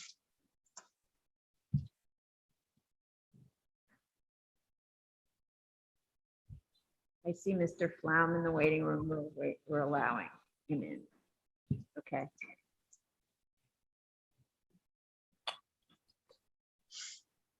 Yes, it is. Yes, he's there. Okay. Go ahead. Hello, Aye. good morning. How's everyone? Good afternoon, actually. Yeah. Please state your name. I'm sorry. Please state your name for the record. You don't have to be sworn in, Mr. Flom. The name is Shmuel Flaum. Okay, go I am ahead. the applicant of record on this project. We are here before you today. Should I start presenting? So yes, but did you Did you hear see- our review session? I listened to the entire thing and I took down notes. So I'm just going to repeat the notes that I took. You noted that the community board sent a letter approving or not objecting to the proposed enlargement of the single family dwelling. You acknowledged the receipt of the DOT sign off for no work in the map of the bed of the map street. You had questions regarding the DOB GCL 36 mentioned in the objection, and I double checked the original objection sheet I have in front of me. I think what happened was that the plan examiner, he just copied the text of GCL 35 and GCL 36 simply because the building bulletin 2014-001 just deals with both. So obviously the GCL 36 does not pertain to our specific property since we're in a street, we're fronting a street, and only GCL 35 is applicable. That being said, I have no problem reaching out to the plan examiner and asking him to modify the notice of objections to read the correct objection. There was a mention regarding the DEP sign off.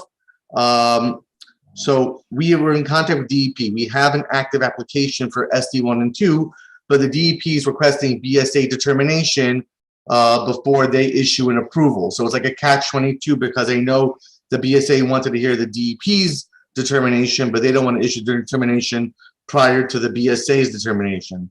So that was one of the items I think we need to discuss today at this hearing. Then, Excuse me, I'm sorry, Mr. Flom, did you see I sent Leah the latest email from Paulina Balter about the I'm sorry, septic system, the sewer thing? Forgot now what it Yeah, was. I have it here, Tony. I'm I have- sorry, thank you, Madam Chair. It's from Paulina Balter on September 8th. Please submit a copy of the certified site connections proposal showing the proposed method of disposing of the storm and sanitary.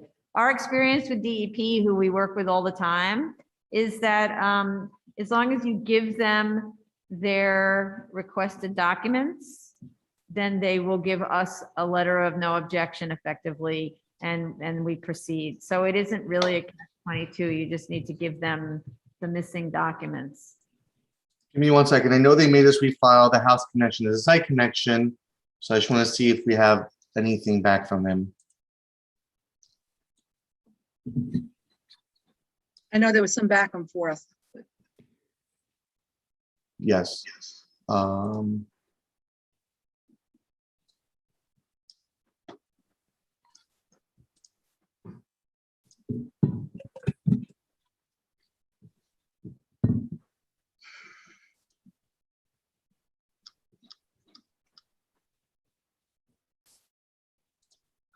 gonna just check my email quickly because I don't seem to have a record of that communication downloaded, but let me just check my email.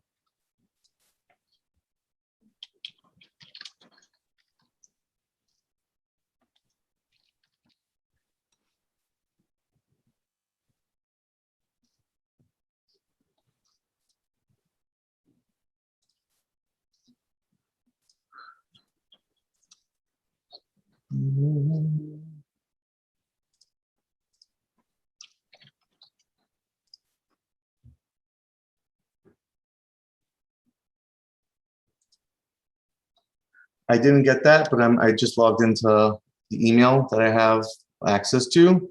Please send a copy of the certified site connection proposal showing the proposed method of disposing of the storm and sanitary.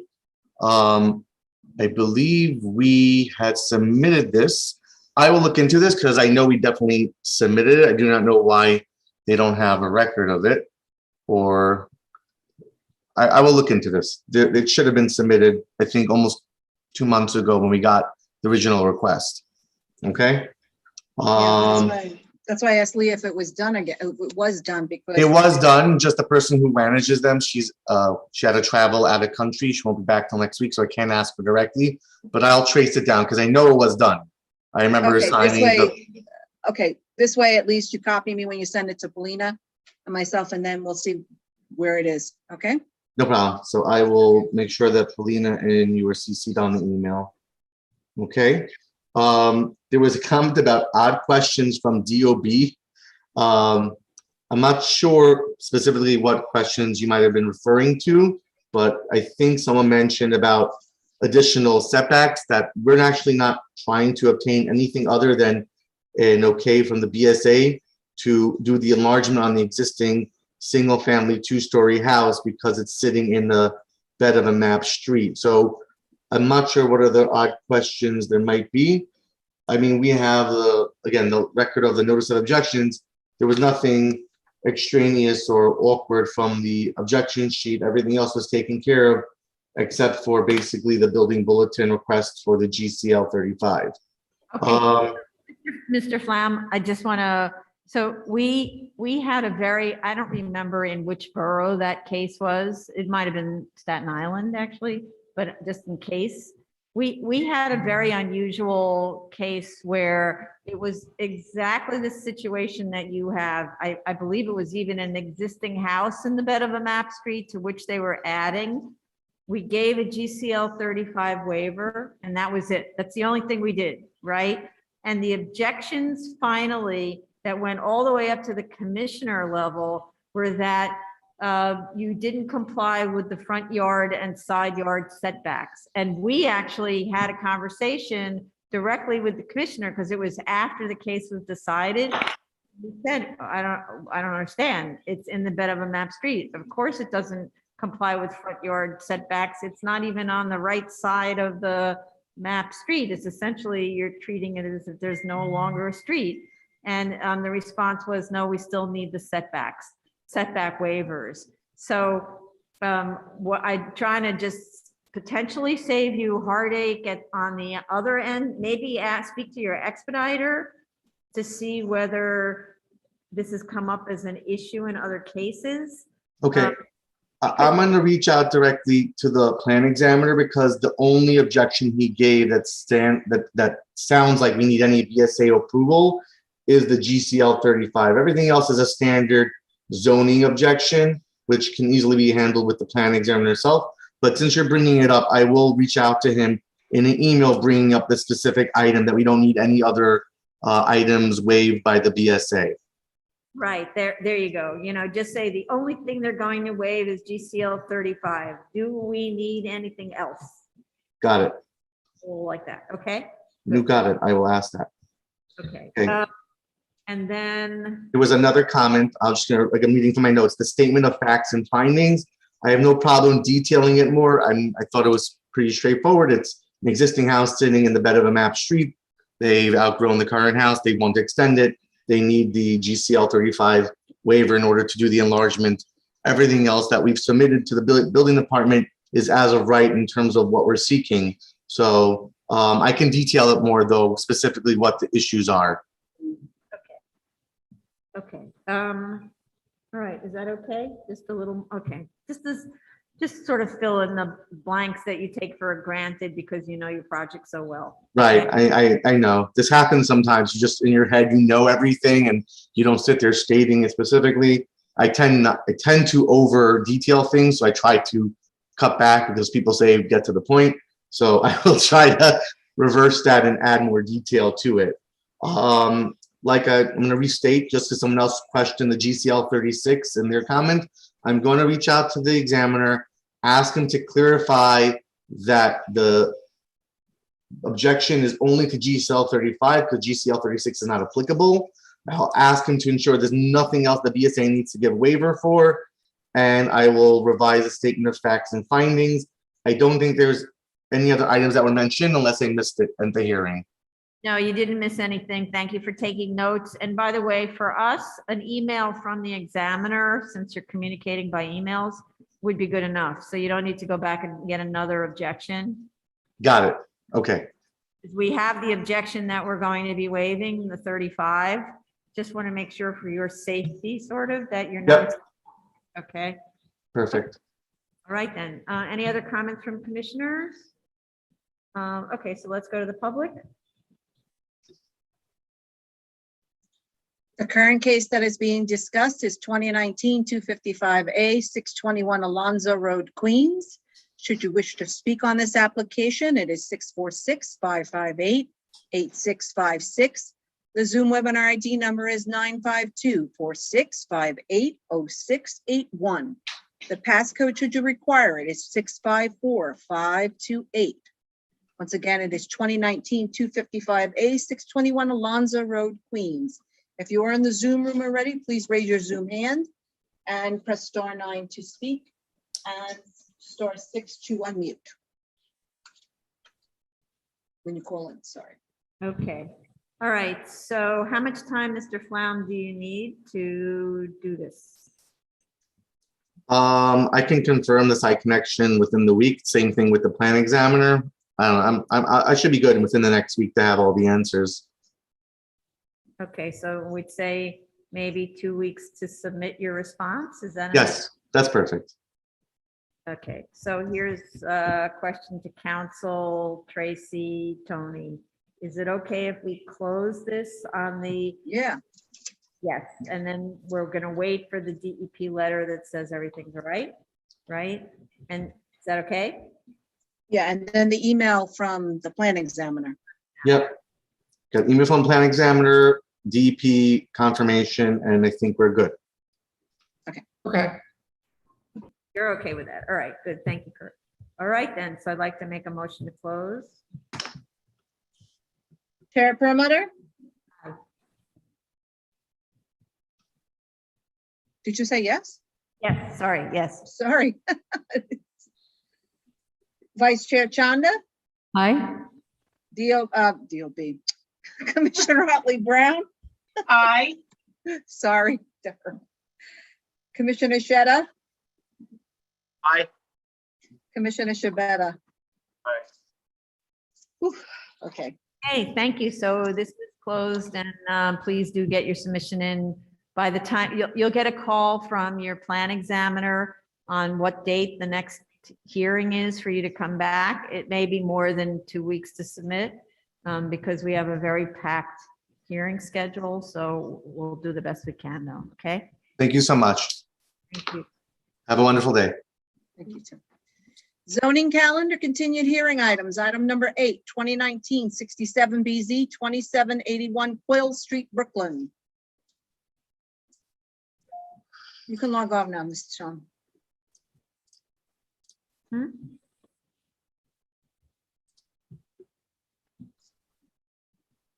So please raise your Zoom hand if this is your case. 2019-67 BZ, 2781 Quill Street, Brooklyn. Let's see. Let's see, Ms. Iannotti.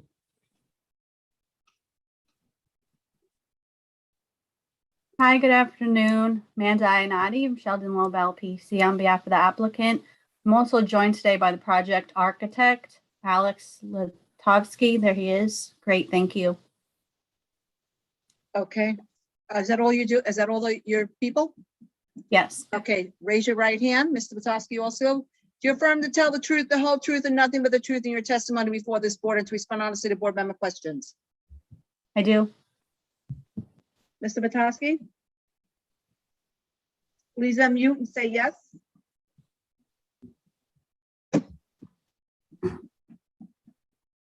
He may also be joining over the phone.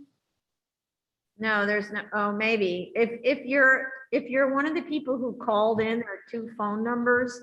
Is it a 718 number? Yeah, there's a 718 number, 741, last 3 digits.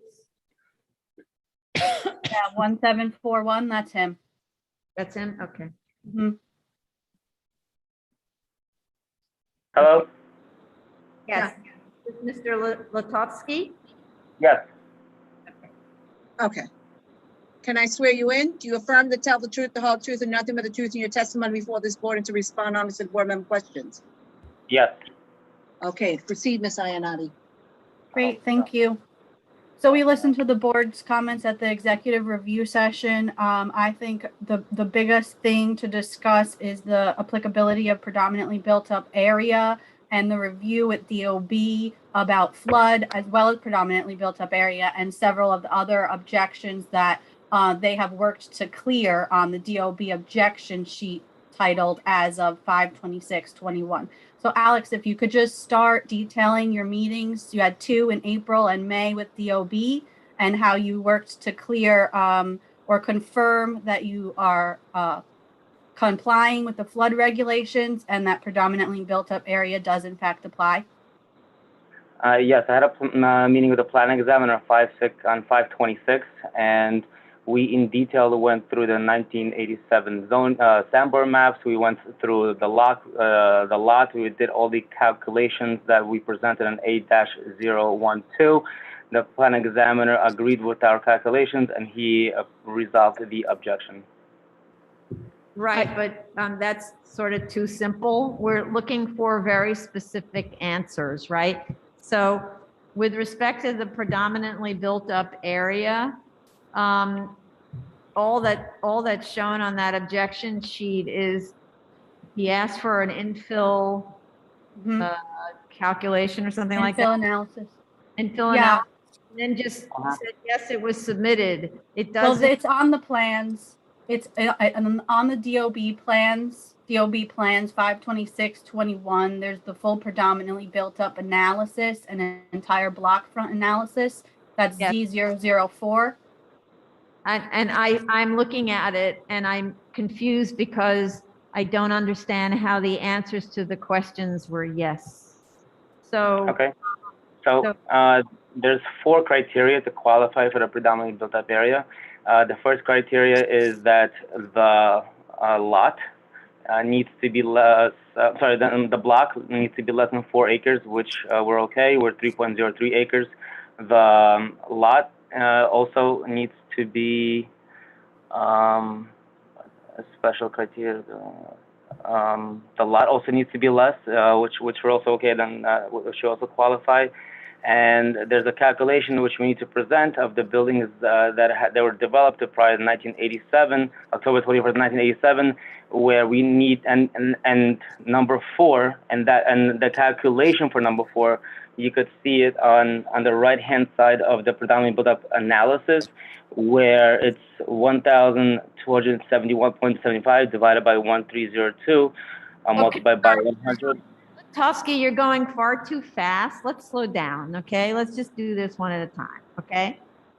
So we just go to number 4. It says the regulations applicable to a predominantly built-up area may apply to such zoning lots where 75% or more of the aggregate length of the block fronts facing each other on both sides of the street is comprised of zoning lots occupied as of 1987 by commercial or manufacturing uses.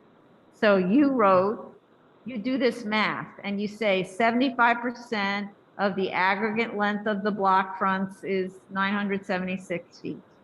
Lot occupied as of 1987 by mixed residential and commercial. And then you do the math, but that's, I don't understand, because it's not mixed residential and commercial in number 4. It's commercial or manufacturing are your choices. So how do those match? How do you come to the conclusion that you comply? And that's where I'm like, I don't want to be the one who does this analysis. I wanted you to specifically ask DOB to look at this specific question, because it matters, as we heard in the testimony from commissioners and also from me. The 1.8 something variance request isn't much when you compare to 1.65, but it's a lot if you compare to 1.35.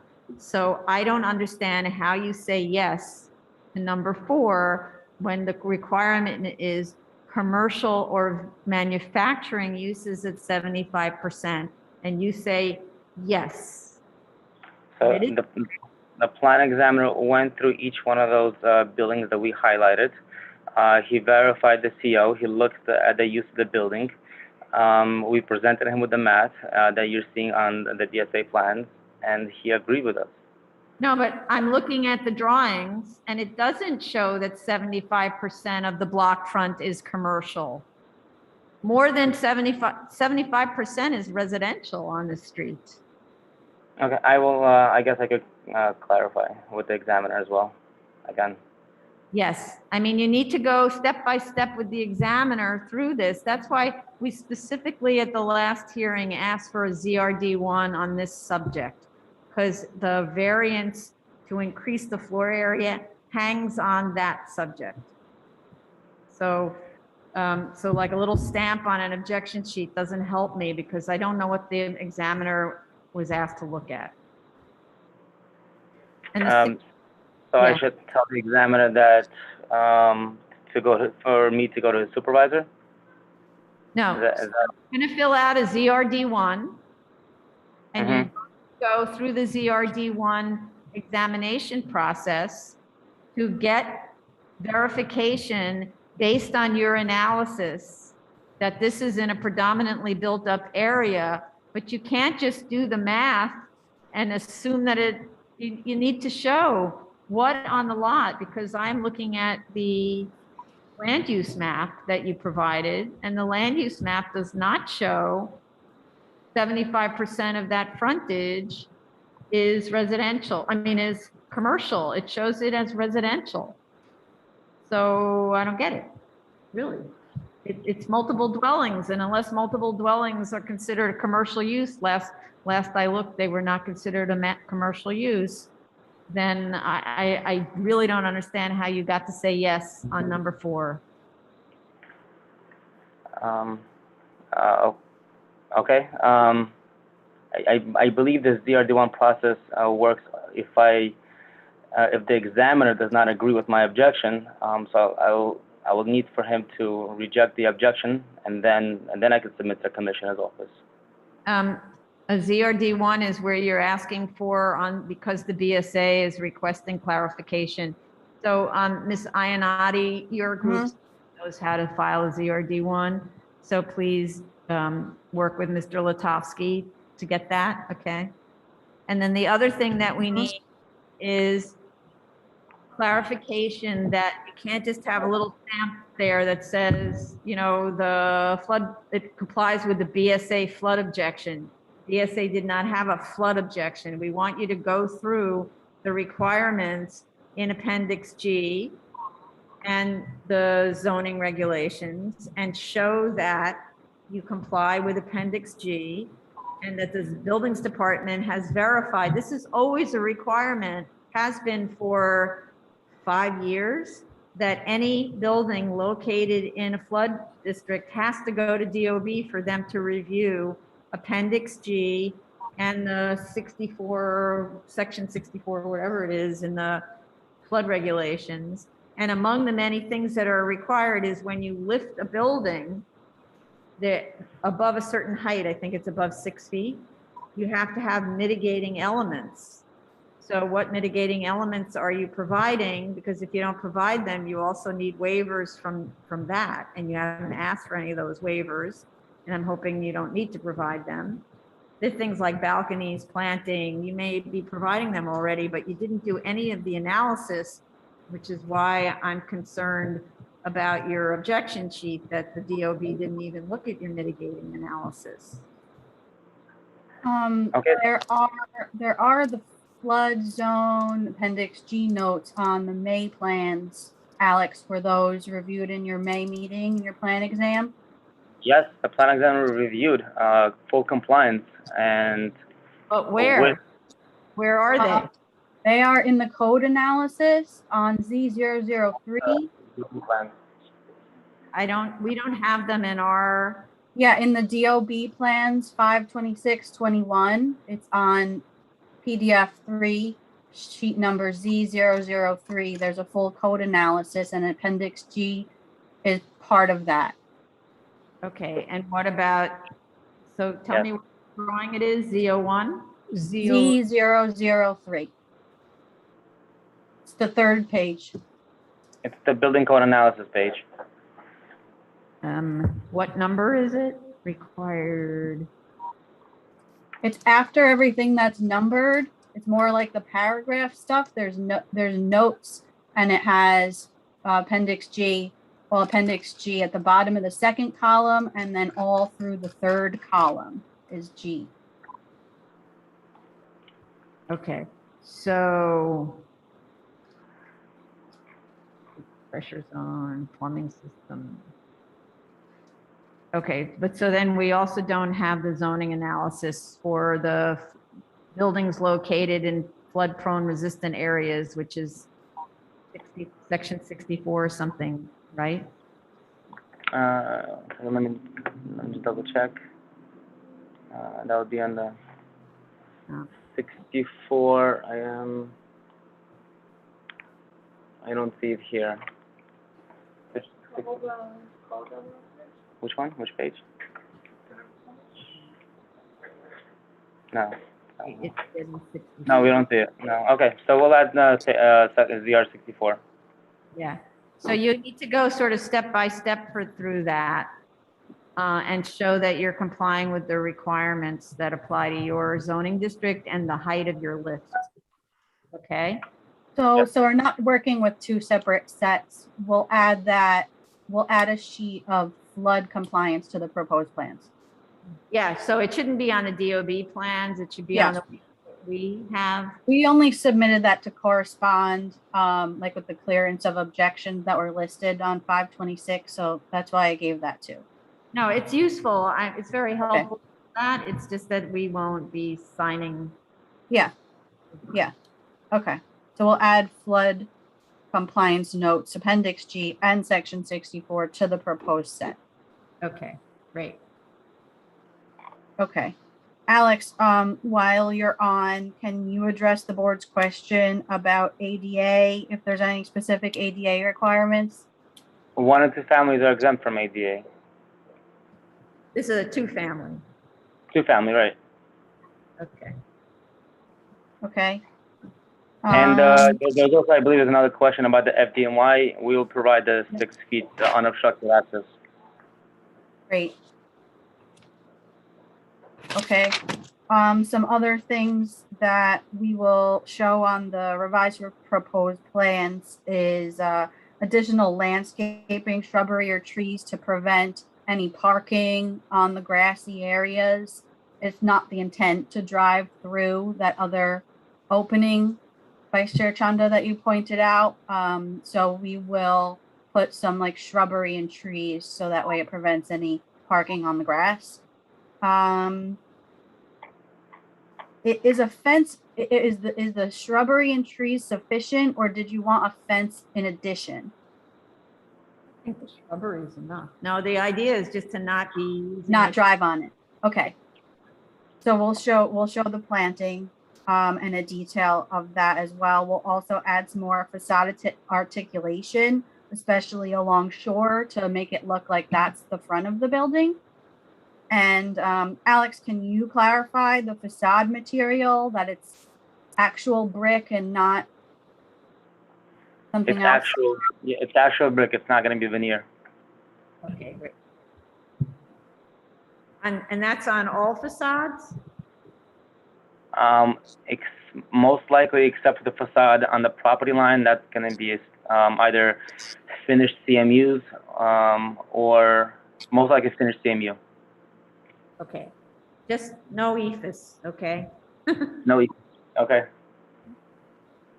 Okay, we'll also add a roof level plan. And I think that was everything.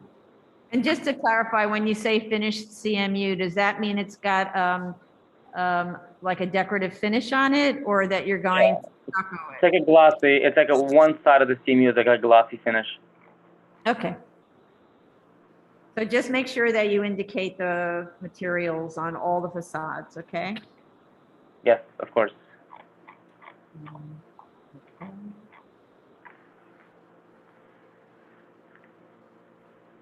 I don't think there were. I think that covered all of the comments. I can't even say. I had a question. You may have answered it, but I was taking notes, so I may have missed your answer. My question was trying to find ways to also improve the Shore Parkway facade. They said that. You did. To Okay, make it that's look when I more was like a taking the front. notes. Even though it's not the front, it's not like you're going to make it look like a fake front, but that it's a decorative side, right? Mm-hmm. Sure. Sorry, the PBUA analysis, is it possible to present it on an AI1, not a ZRD1? Like a separate analysis on an AI1? Why don't you work that out with Ms. Ionati? There's a standard way to submit a ZRD1, get the responses, and they can work on that with you, okay? Will you guys accept an AI1?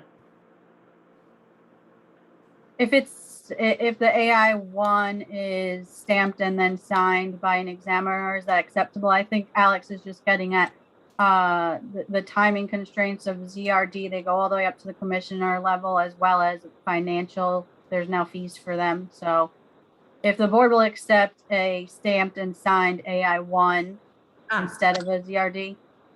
Yeah, I'm not familiar with the difference between asking a question on one piece of paper and asking a question on another piece of paper. If one piece is the other and it still gets the necessary sign off, yes, that's fine. Okay. Thank you. Okay. I think that's it. So any other questions from commissioners? So let's go to the public then. The case we are currently discussing is 2019-67 BZ 2781 Coyle Street, Brooklyn. Should you wish to call in, it is 646-558-8656. Zoom webinar ID number is 952-4658-0681. Passcode should you require it is 654528. And if you're in the Zoom room, you want to speak, please raise your Zoom hand and press *9 to unmute and *6 to unmute. Sorry with the phone, I'm confused now.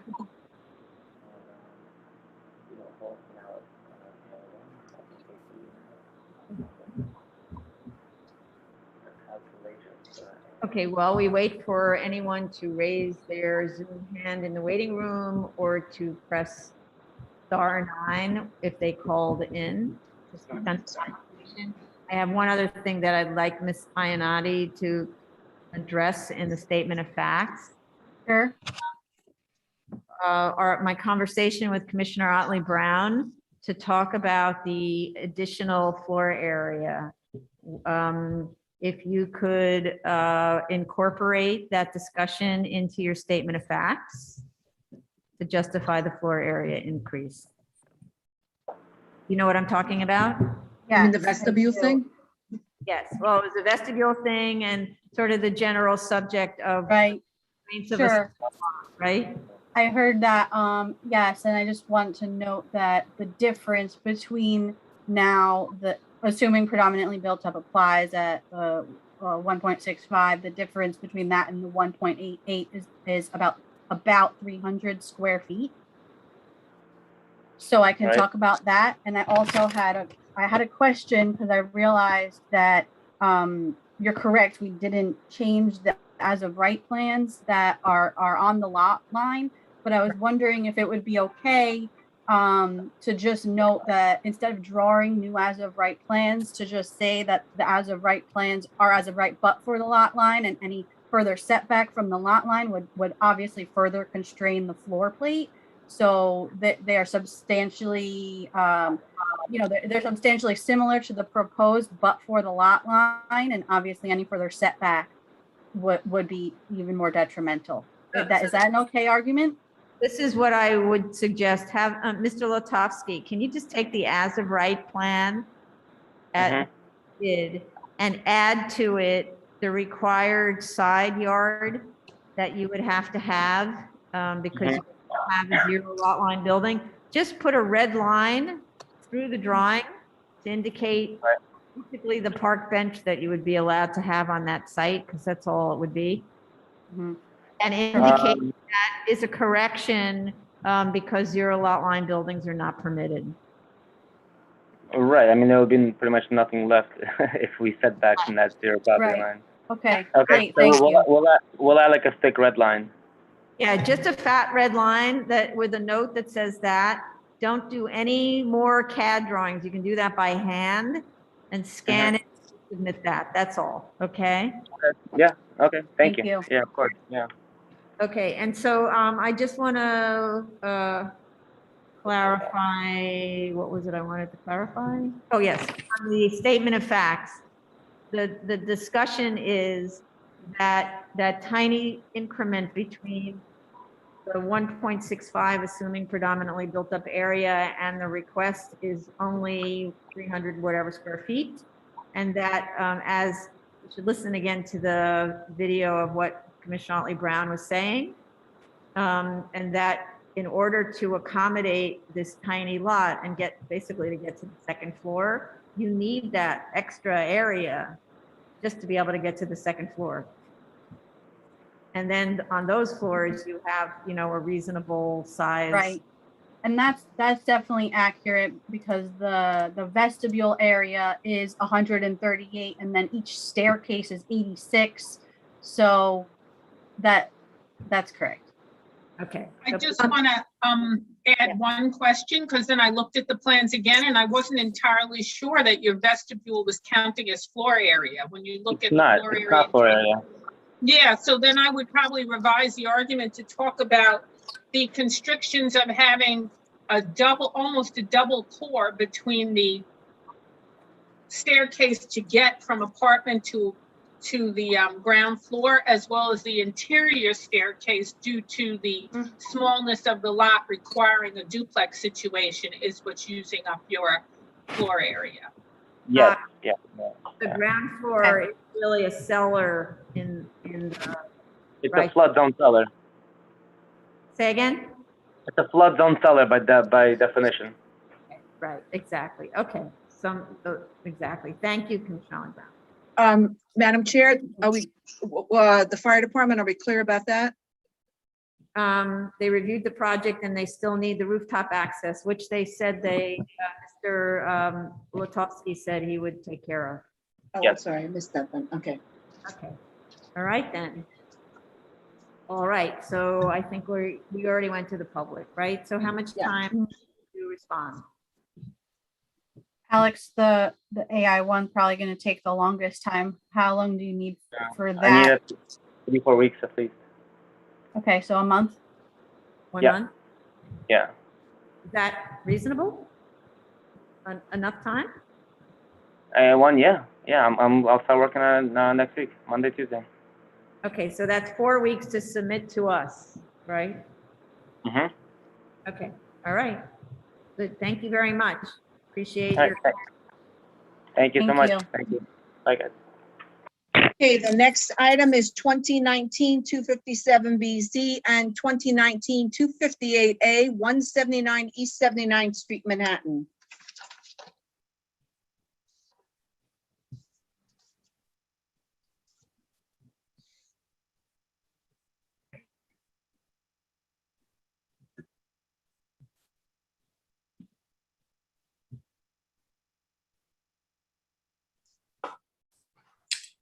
Good afternoon.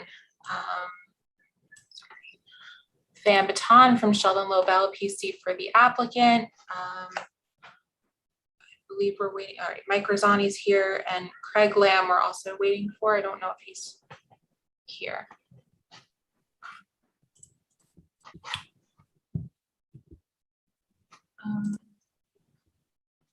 Craig Lamb is listed in attendees. Okay, perfect.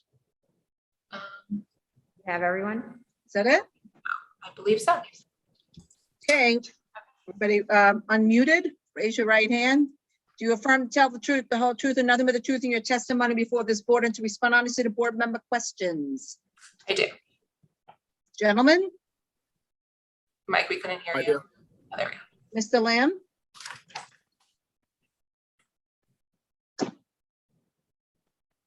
Any day now. Craig, you have to unmute. Oh, wait. There you go. You're still on mute. Unmute, Mr. Lamb. Thank I you. have. Okay, and so you need to respond to the question posed by, there you go. Let's try that again. I do. Okay, good. Okay, thank you. You're welcome. Proceed, Ms. Baton. All right, thank you. Good afternoon, Van Baton from Sheldon Lobel PC for the applicant. I'm joined by Mike Rosani, the project architect, and Craig Lamb from building management. We attended today's review session. I know there were some minor comments. I'm glad that the board was mostly receptive to our recent submission.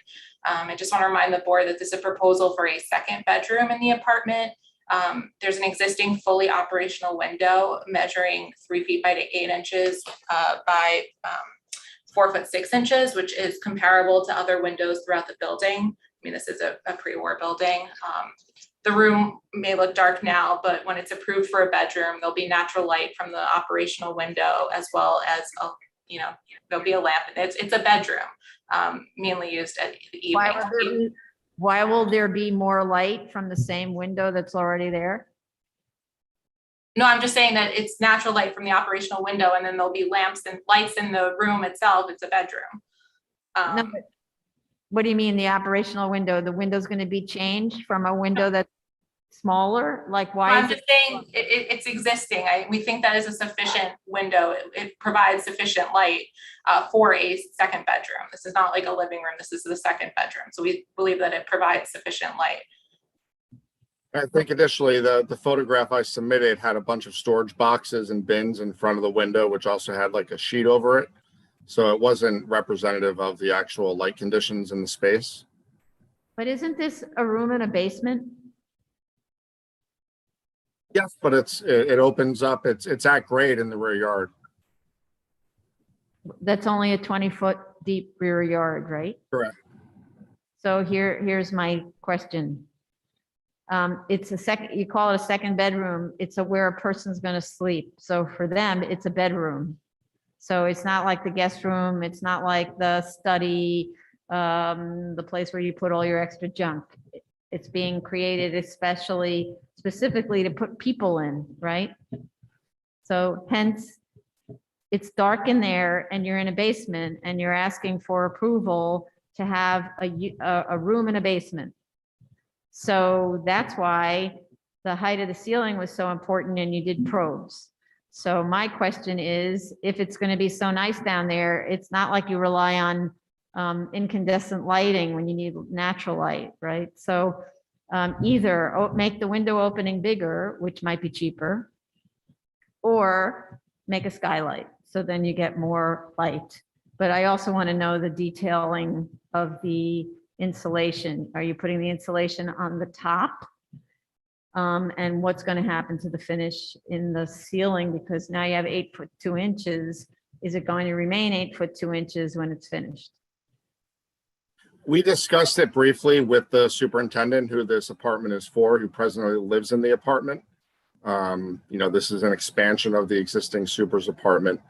And he was fine with leaving the ceiling as concrete and being sprayed, typical of many loft buildings in Soho and Tribeca that do have exposed concrete ceilings. And having, his light fixtures with exposed conduit. He didn't want, it is feasible that we could laminate the concrete slab and what's there with a single layer of sheetrock, which would only drop it down by 5/8 of an inch. So that is a potential option if the finish is a serious concern of the board. The existing roof does have insulation, and it is a 12-inch thick assembly, which we believe has an adequate R value associated with it. And presently there's not much in terms of excess of heat or cold in that space, since it has been used as a storage room and the super is very used to the conditions in that space. Sorry, say that one more time. What's the super used to? Well, the space right now connects to the storage room, so he knows the conditions of that room. So it's never been sweltering hot or excessively cold in the different seasons. So the fact that it's going from a storage room that he's been in many times to a bedroom, we're not expecting the heat gain to increase substantially just because the use has changed. No, but what is the heat gain? And what is the insulation situation? It's on the roof now. There's rigid insulation above the slab on the roof, which is pitched to the roof drains, and then there's a rubber roof on top. Okay, so yeah, so in the summer, so the thing is, you keep talking about the super and how the super is willing to put up with whatever. You're asking to be allowed to have an apartment in the cellar, right? You're asking to for the additional bedroom. There is already a legal non-compliant. I understand that, but still, you're asking for a waiver of the multiple dwelling law to be allowed to have a sleeping area in a cellar that's not normally allowed.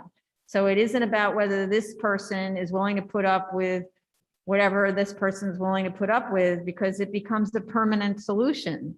So for whoever lives there in the future, not just this person. So it means that the heat gain there has to be whatever's required by code in terms of the insulation. So, and you've never shown us, I mean, you only did a probe recently to find out that there's a hung ceiling there, right? So what is the actual insulation? How thick is it? What is it actually doing for the heat gain in that room? We haven't opened up the roof, so I can't tell you the thickness of the rigid insulation on the structural slab above it. But it's no. So all you're saying is the super never found the storage room to be too hot, so therefore he's not going to find the bedroom in which his children or child lives too hot. That doesn't really make sense to me. It does have air conditioning as well. There's an existing through-wall air conditioning unit that faces the courtyard. And who pays for the air conditioning? The building. So the building is willing to have heat gain and compensate for that with air conditioning. Yes. It's no different from any apartment that has air conditioning. It's correct, but normally an apartment is properly insulated so that you don't unnecessarily air condition. No? Madam Chairman? Responsible design, right? Madam Chairman, Yes. the other roofs, I'm familiar with the other roofs on the building, and they were all done at the same time when the building was built. Now they have a layer of insulation underneath the rubberized roof, but underneath that is a pitching slab, and then between 6 to 8 inches of gravel called deepening. Then there is a structural slab, and adhered to that is a lath and plaster ceiling. And frankly, what we found is that there's actually a hung ceiling below that. The hung ceiling will come out, but that's the exact same structure that's above the penthouse. No different in terms of heat gain and heat loss. Very, very well insulating factor. The superintendent was concerned about having any type of opening in terms of a skylight, because other people in the buildings next can look down, and he would rather not have anybody look into his bedroom.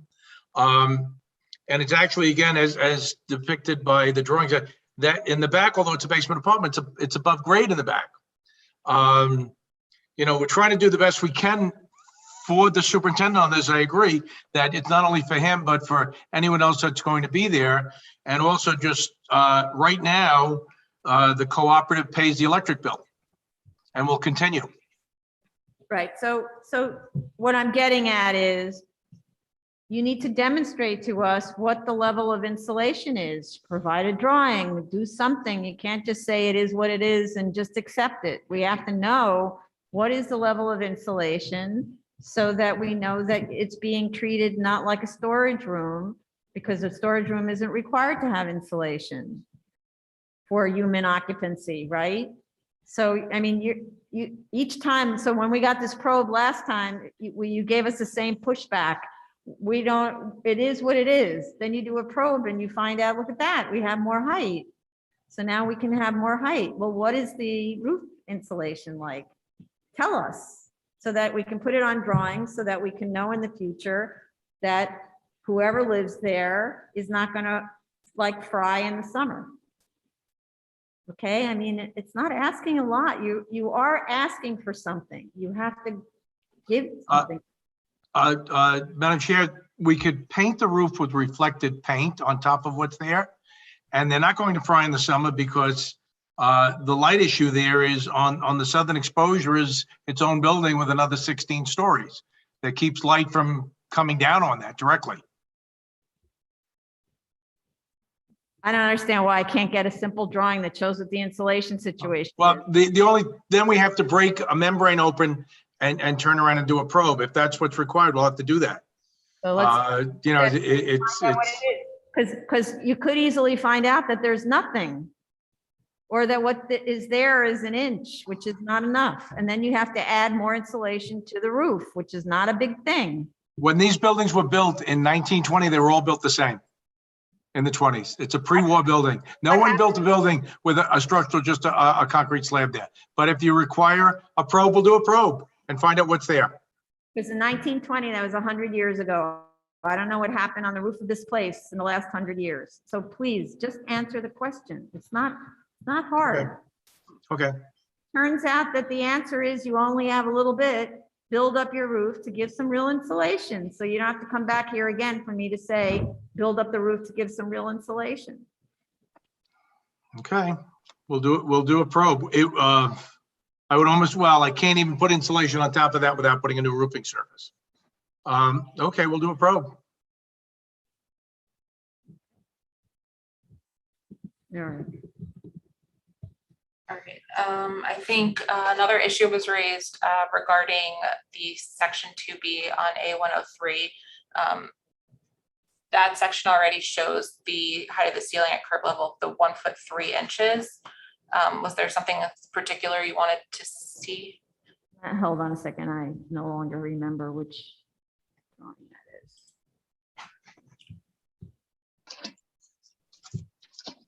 I think the issue was that I needed you to go through the points in the housing maintenance code and the multiple dwelling law and make sure that each thing is demonstrated. May I just share my screen for a second? I think we did that. But I need to look at my drawing, so. I'll just share in the meantime.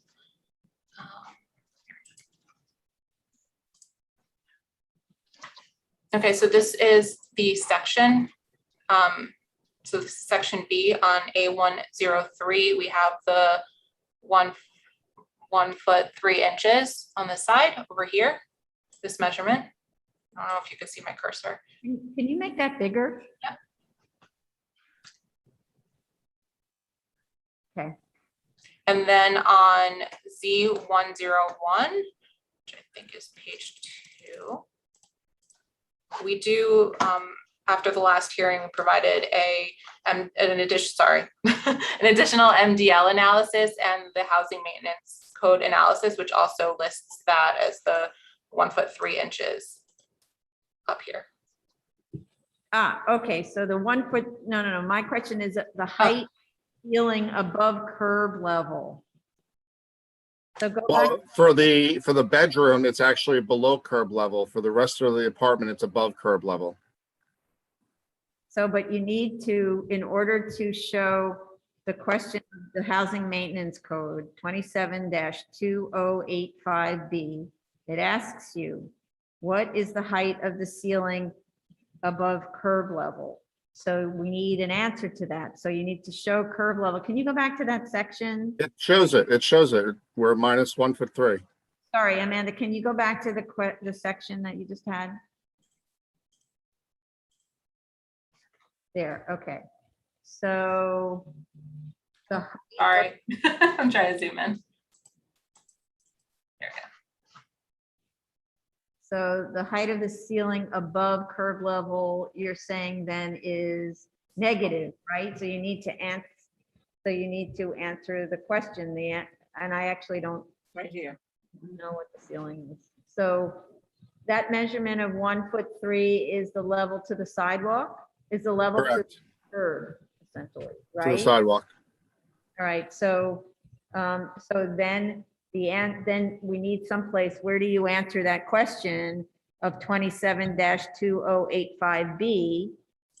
Height of ceiling above curb level is negative. It's 1. right. It's on the sheet It's right right here. here.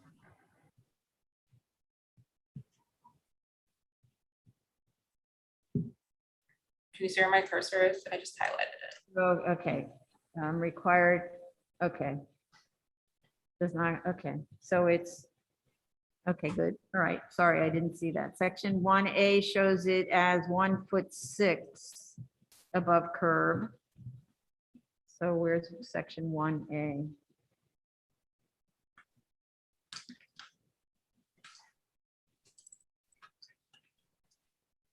So you have responses to. Here is 1.6 here, is right here. Okay. So 1 foot 6 above curb in another location is what you're saying. Is that right? Correct. Okay. And then all right, that one's okay. All right, I didn't find that. I'm sorry. Okay. Okay, so you have that. And I can make a quick change to the statement of facts regarding the authority to waive, the board's authority to waive the housing maintenance code. Okay. So I'm just looking for photographs again. So the only photographs I have, I believe, are photographs looking at the door, and it's really dark, right? So that's where I'm concerned about the dreariness of this room and why I'm saying you need to make the opening bigger. And you know, If one we of the look at, if we go to page P4, the bottom right 2 pictures are of the storage room. So it shows from both directions, facing the window and facing the back wall. I can share my screen again.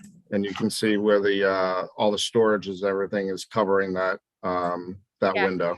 So if we look, it's right, I just put it up on the screen. Yeah. The storage room is here, and then this is the view from the window, from where the boxes are. Correct. So here's the thing is, so you show us how great it's going to be, but you show us the window covered up with junk. So how are you making your case for that it's going to be a well-lit room, right? That's We why can move all the boxes and take more photographs for you. remove the boxes and let's see what the room really looks like, right? With the understanding that, yes, you're going to, so the problem with sheetrock right up against a slab is, unless that was an amazing pour in the 1920s, the sheetrock can never really go right up against the slab. It's a mess. So what is your solution? Is it like a popcorn ceiling? What is it that you're finishing the slab with? We were going to spray the ceiling, spray paint it with a spray gun. And it's not like we're making this a worse situation. It's an aesthetic choice, and the superintendent happens to like the look of the raw concrete ceiling. It's not my place to tell him what he should like as his aesthetic. A lot of people like the raw concrete. Some people like coffered ceilings with crown molding. Some people like, drop ceilings with recessed lights. It's really an aesthetic decision, which. It is that, all that would be true if there were room to have a hung ceiling with recessed lights. So, it's not exactly just an aesthetic situation, right? You have an 8'2" raw height, and we're trying to make it something where it's suitable for human habitation, right? So it needs to be finished. It can't just be it can't look like a storage closet, because they're not living in a storage closet. So you need to come up with a good solution that doesn't significantly lower the height, okay? This kind of comment that some people like coffered ceilings. Okay, put in a coffered ceiling, but maintain the 8'2" height. You can't. Okay. We could also plaster, which would only take about 1/4 of an inch. So we could also plaster the ceiling. So maybe that's a better solution. Plaster the ceiling. Give the guy something that's nice, okay? That's residential in character, okay? All right. Let's go. Anything else? No? Commissioners, anybody? Okay. Did we leave anything out, Ms. Iannotti? Oh, Ms. Baton, sorry. That's okay. There's all these names on the screen. No, it's okay. Okay, so let's go to the public then. So the case that we're currently discussing is 2019-257BZ and 2019-258A for the property at 179 East 79th Street, Manhattan. Should you wish to call in, it is 646-558-8656. Webinar ID number is 952-4658-0681. And the passcode, should you require it, is 654528. If you are in the Zoom room, please raise your Zoom hand.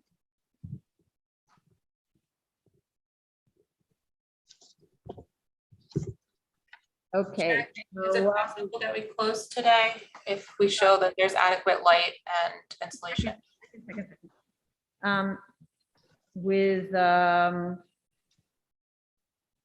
Okay, so while we wait to see if there's anyone who wants to speak on this hearing, please raise your Zoom hand, and if you called in, *9 to raise your Zoom hand. So I just want to go through the issues. So we need a probe of the insulation, and if the insulation is thin, then you need to add insulation to the roof. We need a photograph of the room without the boxes in front to make sure that there's adequate light from that window, because at the moment there's no light from the window. And then we also need the drawings changed to show that the ceiling will be plastered, and that the ceiling height will then probably be more like 8'1" plus the plaster, right? Okay, so understood. So how much time to make those changes and do that work? It could be a pretty quick turnaround. Mike and Craig, how long would it take to do the probe? Well, we have people doing local law 1011 in the building now. I'll ask them, and hopefully I can have that done within the next 2 weeks.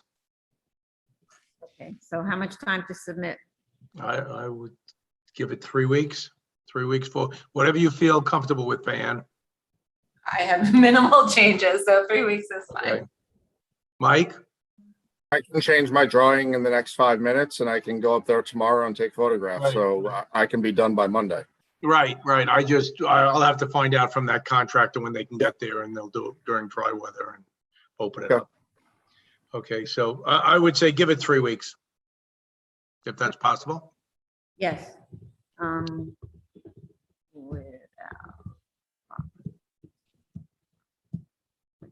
Okay, so here's the, let's say, what I'd like you to agree on. I'm willing to close this so that we could go to a decision in 3 weeks, provided that you agree that if the insulation turns out to be thin and not providing adequate heat gain protection, that you agree, that you show on your drawings that you're going to increase the insulation to be adequate, whatever that takes.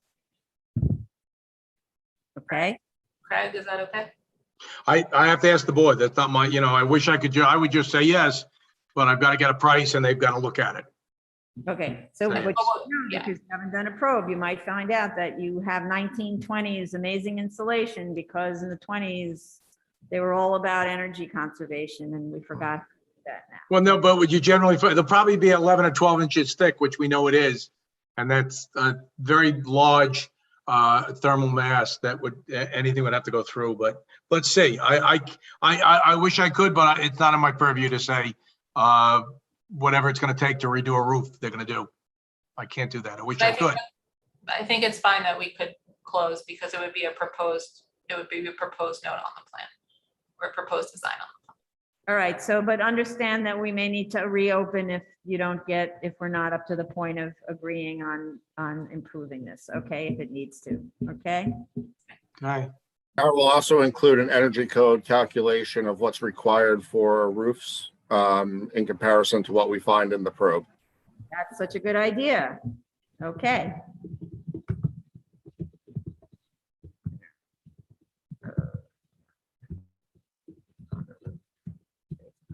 Okay, sorry, I'm just taking notes. Okay, good. Like that. Thank you very much. That's a creative solution.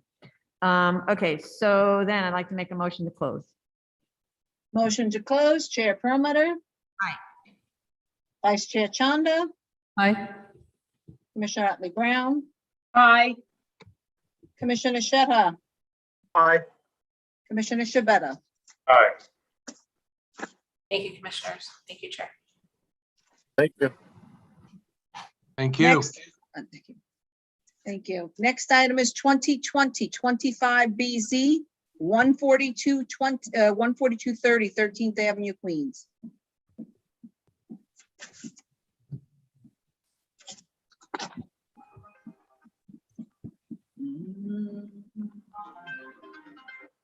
Craig Lamb, hold on.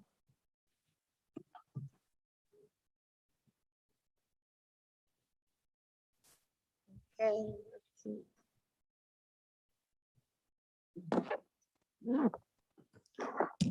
Hello, Hello. can you hear me? Yes. This is Sheldon Lobel. I have my assistant here trying to get on so that you could see me, but participants. Richard joining us as well. Oh, I see. Okay. Now, So, okay, now we're on. This is Sheldon Lobel.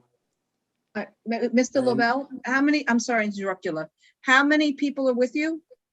Well, we'd like to have Mrs. Angela Guarino, the property owner, Mr. Albert Maimon, who's her attorney, Ed Sawchuk, a professional engineer, and Frankie Nunez, the architect for this project. Okay, so I have to swear you all in. Yes. Raise your right hand. Wait, Tony. Oh, sorry. Tony, I'm wait. sorry. There is one person who called in with their hand, who's raising their hand. So I'd like them to identify themselves because there's no name there. Can that person, oh, and you need to unmute yourself with *6. *6 on your telephone to unmute. That's someone with last three digits, 824, and their phone number. There you go. Okay, what's your? Okay. Identify. I'm sorry. Wait, Tony. Angela Guarino. Okay, thank you. Edward Thank you. Sawchuk, yes. Mr. Sawchuk is the engineer. I'm here. Thank you. Okay, are we ready? I'm ready. Okay. Raise your right hand. Yes, Do you affirm to tell the truth, the whole truth, and nothing but the truth? And sorry, do you affirm to tell the truth, the whole truth, and nothing but the truth in your testimony before this board, and to respond only to the board member questions? yes, Yes. I do. I do. Okay. You're leading this, Mr. Lobel? yes. I'm going to lead the presentation and the other people will join in as we proceed. Okay. And I'd like to say thank you for giving me the opportunity to speak on behalf of Mrs. Guarino. And I heard the review session and I heard the chairperson's remarks. And since she's the chairperson and the board is the board and they have the votes, I believe that my claim of uniqueness versus bulk or area variances versus use variances is the law. However, I know the board takes a different viewpoint.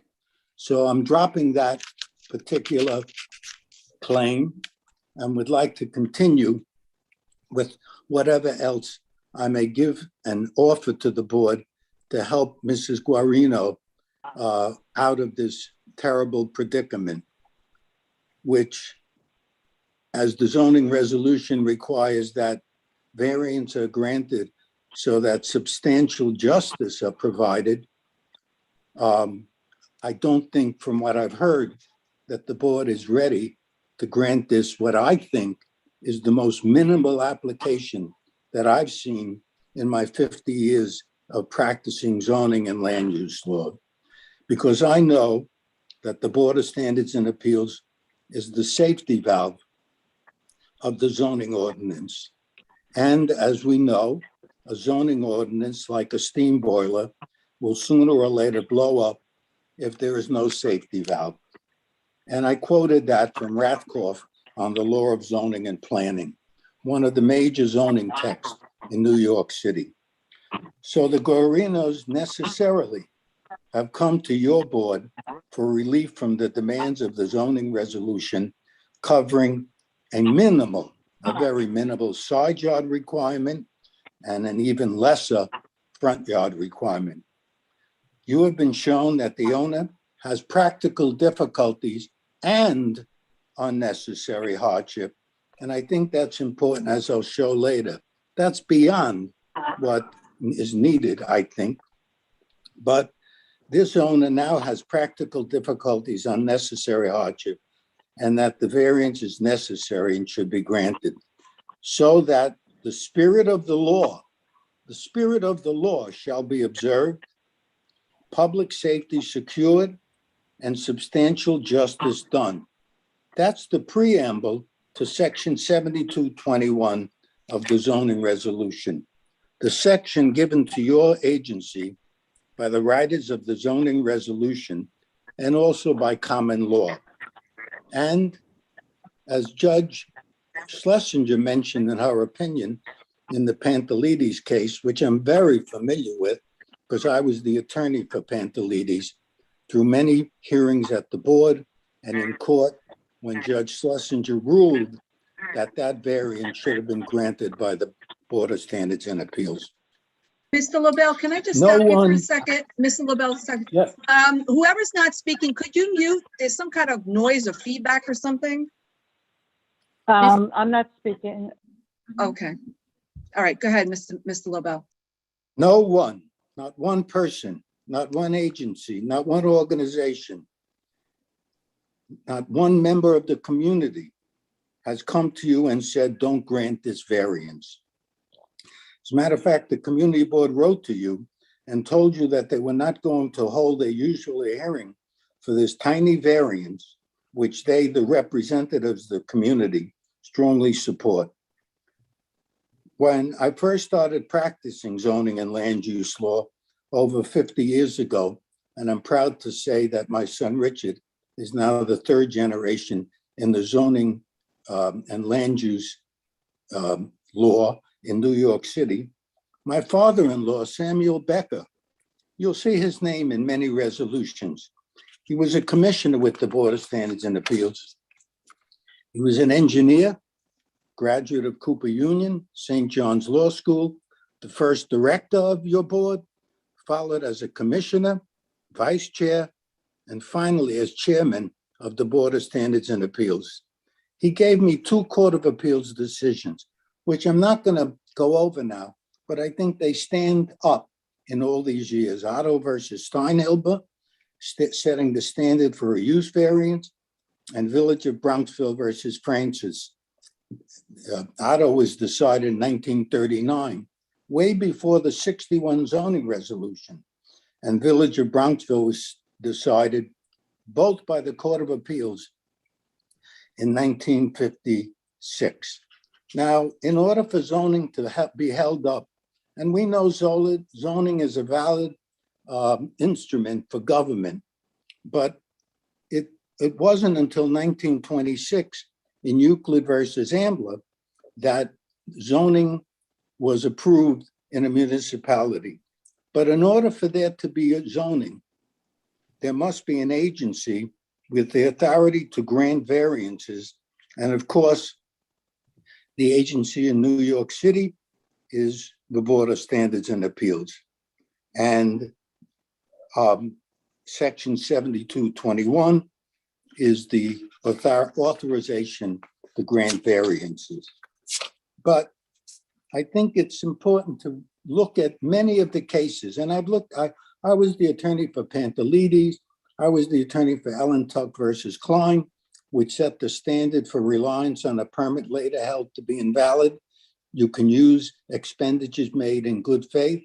I was the attorney for Ellen Tuck versus Klein, which went to the Court of Appeals, which went to the federal court, and which set forth that doctrine, which is not the case here, but I just want to mention, because later on, and the chair has mentioned that Pantelides the decision was for expenditures made on an invalid permit. That's so, Chairperson, but that was only part of the decision.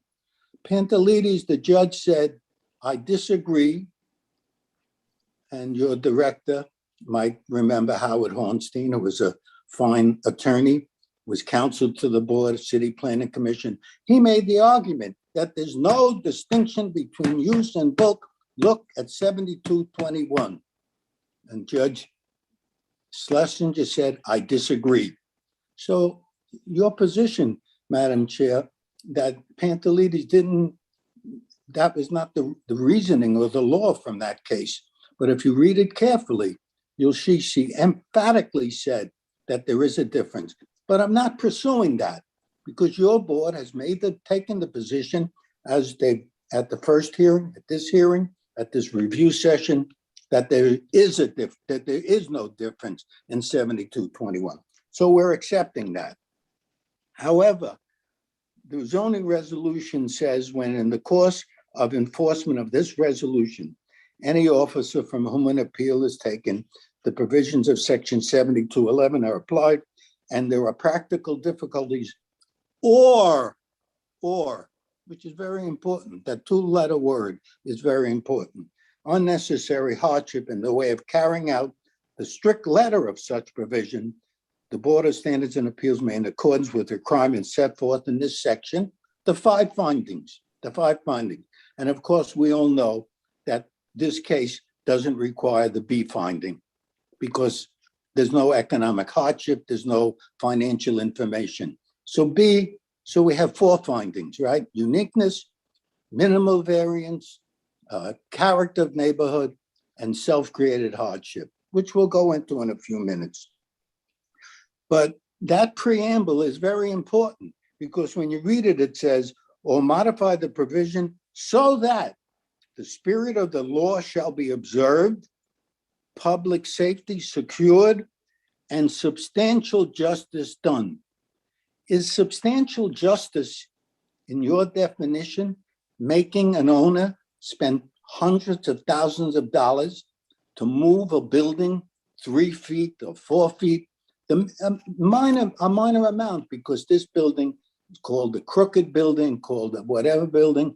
It was tilted, not because of what Mrs. Guarino wanted, but because someone came in, got a job to do the work, had a collapse on the east side.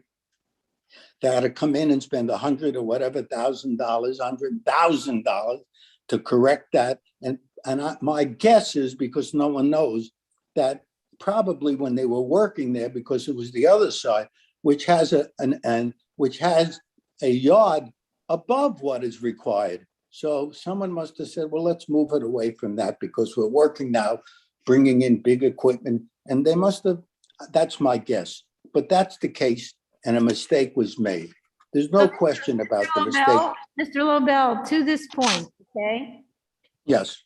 Have any materials that showed that there was a collapse or that showed that there was some physical condition on the site that forced the building to be situated in another place? Because we have no information. And that's what we asked for at the last hearing. And I believe I said you have, because the commissioners were all in accord that the variance could not be based on this idea of a mistake by a contractor. We asked, let me finish. Yes. Asked that you establish instead that there was something unique about the retaining wall, about something to do with the site and the retaining wall that would have forced the house to be differently situated. And rather than guessing, we asked that you submit actual factual material, and nothing was submitted. If you had, so we were waiting for that and we received nothing. So we can't base this on conjecture because we don't know what happened. We have to base this on factual information. And so far we don't have anything. And I had said at the last hearing that you had this one chance, the last submission, to try to convince the board otherwise, and nothing was submitted. So I'd recommend, for instance, you have an engineer here. Why don't you go to the engineer and see whether they have material that we didn't have to consider before? I appreciate that, Madam Chair, I do. But the problem is that no one around now knows what happened. Mrs. Guarino, she's here, she'll testify. They found out later on that the building was tilted. And my theory, because we had nothing else, was that when they were excavating, there was a wall, because on that side, on the east side, when they were excavating, a building, I think it was a little garage or a little storage area, collapsed from it's the rear yard of the adjacent property. I'm told that it collapsed. So Mrs. Guarino, they got a stop work order because there was a collapse. And then they brought in this other contractor to put up this major wall protecting that east side from the property to the east, which is their rear yard. Anyway, let me finish. And then other people maybe, because Mr. Maimon, who's the attorney, may be able to help. So I'm saying that if the board is unable to recognize this area versus choose, forget it. Forget about what Judge Pantaletti said. I read Envoy Towers a little different than you. I think it stands for that proposition. And Gallon, I read all those cases 26 times. I think it's different. But I know the board has certain rules and that everyone's going to try to follow this and stuff. But I can understand that you have 5 findings to make. So forget about my claim that an area in both variants is the same. Now, I just want you to also look carefully at Chapter 2 of the zoning resolution, which is titled Construction of Language and Definition. The following rules of construction apply to the text of this resolution. Where the text indicates the contrary, where a regulation involves two or more items, conditions, provisions, or events connected by conjunction and, or, that's the important word, or either or, the conjunction shall be interpreted as follows. And then going down, defining the conjunction or, number two, or indicates that the connected items, conditions, provisions, or events shall apply singly, or in any combination. So I'm saying that even though we have an economic hardship, and even though we have practical difficulties, all I think have to be looked at here are the practical difficulties. What's the definition of practical difficulties? And we can get into that too. I'm trying not to take too much of your time. It's getting late. And I'm quoting from another case, the requirement on the subdivision A of uniqueness may be satisfied under a broad range of circumstances. In matter of Comco, whatever the case, I can give the citation to your counsel. The court, citing authority by the Court of Appeals, held that uniqueness could be satisfied by showing that the difficulty complained of relates to existing improvements on the land. To me, we now have an improvement on the land, which is a house with a minor intrusion into a yard, into a side yard. So I think, and there are other cases that say improvements on a property can be used as uniqueness. How does that Because, overcome self-created hardship, though? what's that? I'm sorry, I missed that. How does that overcome self-created hardship, though, if you or your contractors caused the improvements? Right. I appreciate that, and I'm going to get into that because I wouldn't have taken this case. I know it's a difficult case with a simple problem, but a major problem for Mrs. Guarino. But I know I'm going to tell you why I think sometimes self-created hardship, as the cases have said up and down the Court of Appeals, if you make all the other findings, then that's something to be considered, but it doesn't rule you out of the ball game. But let me get to that. Before you go down that direction, the idea Yes. of uniqueness of improvements on the land refers to things like, for example, the Whitney Museum or the whatever, the Frick Museum. You've got existing buildings that have stood there for decades and decades, and now there's no place to situate the proposed project without violating front yard, side yard, rear yard setback, something like that. That's the existing improvement that leads to the hardship, not that you're creating the improvement. You're creating your own hardship by building it in the wrong place. That's not what the court is referring to when they talk about existing improvements on the lot. Well, I'm not sure about that. I know that I mean, maybe there's not been a case like this where there was one, and I'm going to get into your case that you had, Chair, about that horrendous application that you had to bring to the board. You had to bring this horrendous application. I have your testimony, and you went to court, you sued the contractor. The judge says, you go to the board, you have to exhaust your administrative remedies. But that case, the board was right in not granting it. It was a horrendous application. It wasn't a simple one-side yard. It was horrendous. And the case that also your counsel gave me, it was also a horrendous case. And I'll tell you why. I'll tell you why. That's different than this case with one side yard minor. It doesn't need 8 feet. You need a 5-foot yard. And at the most extreme end, at the top of the house, the yard is about 2.5 feet going down, it come down. And at the bottom, it's about maybe 1 feet short. But again, let's look at, and again, I'm saying I found that uniqueness could be satisfied by showing that the difficulty complained that relates to existing improvements on the land. And Judge Schlesinger in that Pantelides case also held that that was a uniqueness because they connected two floors, and that was I'll read to you what she said, because I think that she's right about this. But anyway, here the Guarinos contractor built the most minimal intrusion of the side yard and front yard, and not additional. Did she get any additional floors from it? Did she get any additional floor area? Any additional rooms? She got nothing, except, as my mother used to say, she got a lot of tourists. In Yiddish means trouble. That's all she got. She didn't build a bigger house. She didn't build a house that no one likes.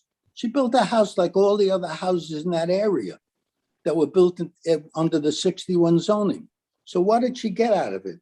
Nothing but heartaches.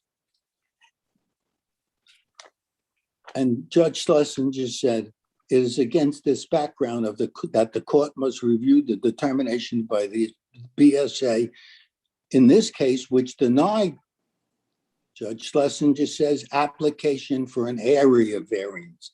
The BSA reviewed the variance under zoning resolution 7221, which requires findings as follows: due to unique physical conditions, strict compliance with the zoning resolution will result in practical difficulties or unnecessary hardship.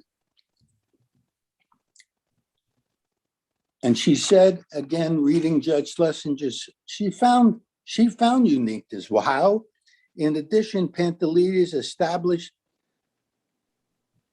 practical difficulties, unnecessary hardship, based on the need to connect two floors for the family's appropriate use of their house. The expensive construction and the cost and impact of the removal of the newly constructed extension. Pantelides built the most minimal extension, housing a necessary staircase rather than multiple additional rooms to simply enlarge his home. Thus, the denial of the variance under section B or A was, and that was a case which wasn't a 1 or 2 family house. You know, Chair, that you don't have to submit a financial estimate. It's in the rules that you don't have to make finding B. So basically, the Guarino home was finished some years ago, but because of the, what I call improvement on the lot, you may not like the definition, but that was what happened. There was an improvement on the lot.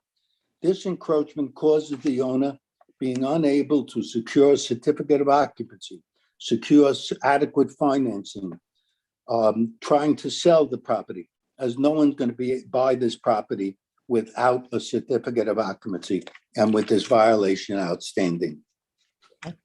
Could you And- kind of wrap up? Because as you said, we have another case after this and it's late. Can Yeah. you wrap up?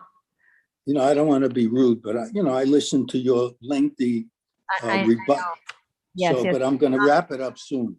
Okay, and Commissioner Sheta has his hand up and may be relevant to something that you said. So go ahead. I just have something that I'm struggling with. I'm not a zoning expert. I'm a structural / geotech engineer. But Right. the point I'm struggling with is the way I understand the zoning resolution is that unique physical condition should be associated with the lot. It cannot be associated with the proposed construction. In other words, it can be the case that somebody comes to the board with a perfect lot that has nothing wrong with it. And he says, oh, I'm going to build a very complicated building, and that's why I'm asking for a variance. We're going to say, no, we cannot, because that unique physical condition or the unique condition that's claimed here is associated to the proposed construction. It's not associated to the lot, which is the case.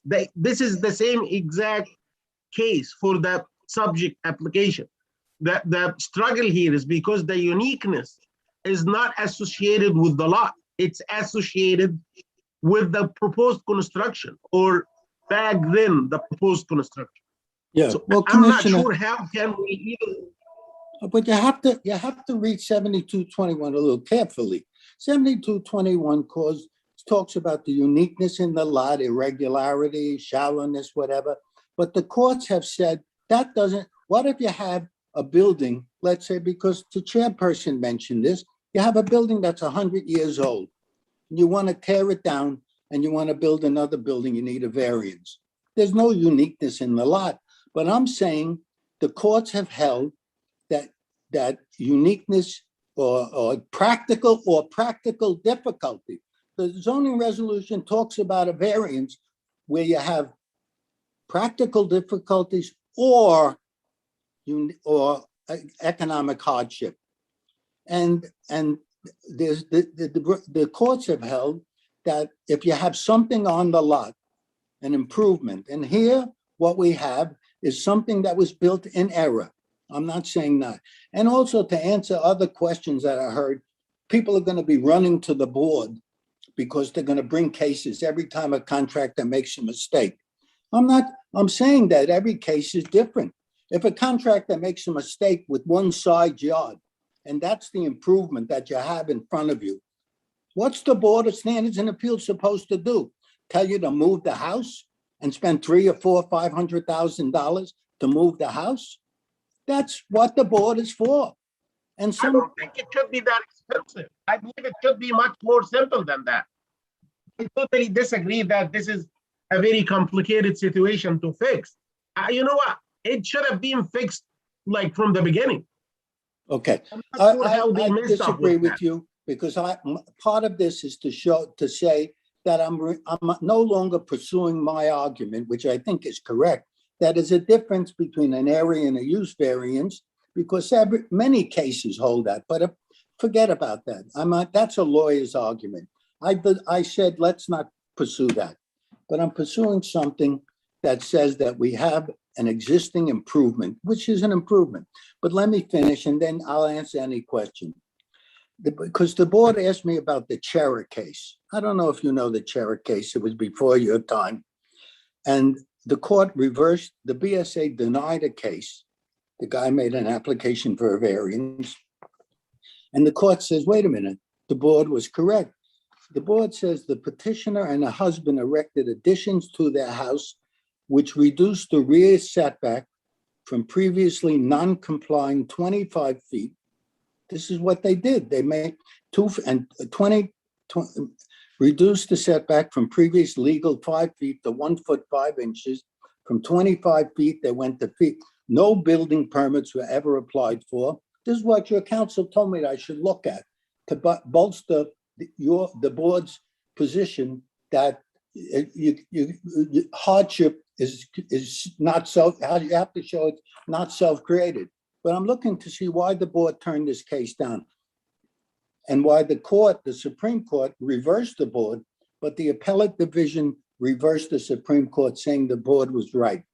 No building permits were ever applied for with these 2 one-story additions, and although self-created nature of hardship does not automatically preclude the granting of a variance, here's the important part about self-created hardship. It is a significant factor mitigating against granting the application, and the BSA's conclusion that the variance in question would substantially impair the use of the adjacent property was likewise supported by substantial evidence. The only evidence that I see in this case is that we had someone who made a mistake. They built a building with an intrusion into the rear, into a side yard, and then there's no way to get out of this except to tear down the building, move the building, or get a what I consider to be a minor variance. And let me finish, Madam Chair. I know you're in a hurry. Okay, but I need you to really, I see. Yeah, because I just want to show you that I was told that look at the Chera case. And I spoke to Karen Binder, who used to be counsel to the board.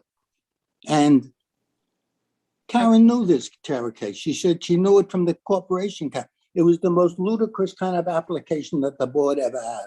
That's what your counsel showed me to look at to bolster the position that there's a self-created hardship.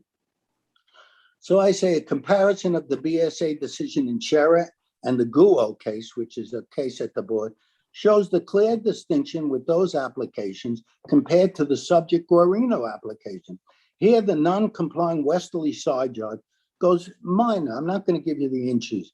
The front yard requirement of 20 feet is short by 1 foot 8 inches. As set forth in the file, there was no other variance being asked for. And the east side yard is way above what's required. It must also be noted that the east side yard required to be 5 feet is way over that requirement. So, and then I'm going to wrap it up. The chairperson I mentioned, you told us about the case that you had where you filed for a variance because the court told you got to file for variance. And you said on that case, and I'm reading from the transcript, the list of zoning non-compliances was really impressive, right? And so we represented the client to sue the architect in a malpractice case, and a judge who seemed not to have legal experience with what a variance is brought the argument and said we had to go to the board for a variance. So I applied to the board for variance, and for all of these things and something like $1 million in legal fees later, the board decided there was no case. So then we can go back to the court and show the judge that we can continue with the malpractice case. But it was a horrendous application. And that's where you have self-created hardship. In conclusion, it is well settled that zoning boards have discretion in considering applications. While there is no precise definition of the term practical difficulties, the basic inquiry at all times is whether strict application of the ordinance in a given case will serve a valid public purpose, which outweighs the injury to the property owner. See matter of townwide properties versus zone of appeals, matter of dissenter versus Board of Zoning and Appeals. No, in another case, the board says, no valid public purpose. What's the public purpose to be served here? To defend the zoning resolution because someone made a mistake for 3 feet and say, go tear the building down, go move the building? No public purpose would be served by the denial of the variance and the injury to the property owner, removal of the existing building, and erection of a new one. This is in this other 8.6 further away from the rear line. Therefore, cannot be found to have been outweighed. The board's denial of a variance of the rear yard setback provision of the ordinance was therefore arbitrary and capricious. I would only end off by saying that one of my associates found a case that the board granted in 2001, 383-01BZ, where a variance was granted a few blocks away from this property. It had nothing to do with a mistake that was made, but the board granted a variance for the proposed front yard of 6 feet 7 inches, which did not meet the 15-foot front yard requirement.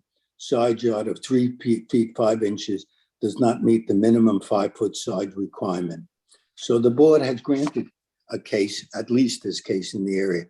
The only point I want to end with is let's use the zoning resolution to keep an orderly city and a city that's bound by certain rules. But let's not forget that the zoning resolution and the Board of Standards and Appeals is here to relieve hardship. We made, I believe, all of the findings. We didn't have to make an economic hardship finding, although I think we did, by the nature of what has to be done to move this house. What is the board, what public purpose is your board fulfilling by telling Mrs. Guarino to remove the building because there's a 3'5" violation, or even less as you go down to the front of the house? Remove that house. It's the same kind of house that's built all over that neighborhood. A mistake was made. There's no denying that. but we don't think it's proper for the board to say, go move the house.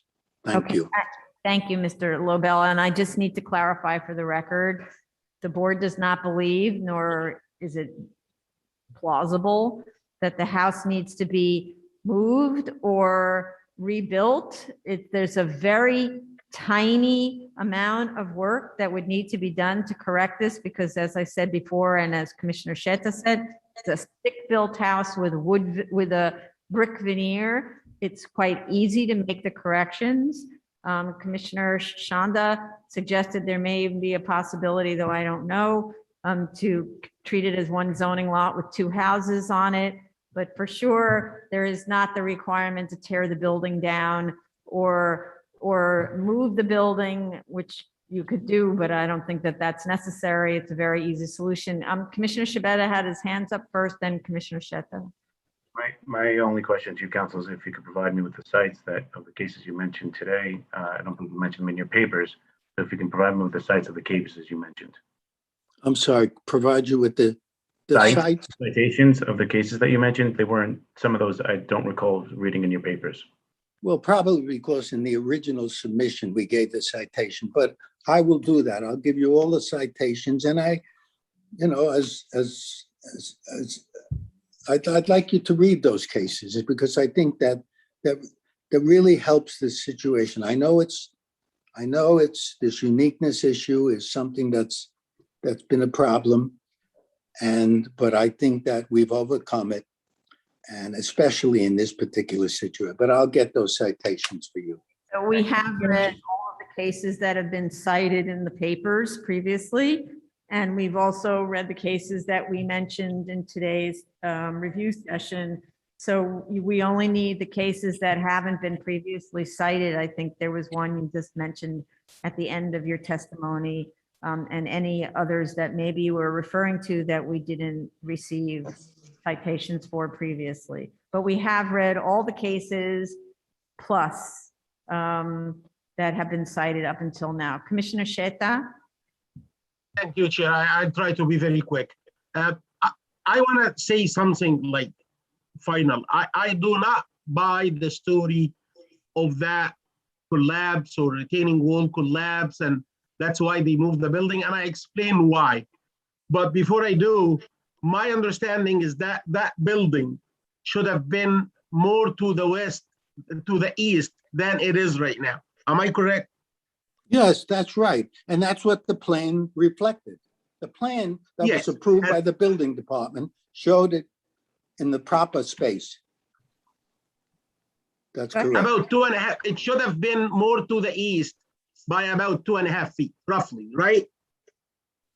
Well, 2.5 feet at the furthest end, but less as you go down to the front. But understood, right, it should, understood. That's the problem, Yeah. right?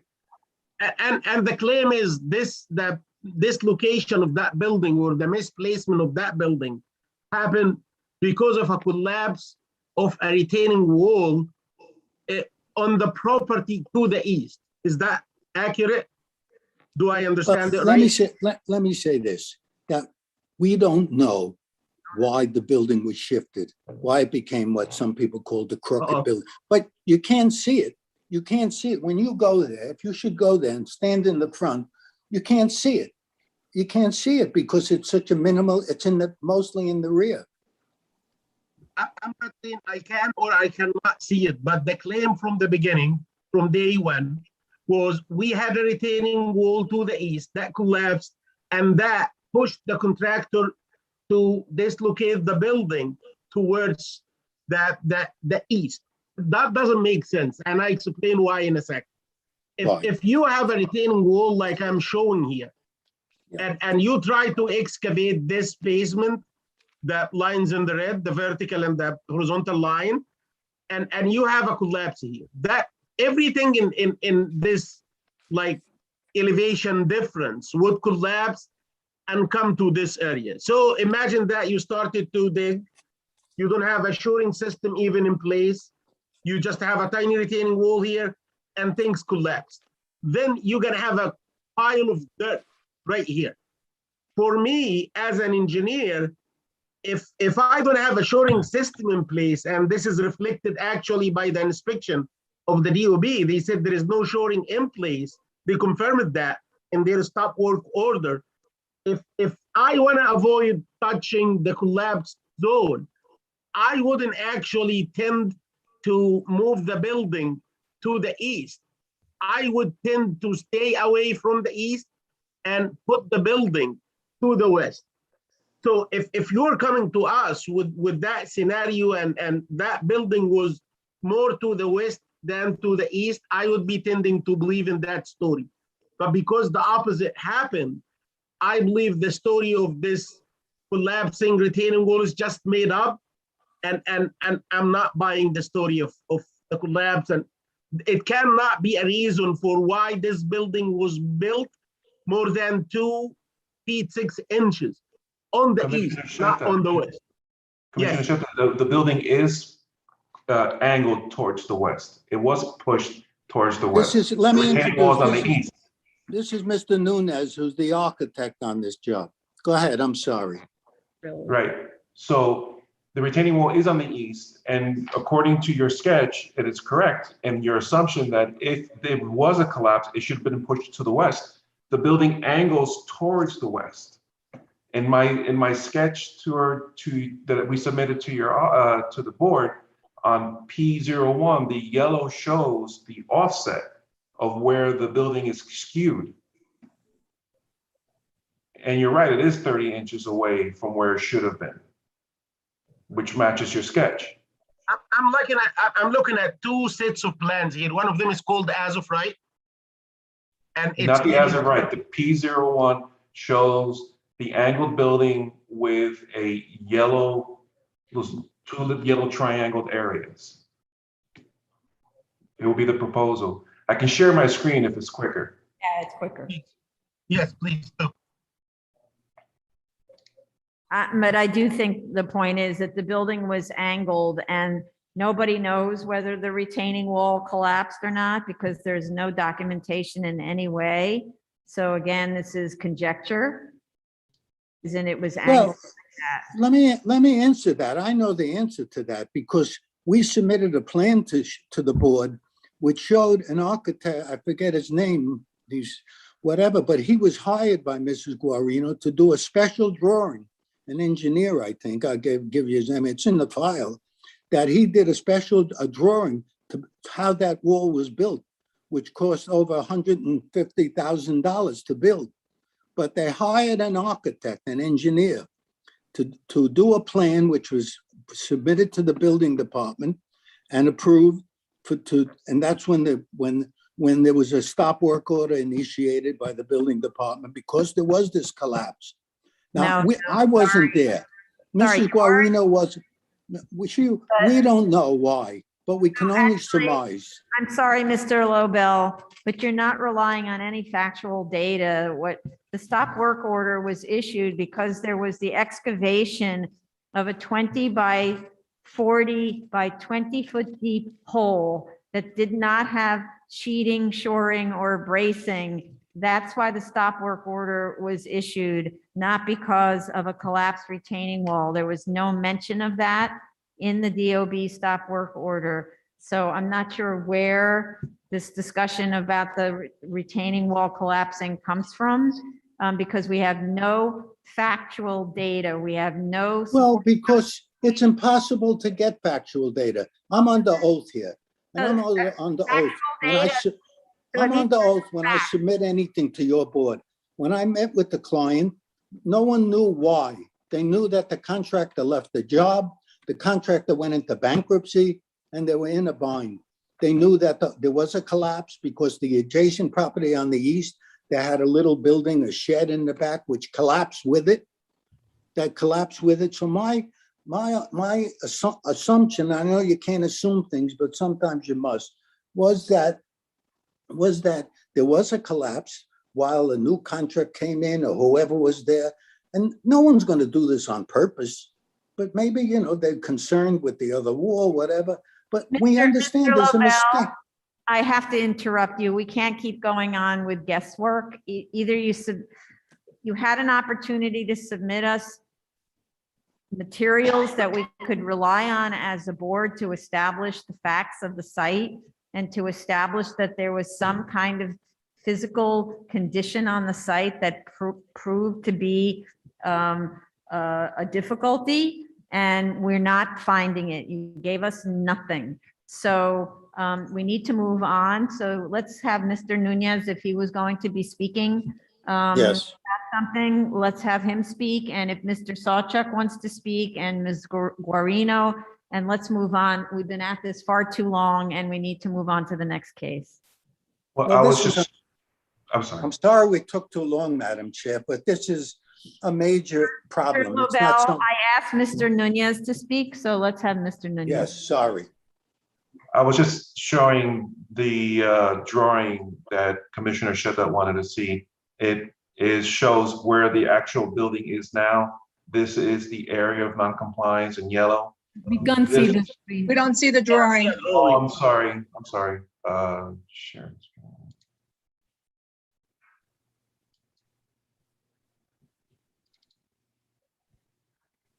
Do you see it now?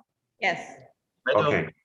So this yellow area is the area of noncompliance, and the angle you see the building at right now is where the existing location of the building is. This is the retaining wall as it exists now here, coming around the property. This just represents what the building would be like if it was built correctly. So if there was a collapse on this end, it would have shifted the contractor building the building at an angle the way it is. So I'm just answering your question, Commissioner Shipman. Okay. Anything else you wanted to add, Mr. Nunez? Well, unless you have any other questions, I could discuss further about the non-compliance and how much it is coming in and out. No, we have the drawings. We know exactly how much it's non-complying.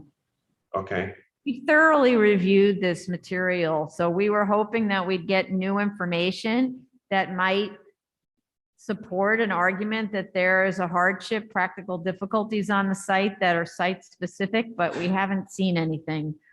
So if I can't comment on one last thing, and it's, I know that you mentioned before that we don't have the cost of fixing this. It's not that much, but I listened to this morning's discussion, and if we were to lift this building up and shift it to put it in the right place, because it is a light structure, like you said, because it's a light frame building with masonry veneer, we wouldn't really be able to set it on the existing foundation. It would be a whole new foundation. So the cost.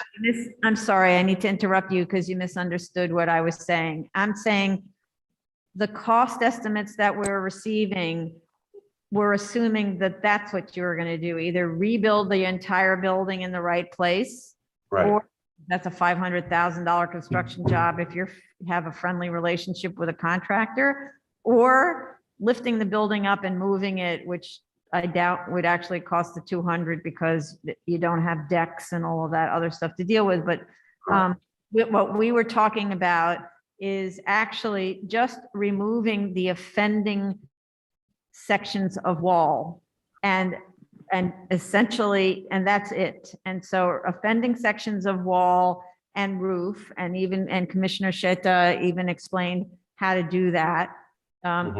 Maintaining the cellar in the existing location because the cellar is not imposing on the side yard setbacks. It's measured from the level of grade, not from the level of the cellar. And so the amount of construction work is limited to that sort of reframing on the interior, removing that framing from the exterior, and cutting back the portion of the rafters that extends past what's allowed to extend beyond the side lot line, but the side yard line. But even the zoning regulations allow some penetration of a roof into the side yard line. So I'm not even sure that you'd have to cut it back that much or at all. I'm not sure. But that's essentially cutting back the yellow area that we're showing on the drawing now, right? That's essentially that's about 50%, 45% of the wall. I don't know how that's not expensive. But but it doesn't include the cellar. And it may not even include much of the roof, because a roof is permitted to penetrate, the roof line is permitted to penetrate beyond setback lines by some amount, like 18 inches, something like that. So You would have to put new foundation wall. do not. Chair? Commissioner Zeta, go ahead. Yeah, is it okay that if they leave the, like, the first floor framing in place and cantilever it, just like sit back the wall for the first floor? Is that zoning wise, is that okay? The wall the wall of the first and the second floor has to sit on the, past that yellow point. Yeah. But the roof line can be somewhat forward of that yellow point. Yeah, Like and 18 that's- inches. That's what I was suggesting. right. It's much easier then, and it could have been done for pennies after the construction of the basement. If somebody looked at, and I'm sure that you realized this location thing after you built the basement or after the basement was built, and it could have been resolved from the beginning at the time the house was built for pennies. But what was left before for pennies now probably cost dollars, but it's not hundred thousands. Sorry, Yeah. someone needs to mute. Mr. Lobel, you need to mute because we can hear you when you speak. Go ahead. I'm sorry, Commissioner Shetta. Yeah, what I'm saying is it could have been fixed for much less than what it costs now. But even if it's fixed now, I cannot see the cost like even a fraction of what's proposed. It's much less. Unfortunately, I can't comment on the costs that we don't do construction. Right. So that's the thing, is we got construction cost estimates that were really representing a completely different job than what needs to be done. And, but I have to say that that's by way of trying not to sort of to calm the owner down, because the expense to the owner to make these corrections is not nearly as much as she's being told. And so, we do have experts on the board who know about how to do this. And so it just needs to be corrected like that. You're not going to move the house. You're not going to rebuild the house. You're just going to correct those things in a way that's permitted by zoning. And if Commissioner Shanda's guess is correct, there may even be a way to not need to do any of it, if on the side anyway, if the two houses remain on one zoning lot. I don't know that to be true. That would need to be researched on by research. We heard your comment this morning and we are looking into that. Okay. So let's, is there anything else you wanted to add? Because I want to move on to the engineer. Nothing from my end. Okay, thank you so much. And Mr. Sawchuk, did you want to say something? Sure. Good afternoon. How's everyone? I have followed since this morning, and you raised some very good issues. I don't accept them all, particularly as they relate to the ease of the construction. So let me just go through the process. First of all, you'll have to vacate the structure. You have to erect a scaffold. You would need to remove the interior finishes so that we have drawings, we can surmise where the structural elements are, but we need to remove the interior finishes and then provide shoring, temporary shoring, all the way up the west side of the structure. At which point you would then remove the exterior brick by hand. This is all by hand, and this is what makes this tedious and costly. But it's a brick veneer building. This is brick veneer on sticks, right? Absolutely, it's a stick structure. It's Yes. wood. It's a wood frame. There may be some metal in there. I don't know, but nonetheless, it's a stick structure. Remove the brick veneer. At that point, actually undo the structure, because the floors are supported by the walls. They're load-bearing exterior walls. So those floors and the roof will have to be shored up, and then the framing moved over east 3 feet 2 inches. Now, Given that the west wall has an excavation for a ground floor access through an exterior stairs, that will have to be demolished, and necessarily a foundation will have to be formed, poured, a footing. No, the foundation is not in, there's nothing wrong with what's going on in the cellar. You can leave the cellar alone. Okay, I can buy that. But then you'll have to install shoring and pour another foundation so that the wall, which is now 3 foot 2 inches to the east, will rest on something that's load bearing. Okay, once that's done. Why do you need to pour another foundation? Why can't you just put a supporting beam in the cellar? Well, it has to rest on something, Your Honor. You need a footing. It needs to have sufficient load bearing capacity to put the whole house on, which is what's happening now. That foundation is supporting the exterior wall.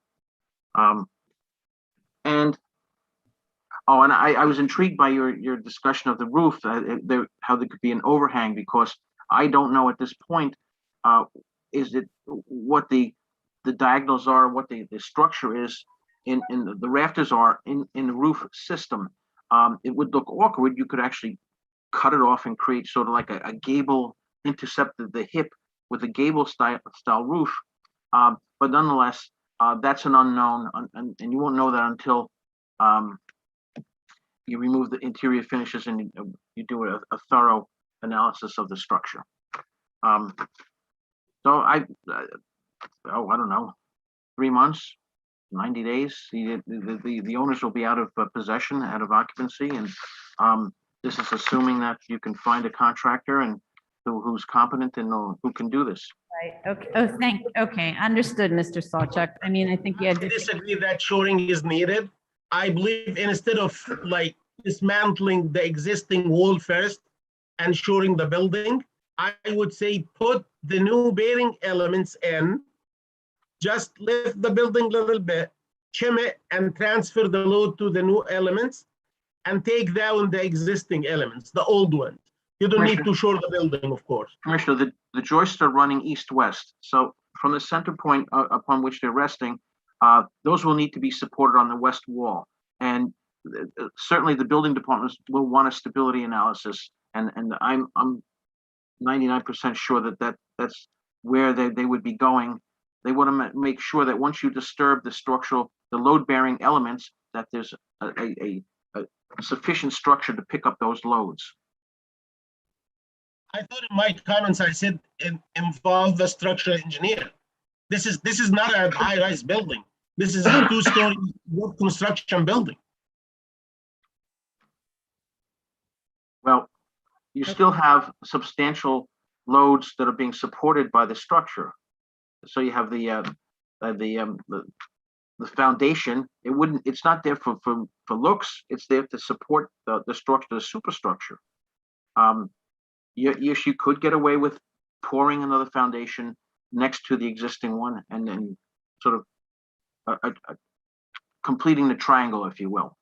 When Mr. Nunez's drawing shows the sort of the triangular section that needs to be eliminated. And if that stays, okay, that's your judgment. I can see that. That's from a zoning perspective. Leave the ground floor in. I'm not talking just about zoning. I'm talking about structural like aspects as well. If this is the roof of the framing of the basement, you can put a carrying beam here, frame it in the basement, support it properly, and then put a wall bearing on top of that, a bearing wall on top of that, transfer the loads from the 2 stories above to that new wall, and then take down this, and you're done. Right. So I don't want to have a debate anymore about this. I think unfortunately, the owner is sort of in the middle of all of this, with the debate of a terrifying solution versus a simple solution. And the purpose of telling us about a solution that's going to cost $500,000 or whatever is a way of making an argument before the board. But the board, again, must find a unique physical condition or practical difficulties that are related to the site. And we still don't have an A finding. So I appreciate the efforts of the different consultants and so on, but I don't think that the board is persuaded that there's an A. So, and we've been at this a really long time, but I would like, there was one person who had their hand up, but I think the hand is down. Now, is there anybody else who would like to speak on this? Let's open this up to the public. Well, I thought that the owner wanted to speak, Your Honor. She doesn't have her hand up. That's why I. Maybe she's having a problem tuning in or something, but she did want to speak, but I Okay, know Ms. Guarino, if you'd like to speak and you're in the Zoom room, you can speak or unmute yourself with *6. Can you hear me now? Yes. Yes. Okay, hi. I'm Angela Guarino, the owner of the property.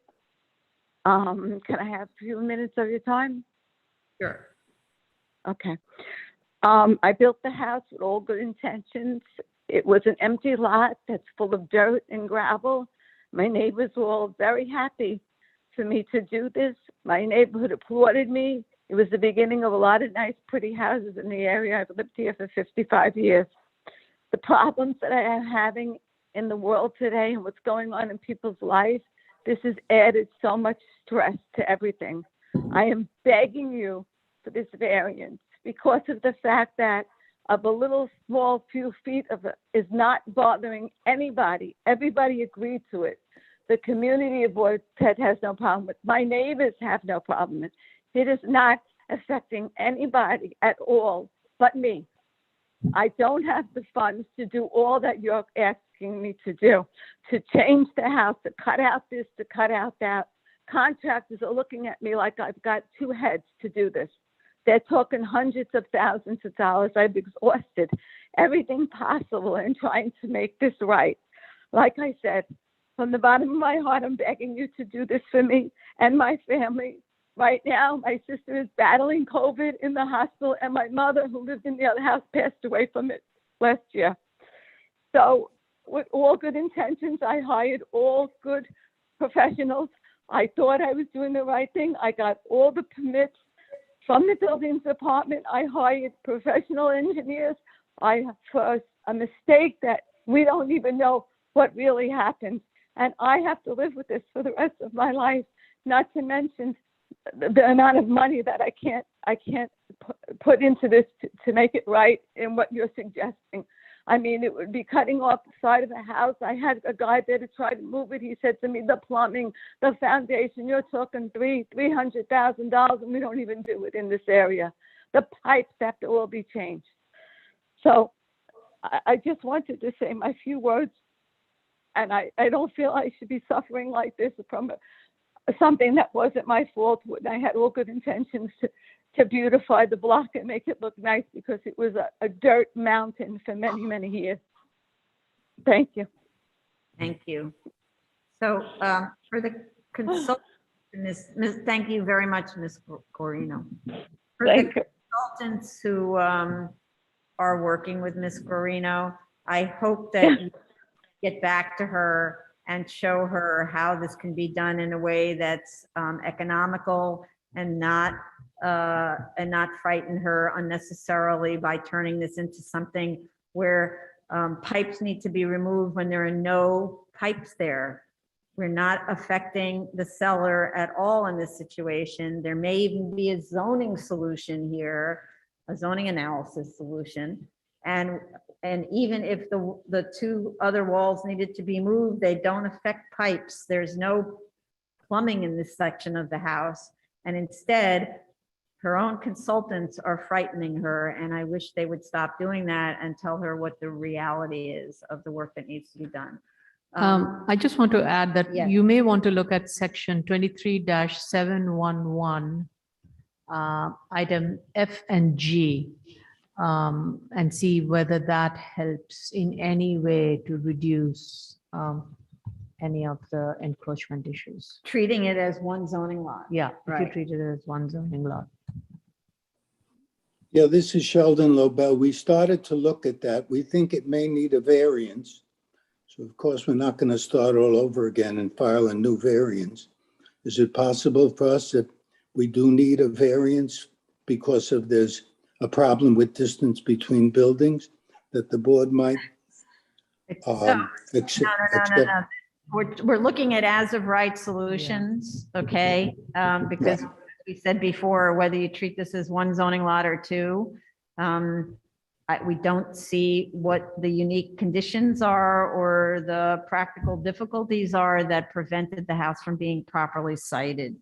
So, okay, so everyone, and no one from the public actually spoke, I don't think. We did ask, right? Tom? We didn't No. ask yet because No. that was, Okay, so let's go to the public.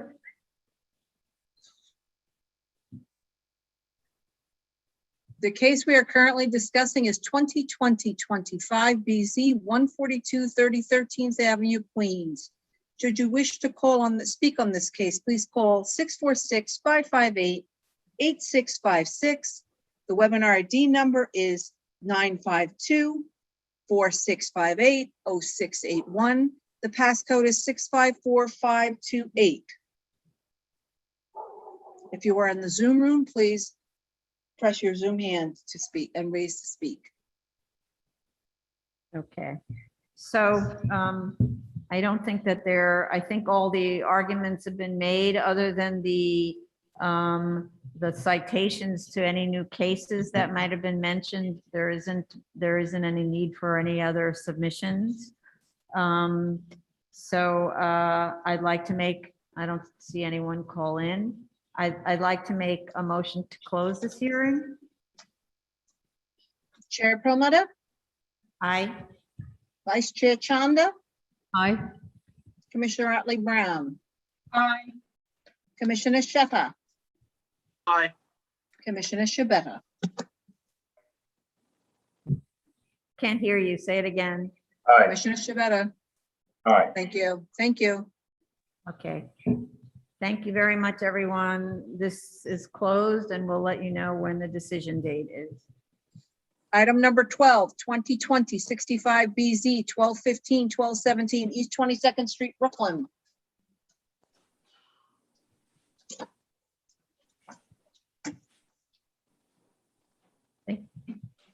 Ms. Altman's already here. Yeah. You can see me. Hi.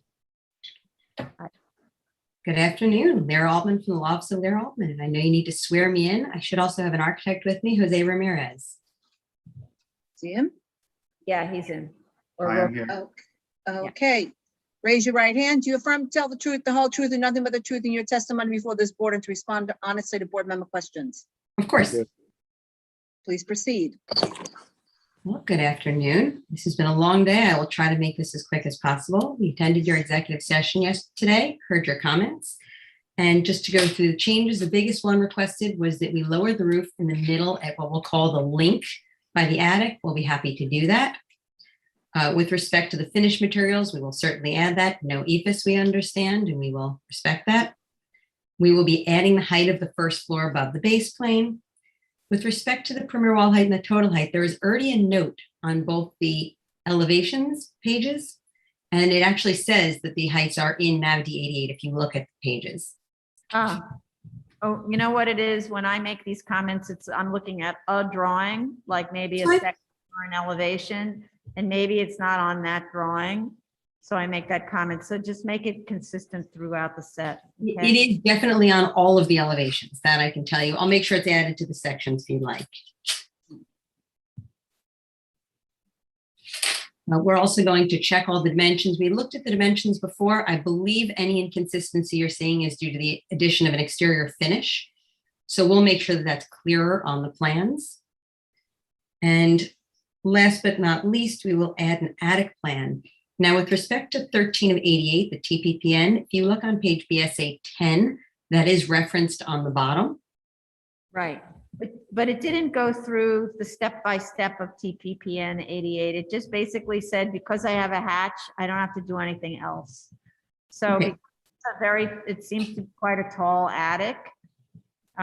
It's to check that it doesn't become an occupiable space in the future, okay? Because the rule is, even if a floor isn't laid, you still have to go through the analysis. So I'd like you to go through the analysis, otherwise we can't. We can certainly do that. And of course, there will be less attic space when we take down the center of the building slightly as well. Correct, exactly. I believe that covered every comment today. So there was also so I did find on the demo drawings, so when I look at the demo drawings as compared to the existing drawings, there were many differences.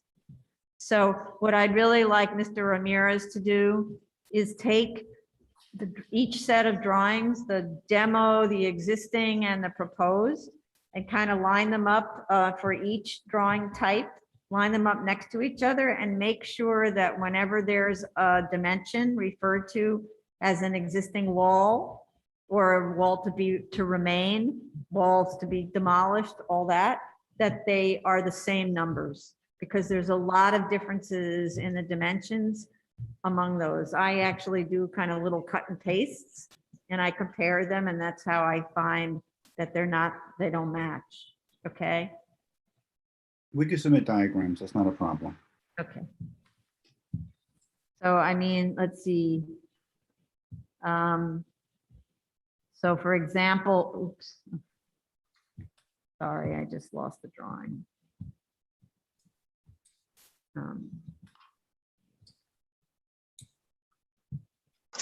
Sorry, here we go. So for example, I have a dimension of 21. No, I can't. Which page are you looking at, Madam Chair? I'm just looking at my cut and paste. Just a second, hold on a second. So for example, on the chart, when there are calculations of the existing second floor and the existing second floor to remain, it'll say, for instance, 36 foot 11 inches, which is the side wall. And this is on the calculations, plus 20 foot 9 inches, which is the rear wall. But then I look at the rear wall on the drawing and it's only 20 foot 3 inches as an example. And then it goes to 11 foot 2, which is the same, matches. And then it says 8 foot 10 inches.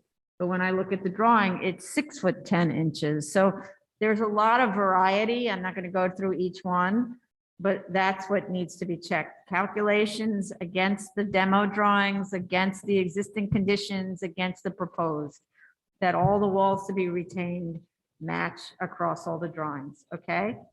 Okay. Okay. Oops. All right. Let's see, anything else? I think that's basically it, right? Absolutely. We believe we responded to all of the comments. Yes. We appreciate your acknowledgement this morning that we brought this building almost to where you want it to be. I really do appreciate that. And this is sort of the ideal one and done. You're just cleaning up some little things. So I really appreciate that was so responsive to our comments. I think the project's actually a much better project like this. The massing, I think, is way better than it was in the original application, and much more consistent with neighborhood character. So, okay. So anything else you want? No, I was just asking, is this in a situation to be closed? Probably. Thank you, Vice Chair. I was just going to ask the same question. But first before we close, we need to ask the public. Neighbors.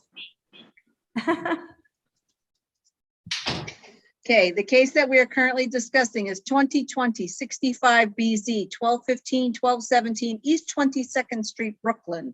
Should you wish to speak on this matter, 646-558-8656. Zoom webinar ID number is 952-4658-0681. The passcode should you require it is 654528. If you are in the Zoom room, please raise your Zoom hand. Press 9 to speak. star 9 to speak. So there's so far no one in the waiting room. But we'll give it a little bit of time. So I just want to make sure that Mr. Ramirez, when you submit the drawings, please make sure that you bubble only the changes, not the whole drawing, but only the part of the drawing that is changed, like the dimensions or the roof line, that kind of thing. And then give us a list of what those changes are specifically. And how much time do you need to do that? Give us about a month. Okay. Okay, so nobody's called in, so unless there's other comments from commissioners? Motion to close. Anyone? No? Okay, so then I'd like to make a motion to close. Chair Perlmutter, Aye. Vice Chair Chanda, Aye. Commissioner Otley Brown, Aye. Commissioner Sheta, Aye. Commissioner Shabeta. Aye. Okay, thank you very much. Appreciate Thank you your- very much. Thank you.